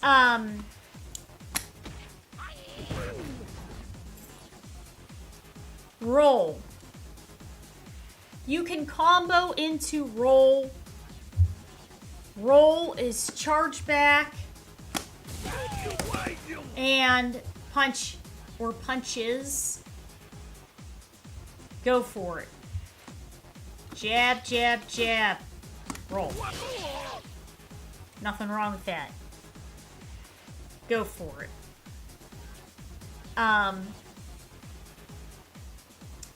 What else? We went over Scarlet Terror. We went over Barcelona. We went over the Crystal Roll, the Leap Kick. Oh, so something in Street Fighter 4 that is very, very important and new that I really wish they would have implemented in Street Fighter 5, but they didn't, is Vega loses the claw. Vega loses the claw in 5, but he puts it to his side, and the claw is broken, and you're screwed, right? Well, you're not really screwed. It's just he turns into like more of a agile grappler than at that point. I know where they're going.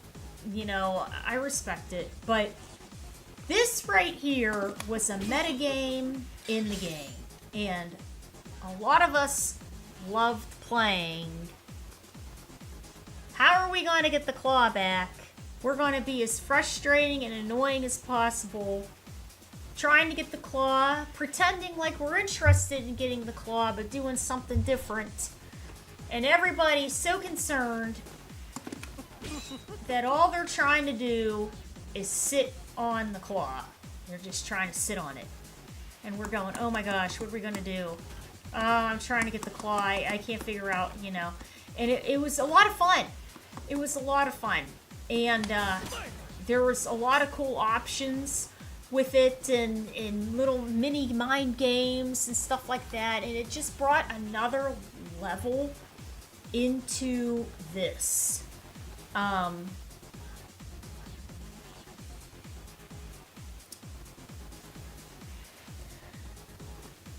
Vega players, we would count how many hits we would take for us to lose the claw, or for when the claw would get damaged. So not only are we going, okay, look, we have not the hottest anti-airs in the whole dang game. We have no moves that are the most reliant for EX. We have no invulnerable startup EX moves. We're considered like a B character, maybe B plus. But now we also have to go, how many hits does it take before I lose this claw? And then I have to learn pretty much a whole other set of how to play, because now I'm clawless. And that's how it was. That's life. That's the way it is. And you know what? I mean, I think it's fair, you know. So what happens is, wait a minute here. All right. You have to try to count the hits, and it's, from what I can remember, I think it was about 12 or 13. I don't really remember. It was like 12, 13, or 14. Now, that was also a factor in Street Fighter V. I thought it was good. I liked it.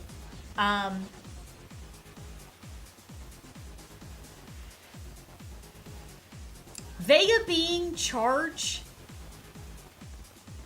ultras is one of the things for me that makes him extremely accessible. And that's one of the biggest things that I fear the most in Street Fighter 6, is that the majority of the cast, their levels are quarter circle motion, and that is just going to be rough for me. But just because it's rough for me doesn't mean it should be rough for everybody else. But at the same time, if it was just for me, I'd say, hey, charge all the way. Charge. Also, along with that, I would say bring back quarter circle forward slashes and the stance switch. I think it would bring him up a difficulty level. And Vega does actually have one move that is invincible in startup, and that is his backflip.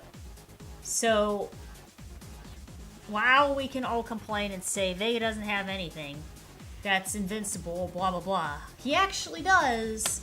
It's this. Except in 4, you can't, you know what I mean? It's an escape tool, or just a visually annoying kind of thing. In 5, they used it as a reversal, and then people were trying to buffer different things through it and everything else, and it was just, you know, it was interesting, but you just, this, he has had this since 1991. Bring it, whoa, bring it back. Just bring it back. Bring back the classic, you know, the classic characters here. You know, we have basically classic Guile, classic Bison, classic Sagat, but they have added moves to them. But they still have Tiger Shot, Tiger Knee, Tiger Upper, Psycho Crusher, Bicycle Kick, Devil's Reverse, Sonic Boom, Flash Kick, Hadoukens, Shoryukens, you know, Spinning Bird Kick, Kikokens, and Tenshos, right? They're all there. Just give Vega back his Barcelona's charge. He gave with Crystal Roll, Scarlet Terror, and his backflips. Now, something for Street Fighter 4 that he had was his Sky High. His Sky High, for me, incredibly resourceful. I really used this quite a lot. I would see a character and they would be starting up a fireball. And I'd go, okay, if I'm fast enough, I can do and spend the resources and I can catch him on startup of doing the fireball. And I would. And then there were times when if I would see, okay, you know, I have to do something. The fireball is coming towards me. And I'd go that way. Right? And then you're right in front of their face for them to wake up with an OD uppercut. You can do the regular Sky High Claws, and they were different. You'd have light, medium, and heavy.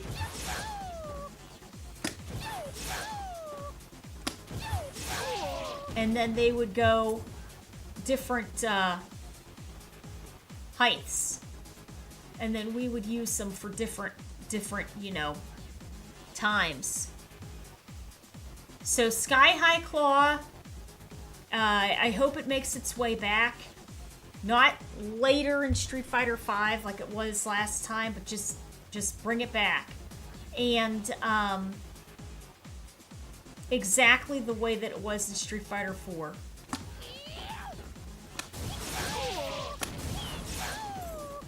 It is very, very, very handy.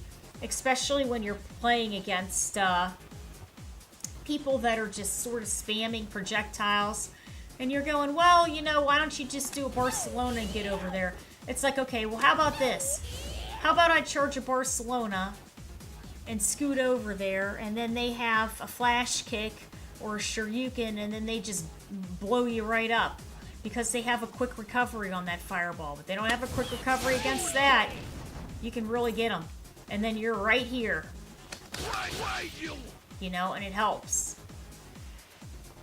So I guess anything else really... Oh, yeah.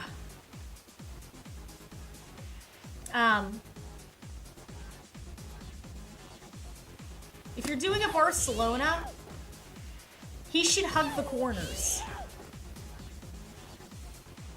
Not land a third into the center of the screen. That's a Street Fighter V change. He always used to hug the corners. Street Fighter V had him land here and really get blown up. The fact is that if the characters know how to utilize Drive Rush properly, and I'm in recovery when I'm landing, I'm going to get blown up. That's on me. I shouldn't be forced to land in the center of the screen when I'm an elusive character, you know? Street Fighter V, I could do without the rose, it's cool, but I mean, I need more of a I didn't have to use the rose. There were some other Vegas that didn't really find the need to use the rose option, the rose V trigger, and would try to find other things around that instead. If it's viable, yeah, but sometimes the hitboxes would get crazy, or it would cause an awkward moment on the screen, and you try to combo into it, and sometimes it'd be a little strange.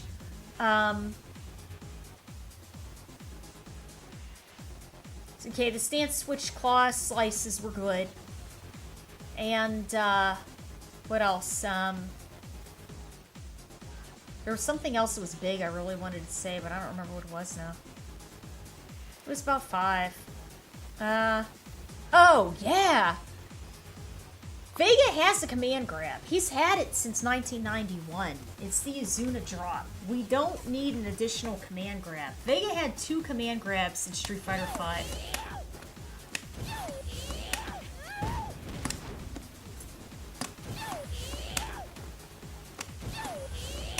Ugh. That's all you need.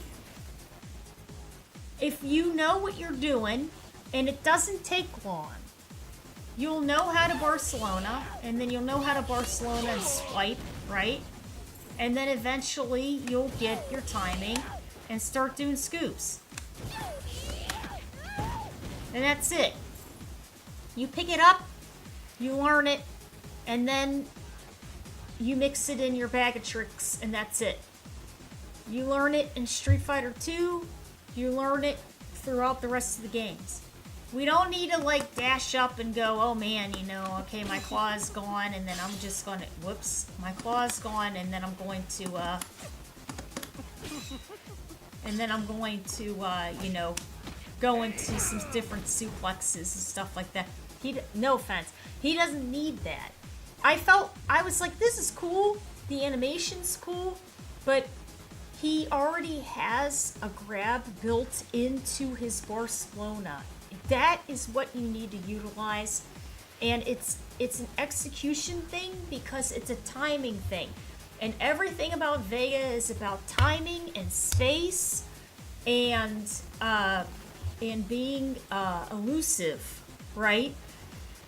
And that's what makes the character special, is that you're putting in the time to learn the timing and the execution and your ranges.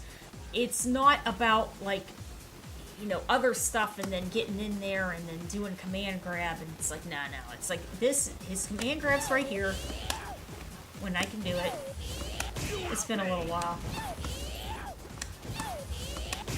His command grab is in the Barcelona. There. And then that's it. You're done. You don't have to worry about anything else. That could be something into another move, maybe could be added in for him, but I can't imagine. So that's basically it. That's, you know, that's Vega, and I can't think of anything else that they could add to him. But, yeah.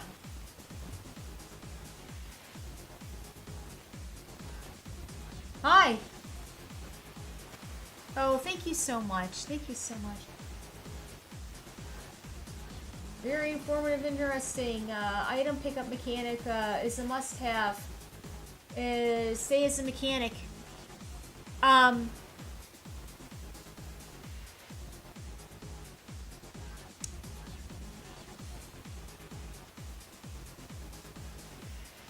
don't know on that. And this is the reason why. So now the issue, I think what the main issue starts to come down to with all these games is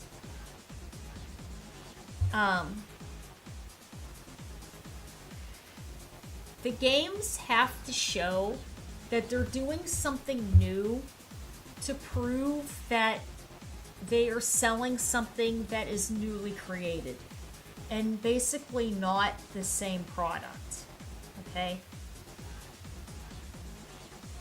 So, my thoughts are, I think the reason why some of the characters were changed so much or had so many new things added to them isn't just because it's a new game, but it's because they're trying to show we're providing new features to verify that this is a new product to sell. Me personally, if they would just upgrade the graphics in Street Fighter 4 and say, hey, this is Street Fighter 7, I'd go, take my money. Take my money. This is a great game. This is a great game. But companies can't do that. They have to show that there are new things being added and worked on to prove that it's a new product. And I think there's a certain percentage to even companies have to follow as a guideline to that. So me personally, if it came down to Vega has his mask and his claw, and do we want him to be able to pick it up? If it would affect the current state of the game of we have to show that these characters are doing so many things that are considered new, then I would just go with whatever that is. Because in the end of the day, it's something that's important to the game, but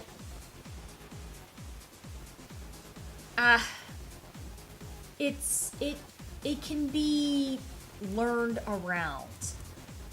If you were reckless enough to let your weaponry get ruined, then you have to play the rest of the round without it. If you didn't stance switch it and put it away, if it landed on the ground and it's all bent up and it's ruined, then that's it. And that makes sense. But at the same time, that was in Street Fighter V. So considering that this is 6, maybe in 6 we can pick it back up again. But at that point, I would just say it would be whatever the company feels is best. But me personally, the most important thing is his walk speed, his versatility in accessing full motion on the screen, his range of normals, invincibility of the claw. The claw has to be invincible. To balance that out, God, I hate to say it, give him bad anti-airs and no reversal.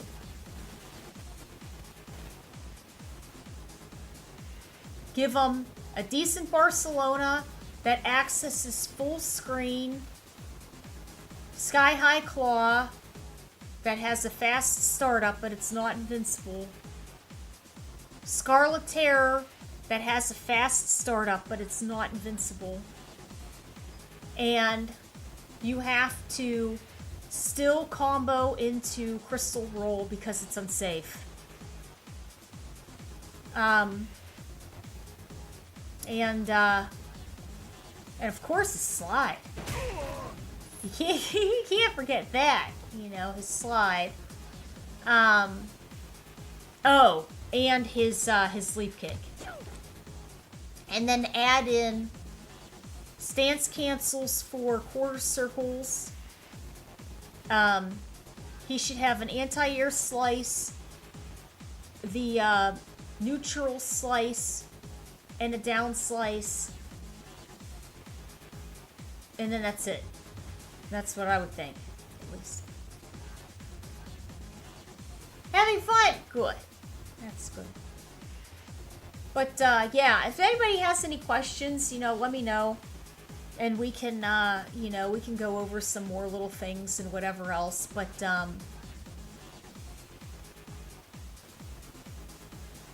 I think he'll be really good. And, the key about Vega is that there's a lot of Vega players like me, and I know other Vega players have given feedback on different things. But the key is that as much as we're giving feedback on different things, there's a big group of people that don't like Vega, and they're like, you know, don't make them busted, you know, don't, you know, make them too crazy, which is very fair, but at the same time, it kind of limits him then so incredibly much that it's really an uphill battle. And then that makes it even difficult for us, because we're the character loyalists and we're going, holy hell, you know, this is really hard. However they balanced Elena, the state that she is in for Street Fighter 6 right now, I feel is very fair. Whoever it was that came up with her build, and DJ, whoever did his kit, did a really good job. And I think that they should be some of the people that are involved in working with Claw, because they should do that balancing with whoever did DJ's physical build kit.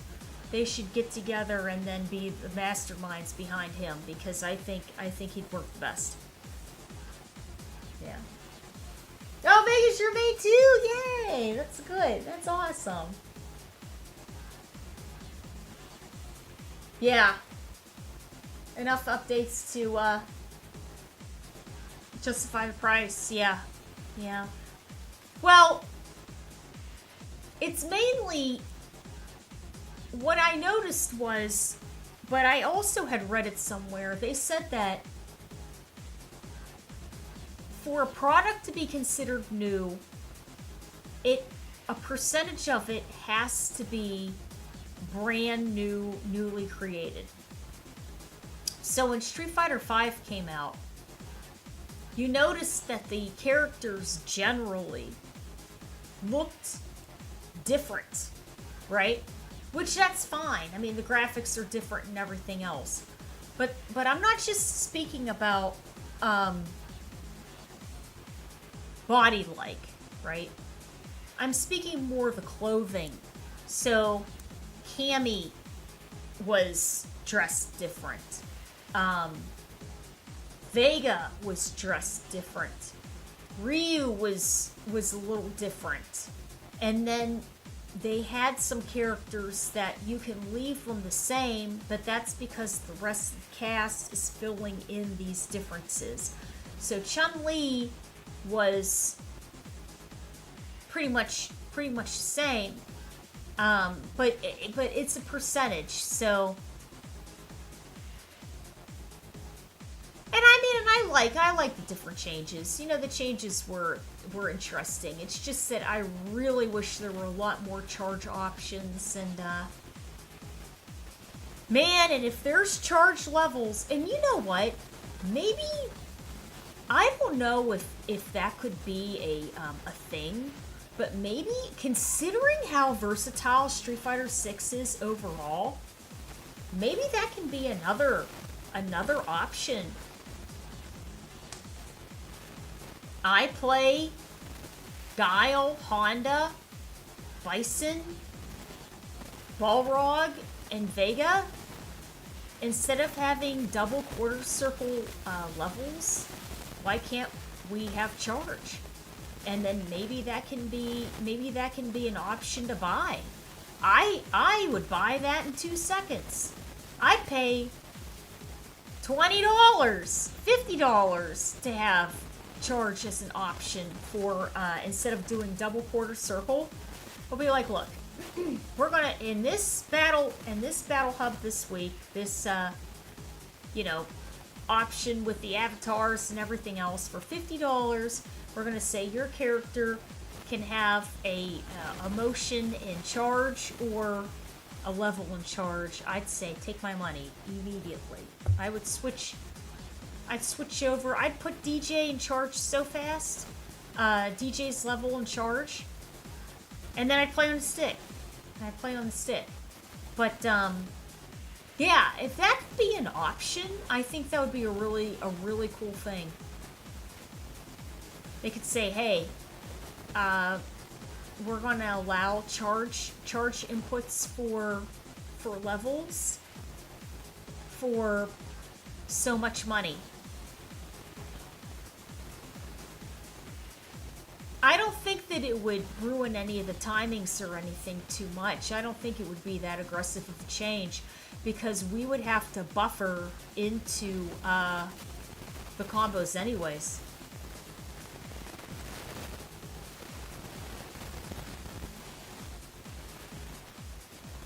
No, you can still use claw and mask in 5. Yeah, absolutely. Absolutely, yeah. Yeah. Yeah. And it's pretty much roughly the same idea. You can have it on and have the claw on and still access, you know, range and damage. But then you can put the claw away and have access to slightly more damage, less range. You can remove the mask and do more damage, but receive more damage. Yeah.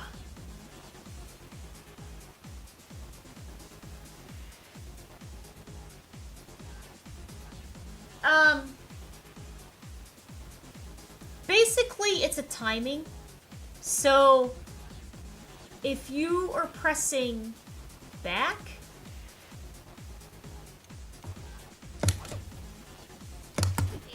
and then back for roughly 2 seconds,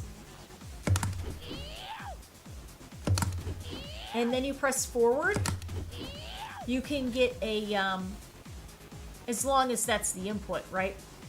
Then you can get a special move. You can press down and up, and you get a special move. You can press down back and up. You can press down forward and up. Or you can go and up forward, that is. Up forward. Or up back. And you can press down back and absolute forward. And get another option. So there's a whole bunch of different options. Character variants. Yeah. It could be. It could be. That's why, I mean, I don't know if they did a character variant and it would just be on the levels.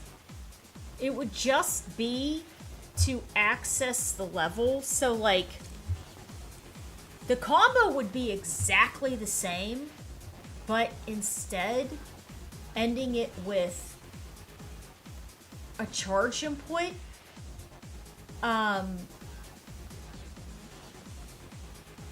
I don't know, because you would think that the level would be the end of the combo, right?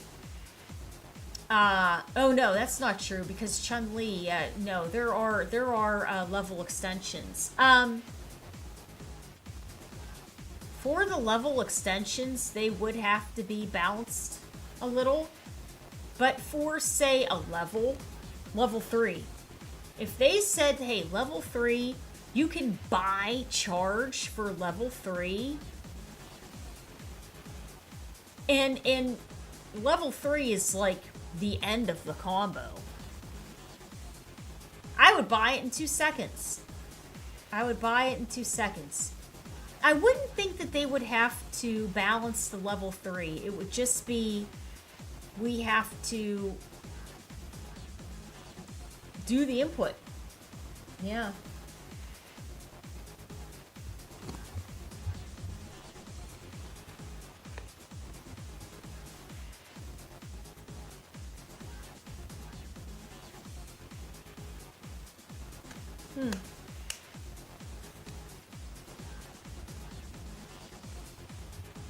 Yeah, it makes me sort of... No, I wouldn't. I wouldn't do the whole kit. I wouldn't do the whole kit. And the reason why is because we're at the point now, I think, in these games where if you did the whole kit, it would be like modern. You don't have enough to say, charge this way, charge that way, charge this way. And then what are you going to do? Some things are going to have to get left out. And in Classic, that shouldn't be an option. So that's why I'm understanding why they have a mix of the two. I think it's good. But for me, if they gave us the option of you can buy charge levels or buy a charge level 3, I would buy it. I'd buy it. I'd be back in business again. I'd go, man, you know, give me back Charge Vega if half of his kit, or if they have his whole kit from Street Fighter 4 in there, and they have the quarter circle for stance switches, and they gave him charge levels, or we could buy charge levels, I'd be back on the arcade stick again. I'd be back on the arcade stick in 2 seconds. You know? I know quite a few people that were charge players and everything, and they couldn't, I hate to say it, they couldn't do the inputs. And it's like, well, what do? We're charge players. You know, some people were playing charge because they physically can't do the quick quarter circle motions like that. Or, you know, that kind of churning and all that kind of stuff. It's just, some people just have a hard time with it. And then they just, you know, tried to play different characters, or, you know, were forced to play Guile, or, you know, I don't know. Alright, guys, well, we're going to head out here. I don't know if that was helpful or not, but I hope. There's some other really good Vega players that are still very much active. Orliath is very, very active, and has a good general history of Vega, so he'd be another one, and he'd have a little bit more of a technical approach to it, but yeah, that would be interesting if they just made level 3, if we could buy it to be charged. I would do it for DJ. I would do it for DJ so fast. I'd be playing DJ right now. Classic DJ. I'd be playing classic DJ on the stick.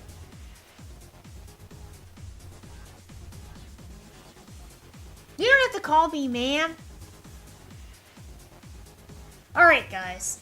Well, this was a good one there. I hope it wasn't too, I don't mean for it to be aggressive. I just am trying to, give different insights, you know? And things that were, you know, some things that were implemented and things that weren't implemented, and how it affects other things in sort of domino ways. So, yeah. But if the same team that did DJ is going to be doing Vega, if Vega's in the game, which I have a pretty good feeling he will be. If it's the same team that did DJ, then we're going to be in really good shape. I think we'll be in really, really, really good shape.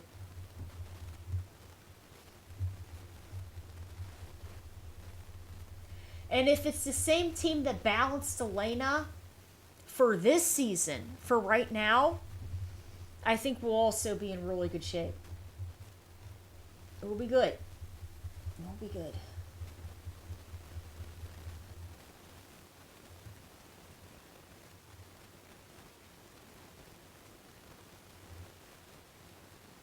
Trying to see who's on.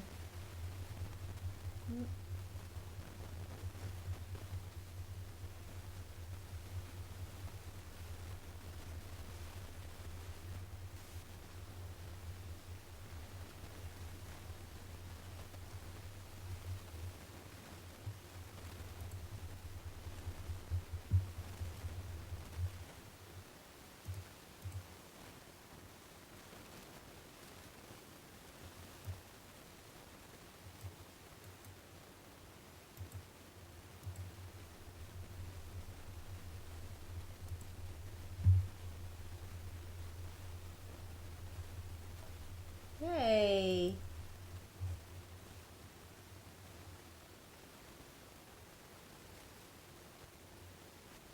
Been on this game for 7 years. It's the first time I've seen such a good way of wanting to change without crazy nerfs. Yeah, no, absolutely. Absolutely, absolutely. Yeah, sometimes it's not, sometimes it's not about nerfs or anything else. It's just about little adjustments, and that's what I feel they're really trying to do across the whole cast. And to be honest, the way that these adjustments have been going for Street Fighter 6 and currently for Tekken, I think has been really well done. It's very purposeful. It's very specific. The buffs are they're very how do I say this? The buffs in particular are very you have to know how to utilize the character to do it. So here's an example, right? I guess it's more character specific too. Kimberly, there were a lot of people, not a lot of people, there were people saying, grant some good startup frames, invul frames to her Bushin upkick, right? She needed a buff. But they didn't do that. Instead, what they did was they gave her better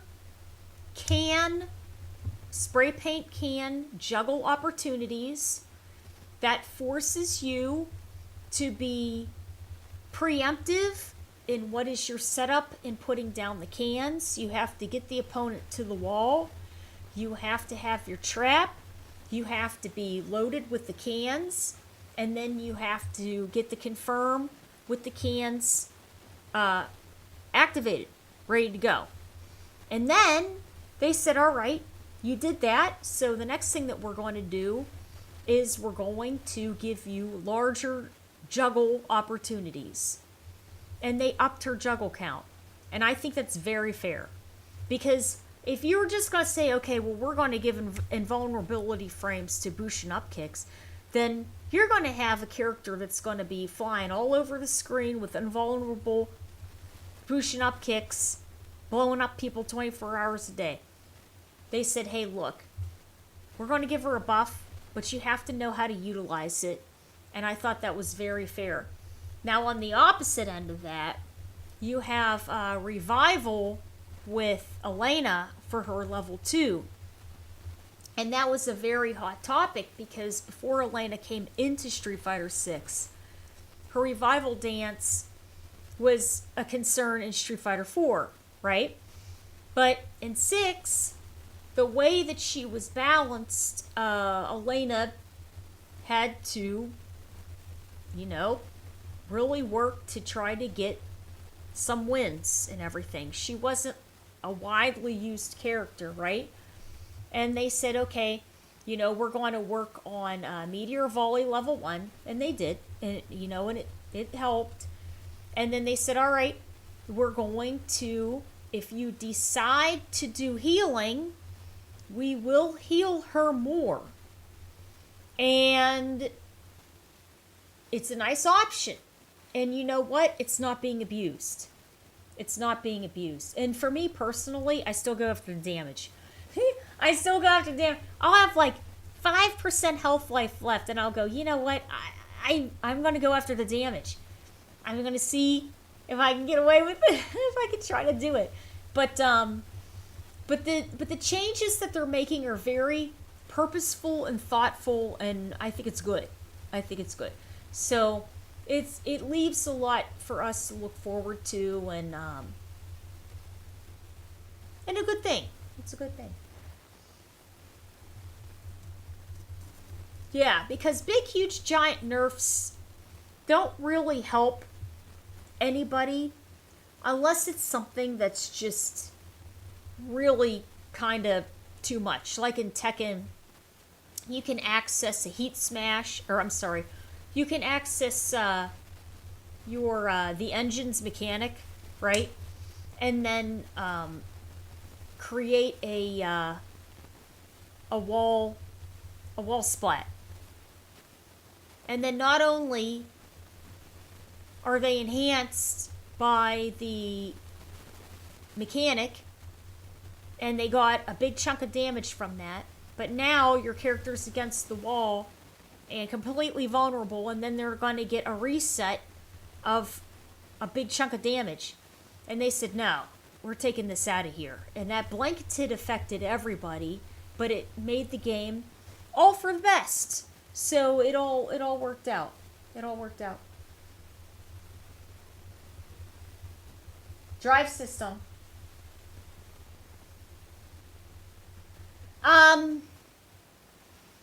The issue is this. I feel that if the drive system is and I could be totally wrong, completely wrong with this.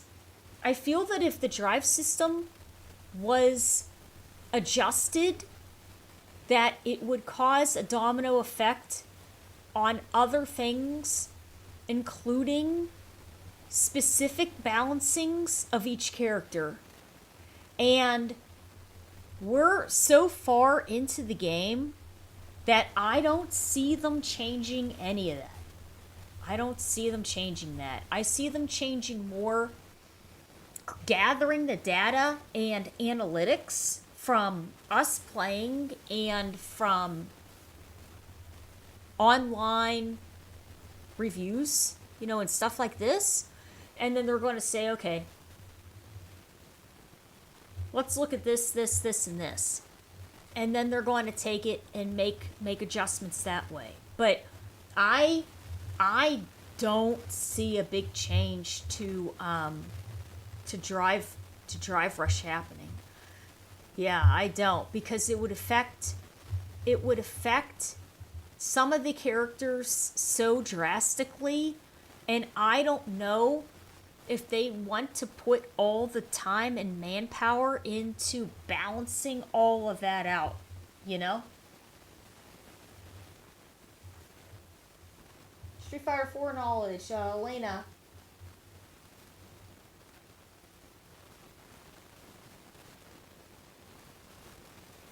Recoverable health.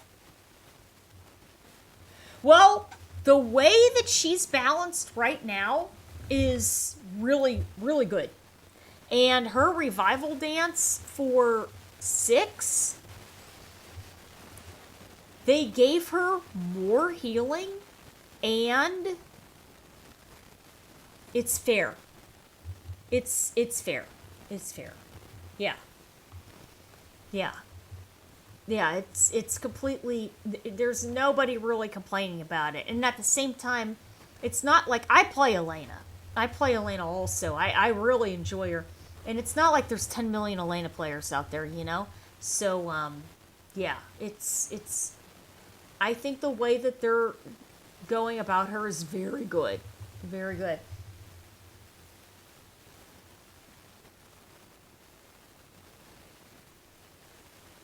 Drive rush and drive impact. Some of my friends were basically saying that they were wondering if what would then happen would be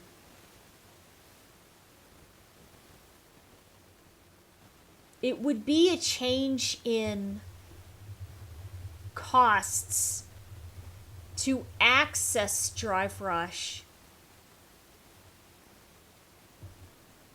and then that would make it more risky to utilize.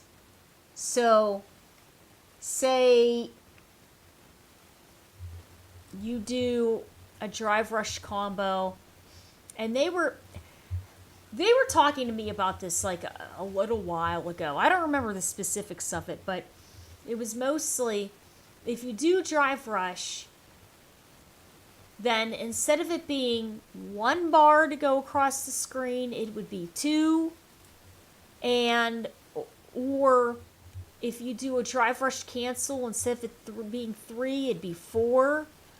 And I'm going, well, yeah, you know. But then it was also a theory that was brought up was, okay, well, you can have Drive Rush cancels and things like that, but then it should affect your levels, and then your levels should start going down. And I said, well, that's an interesting concept too. It would make people respect their resources more, but I don't know. Yeah, I don't know. Hi there. Yeah, it's Wednesday. Yeah.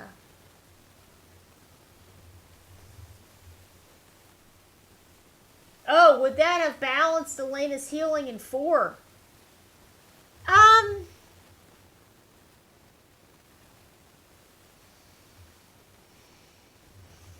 gotta read this again.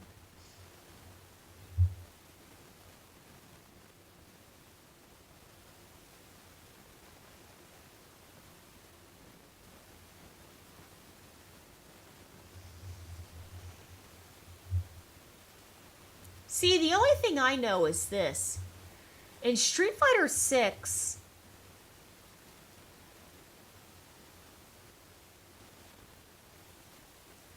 if I do Revival Dance,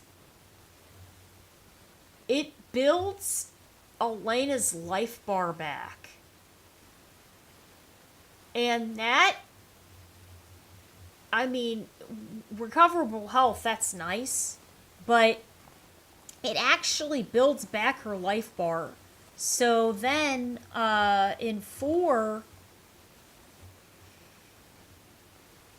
I think the easiest answer would just be she would just have to gain back less. You know, she would just have to gain back less, or I was gonna say she would have to gain back less, or it would be more difficult for her to build up to access that. But at the same time, then if it's taking her longer to access it, then that's going to affect other things too, and it'll throw her out of whack. So maybe the easiest answer would probably just be have her gain less. Yeah. Yeah, I would just have to say gain less.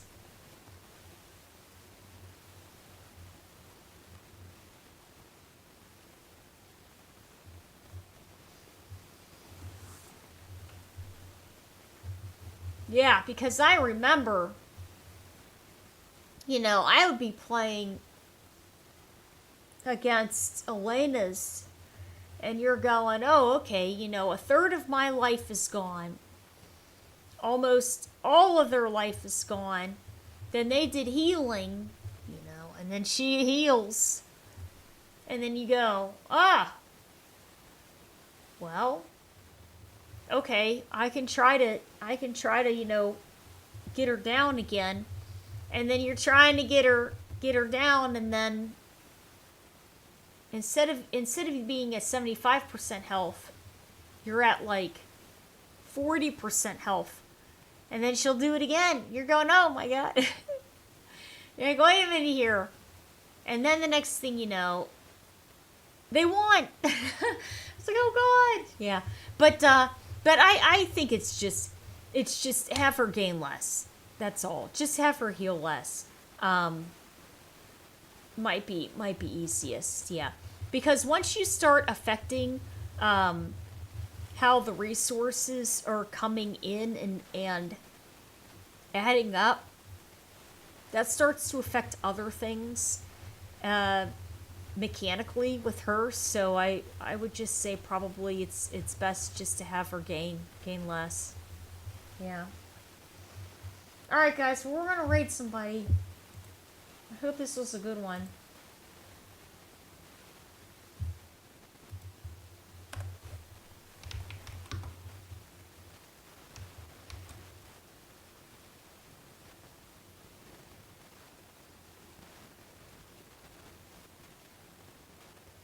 Alright. I hope you guys had a wonderful time.